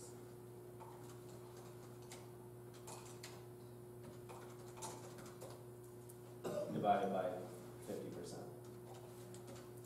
Mhm. Is that what it is? Mhm. Well, you gotta figure they're gonna It's roll by bad. 60. Yeah, but then, yeah, there again, so the total hours is at 880 Yes. minus 160. So 1,033.5 hours Okay. at an hourly rate of what you had, Sometimes 15 divided by 50%. I think it's by 2. Yeah, by two. Yeah. Yeah, I was like, your number just went up by, Yeah. division should, Yep. Has No, to it's go by up. half. okay. Well, you get used to your own calculation. I know, I know. That's weird. It I know. is. It's weird using. So this minus 160. So take the 160 off. Yeah, you can actually just don't even account for it, Alright, because they have that opportunity to roll over moving forward. gotcha. And I wouldn't have Times known by that. hourly rate. Divided by 2. So yeah, we need to account for, I would say $5,500. I was pretty much at, I think I said Okay. $5,418, it's $5,414. So I would say $5,500 in the miscellaneous for the potential And that's the half payout. half payout, correct? And that's not a for sure thing either. The time is used, right? Yeah, I mean, So the if they time- get approved to use that, that's at the high end. Right. That's So we'd worst like them case to. scenario. But if use they it. don't use anything, we're. But that's also not including the 160 hours that they still have. To carry over. But- So, Right. I mean, Just so you know, Michigan State won. What was that? Michigan State won. Oh, I knew that, they're playing Ohio State. So anyways, I need to get back to water department and miscellaneous.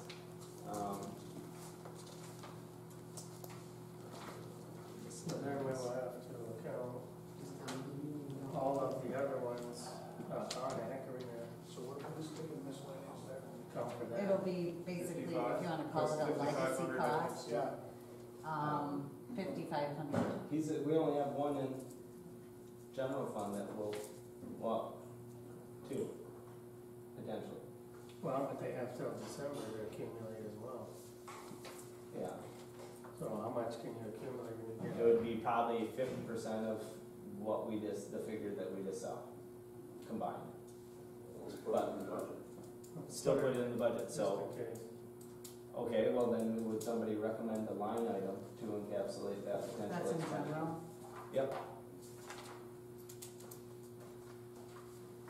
It could be in that department as well, right? it could be, but we can't create a line item, No, I and we know. can't add it to That's- salary It'd be because, nice to just take everybody's out of one, put everybody's in Yes. line and take it out as a pay out. Put it on supervisor. We can do that.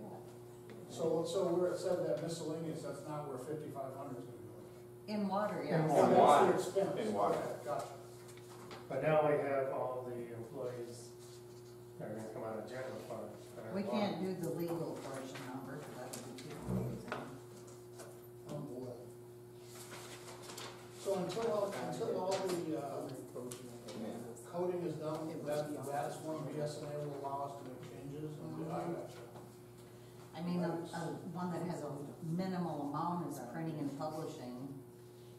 So you can assume It's that everybody's 250. gonna carry the 160, so. they- yeah, and honestly, it's not gonna, I mean, we have 2 people that right now that encapsulated and gone, it eclipsed 160, by 64 hours and 56 hours.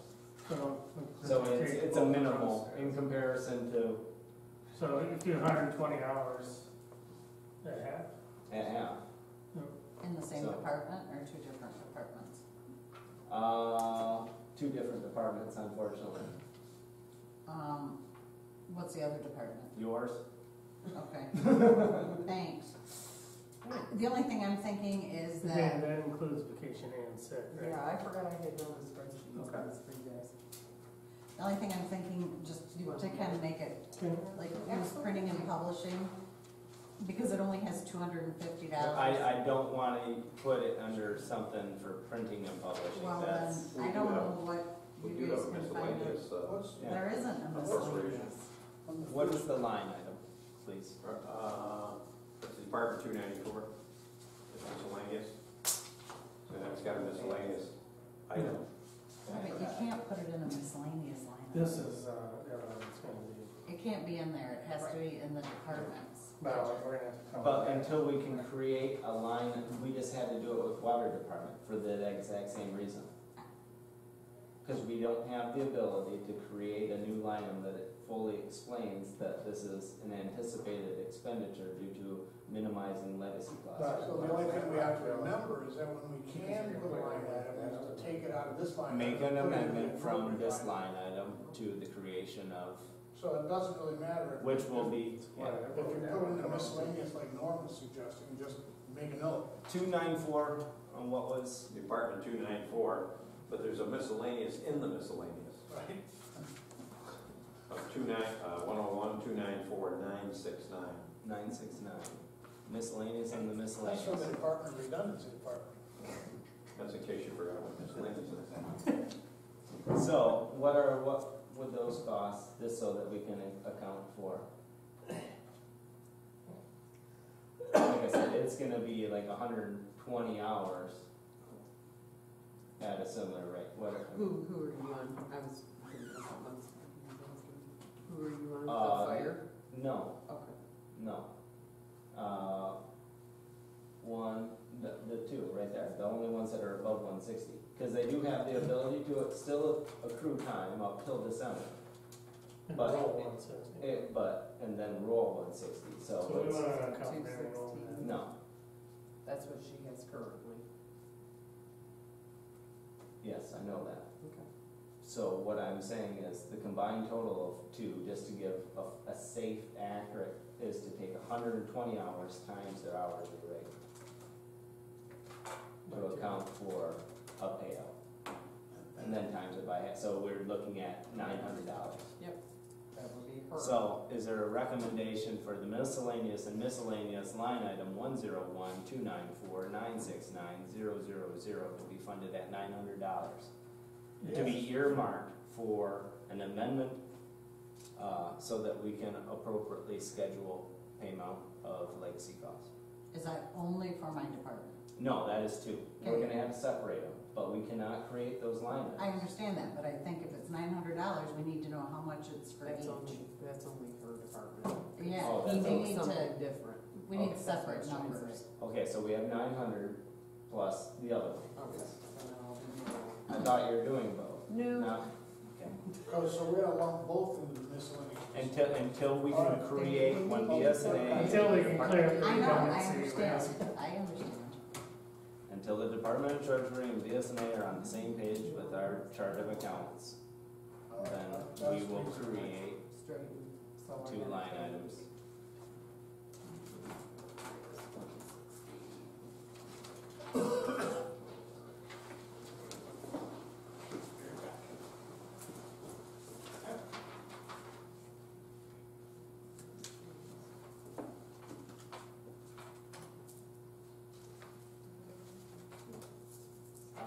Five, six. So I would say, instead of just solely 900, we up that to $1,500. And that's more than enough money to compensate and reduce legacy costs for Do the we not township. anticipate the other side, or? I don't think we can yet. No, I don't think so. So, are there any other discussion points with the agenda proposed and recommended thus far? No, did you have anything else on our list? No, I just do have one question. We've got an economic development checking account. Correct. Okay. We have since day one. Yeah, $1,700. part of the function was that, you know, if we had more of a similar scenario to that of the city, where we had a downtown, we could actually create a downtown development, have an economic development. We really don't do too much in the terms of those functions. We're not there. So, So just leave it in a checking account? Or not? no, Okay. as long as it doesn't go anywhere unbeknownst.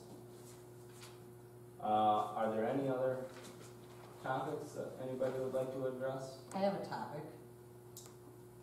I would like the board to reconsider my salary, and I would like to remind the board that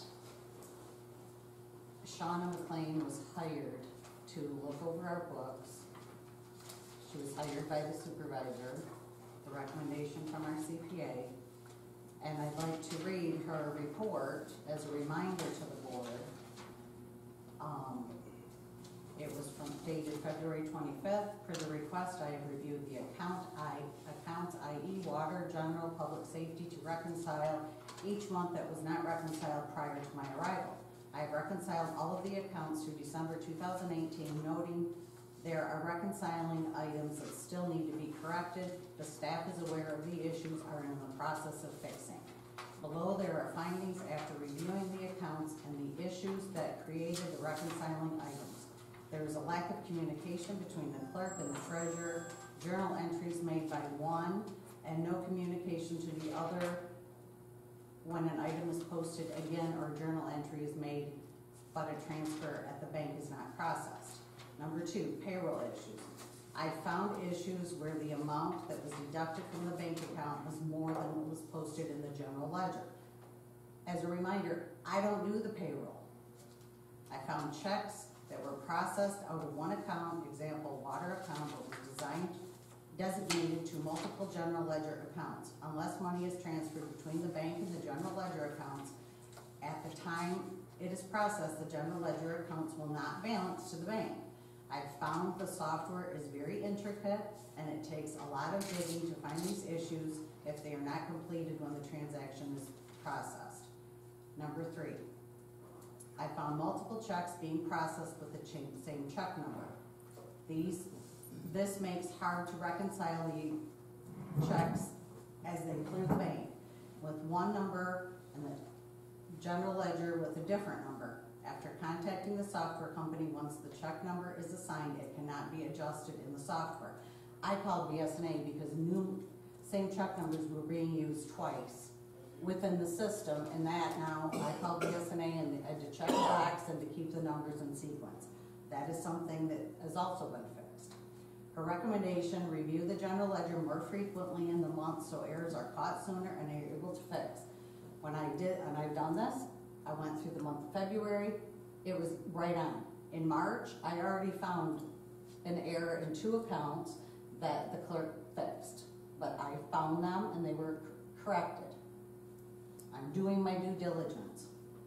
And number 2, review processes for checks that are going to multiple general ledgers for a better way to get the money to the proper general ledger and bank account in a timelier manner so it doesn't create so many bank reconciliation issues. And that's what, trying to take care of stuff in the month that they're done, and I am recommending to the board that my wage is equal to the clerk, which is $4,400. Well, I'll go back to what I said earlier, and my recommendation essentially included an opportunity to see things go up as those consultation prices go down. And so, There aren't any consultation prices going forward. I mean, Well, I know, well, that's just what I'm thinking, and so. well, it not only affects my office, the clerk and the treasurer work together. So what's done in one affects the other. So if I have to do a consultation, as you could see in what I just read, it affects both offices. It's like you guys are trying to put all of this blame on me. no. Yes.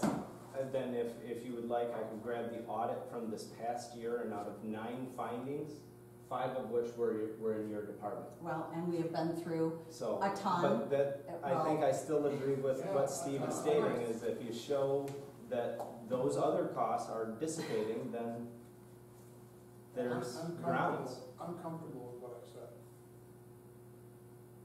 Well, I'm very disappointed. I'm sorry, but I think the opportunity is definitely there to. Well, why, I mean, I've been here over 2 years, and the clerk's been here for 6 months, and she's gonna make 44, and I'm gonna make 41.50. I mean, Well, you guys don't get the amount of work I have put into trying to clean up the finances. and we all have. We all have. Okay, but everybody else is getting compensated for it. Nobody else is getting thrown under the bus and made felt like they're stupid or.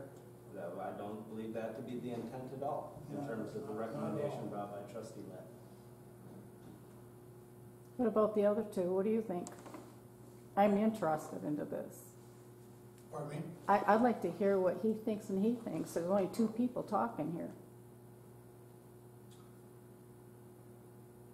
I don't know. You're asking Steve to repeat what he said? No, I already know what he's saying and him, but I want to hear what Norm and the other guy thinks.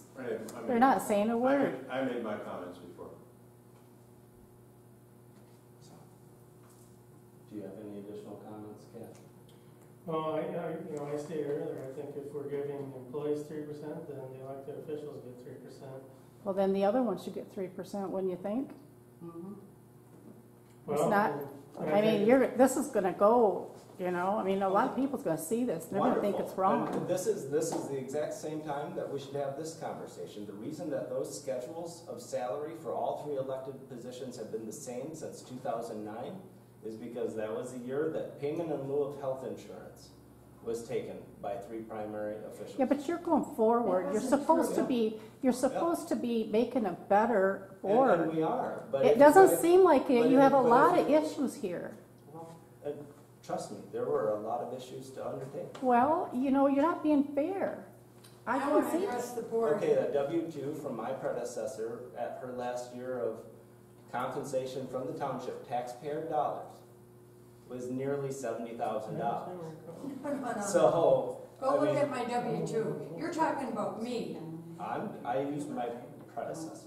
Well, what the hell, I'm the predecessor, let's face that. But you know what? If you go in and look at the W-2s, it will tell you how much I got, and that was my compensation package. And the day that the supervisor has to work and earn less money than people that come in and they work 40 hours a week or 32 hours a week, and you add on their insurance costs, I could have took the insurance. It would have cost you more than that. So, you know, this township. But you know what? To pay someone that's been here 6 weeks a big raise and 6 not months. for someone 6 that's months. been here for longer is a crying shame for this township. And a lot of things that are going on in this township. You know, you made a comment earlier to me that everything is so much better. Well, you should read your own minutes because things aren't better in this township. Thank you for your comments. Okay, well, I want to make one other comment, and that was over that money, and I asked about that. That was over the money. How did you handle that when you were out of town and used the township credit card? And then you talked about the CPAs being able to, the previous CPAs we had weren't that good, but the ones that you had were good.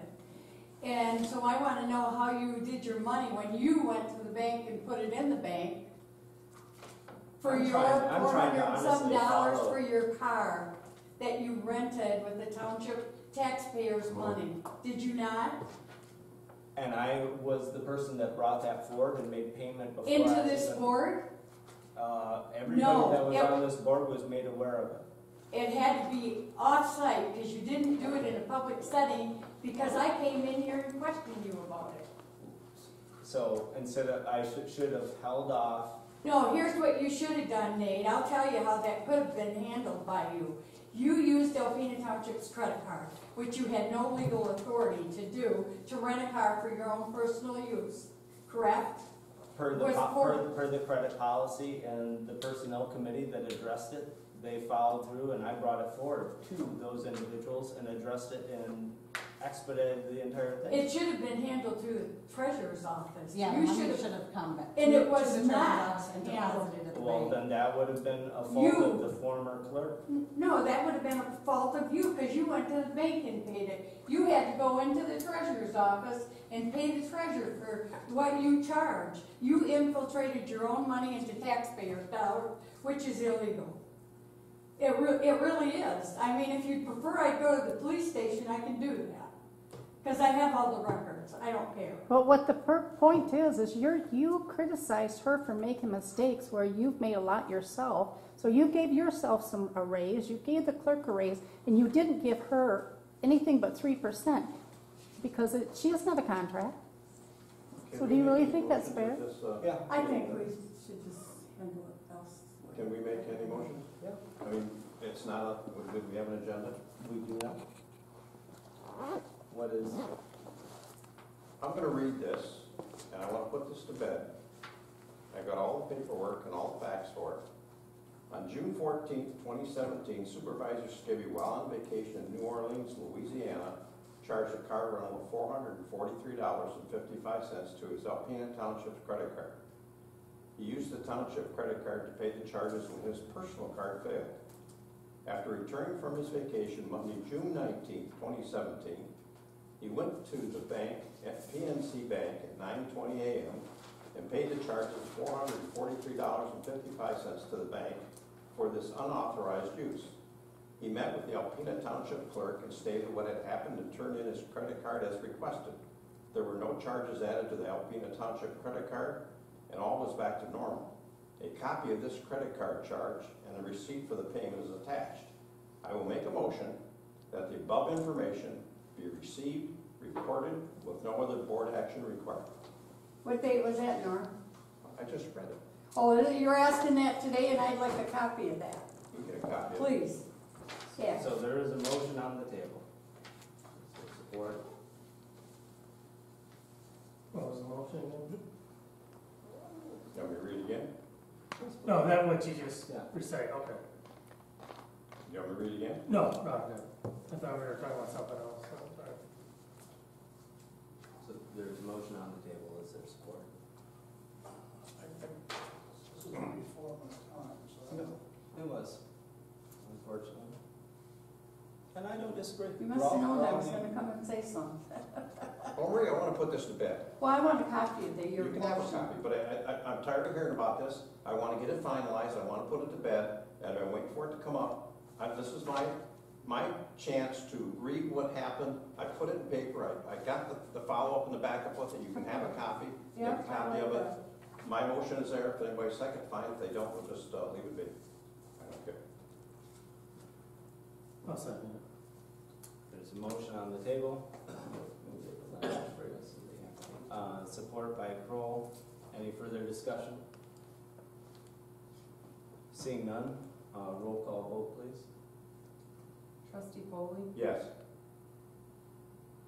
trustee Lappin, Abstain. I wasn't a member of the board at the time. I don't know the circumstances behind any of this. No, you can't. You can't abstain. Oh, I'm sorry, okay, then yes. treasurer Ellery Summers, Yes. trustee Kroll, Yes. supervisor Skibby. Yes. Motion passed. Are there any other discussions of the budget as presented? You can have this one for the minutes. Yeah. We'll get a copy, if Maria wants a copy of it.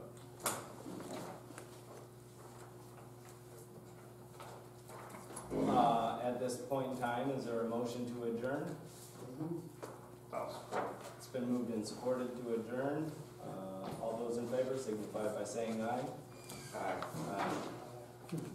Motion adjourned, 3:12 p.m. Thank you all.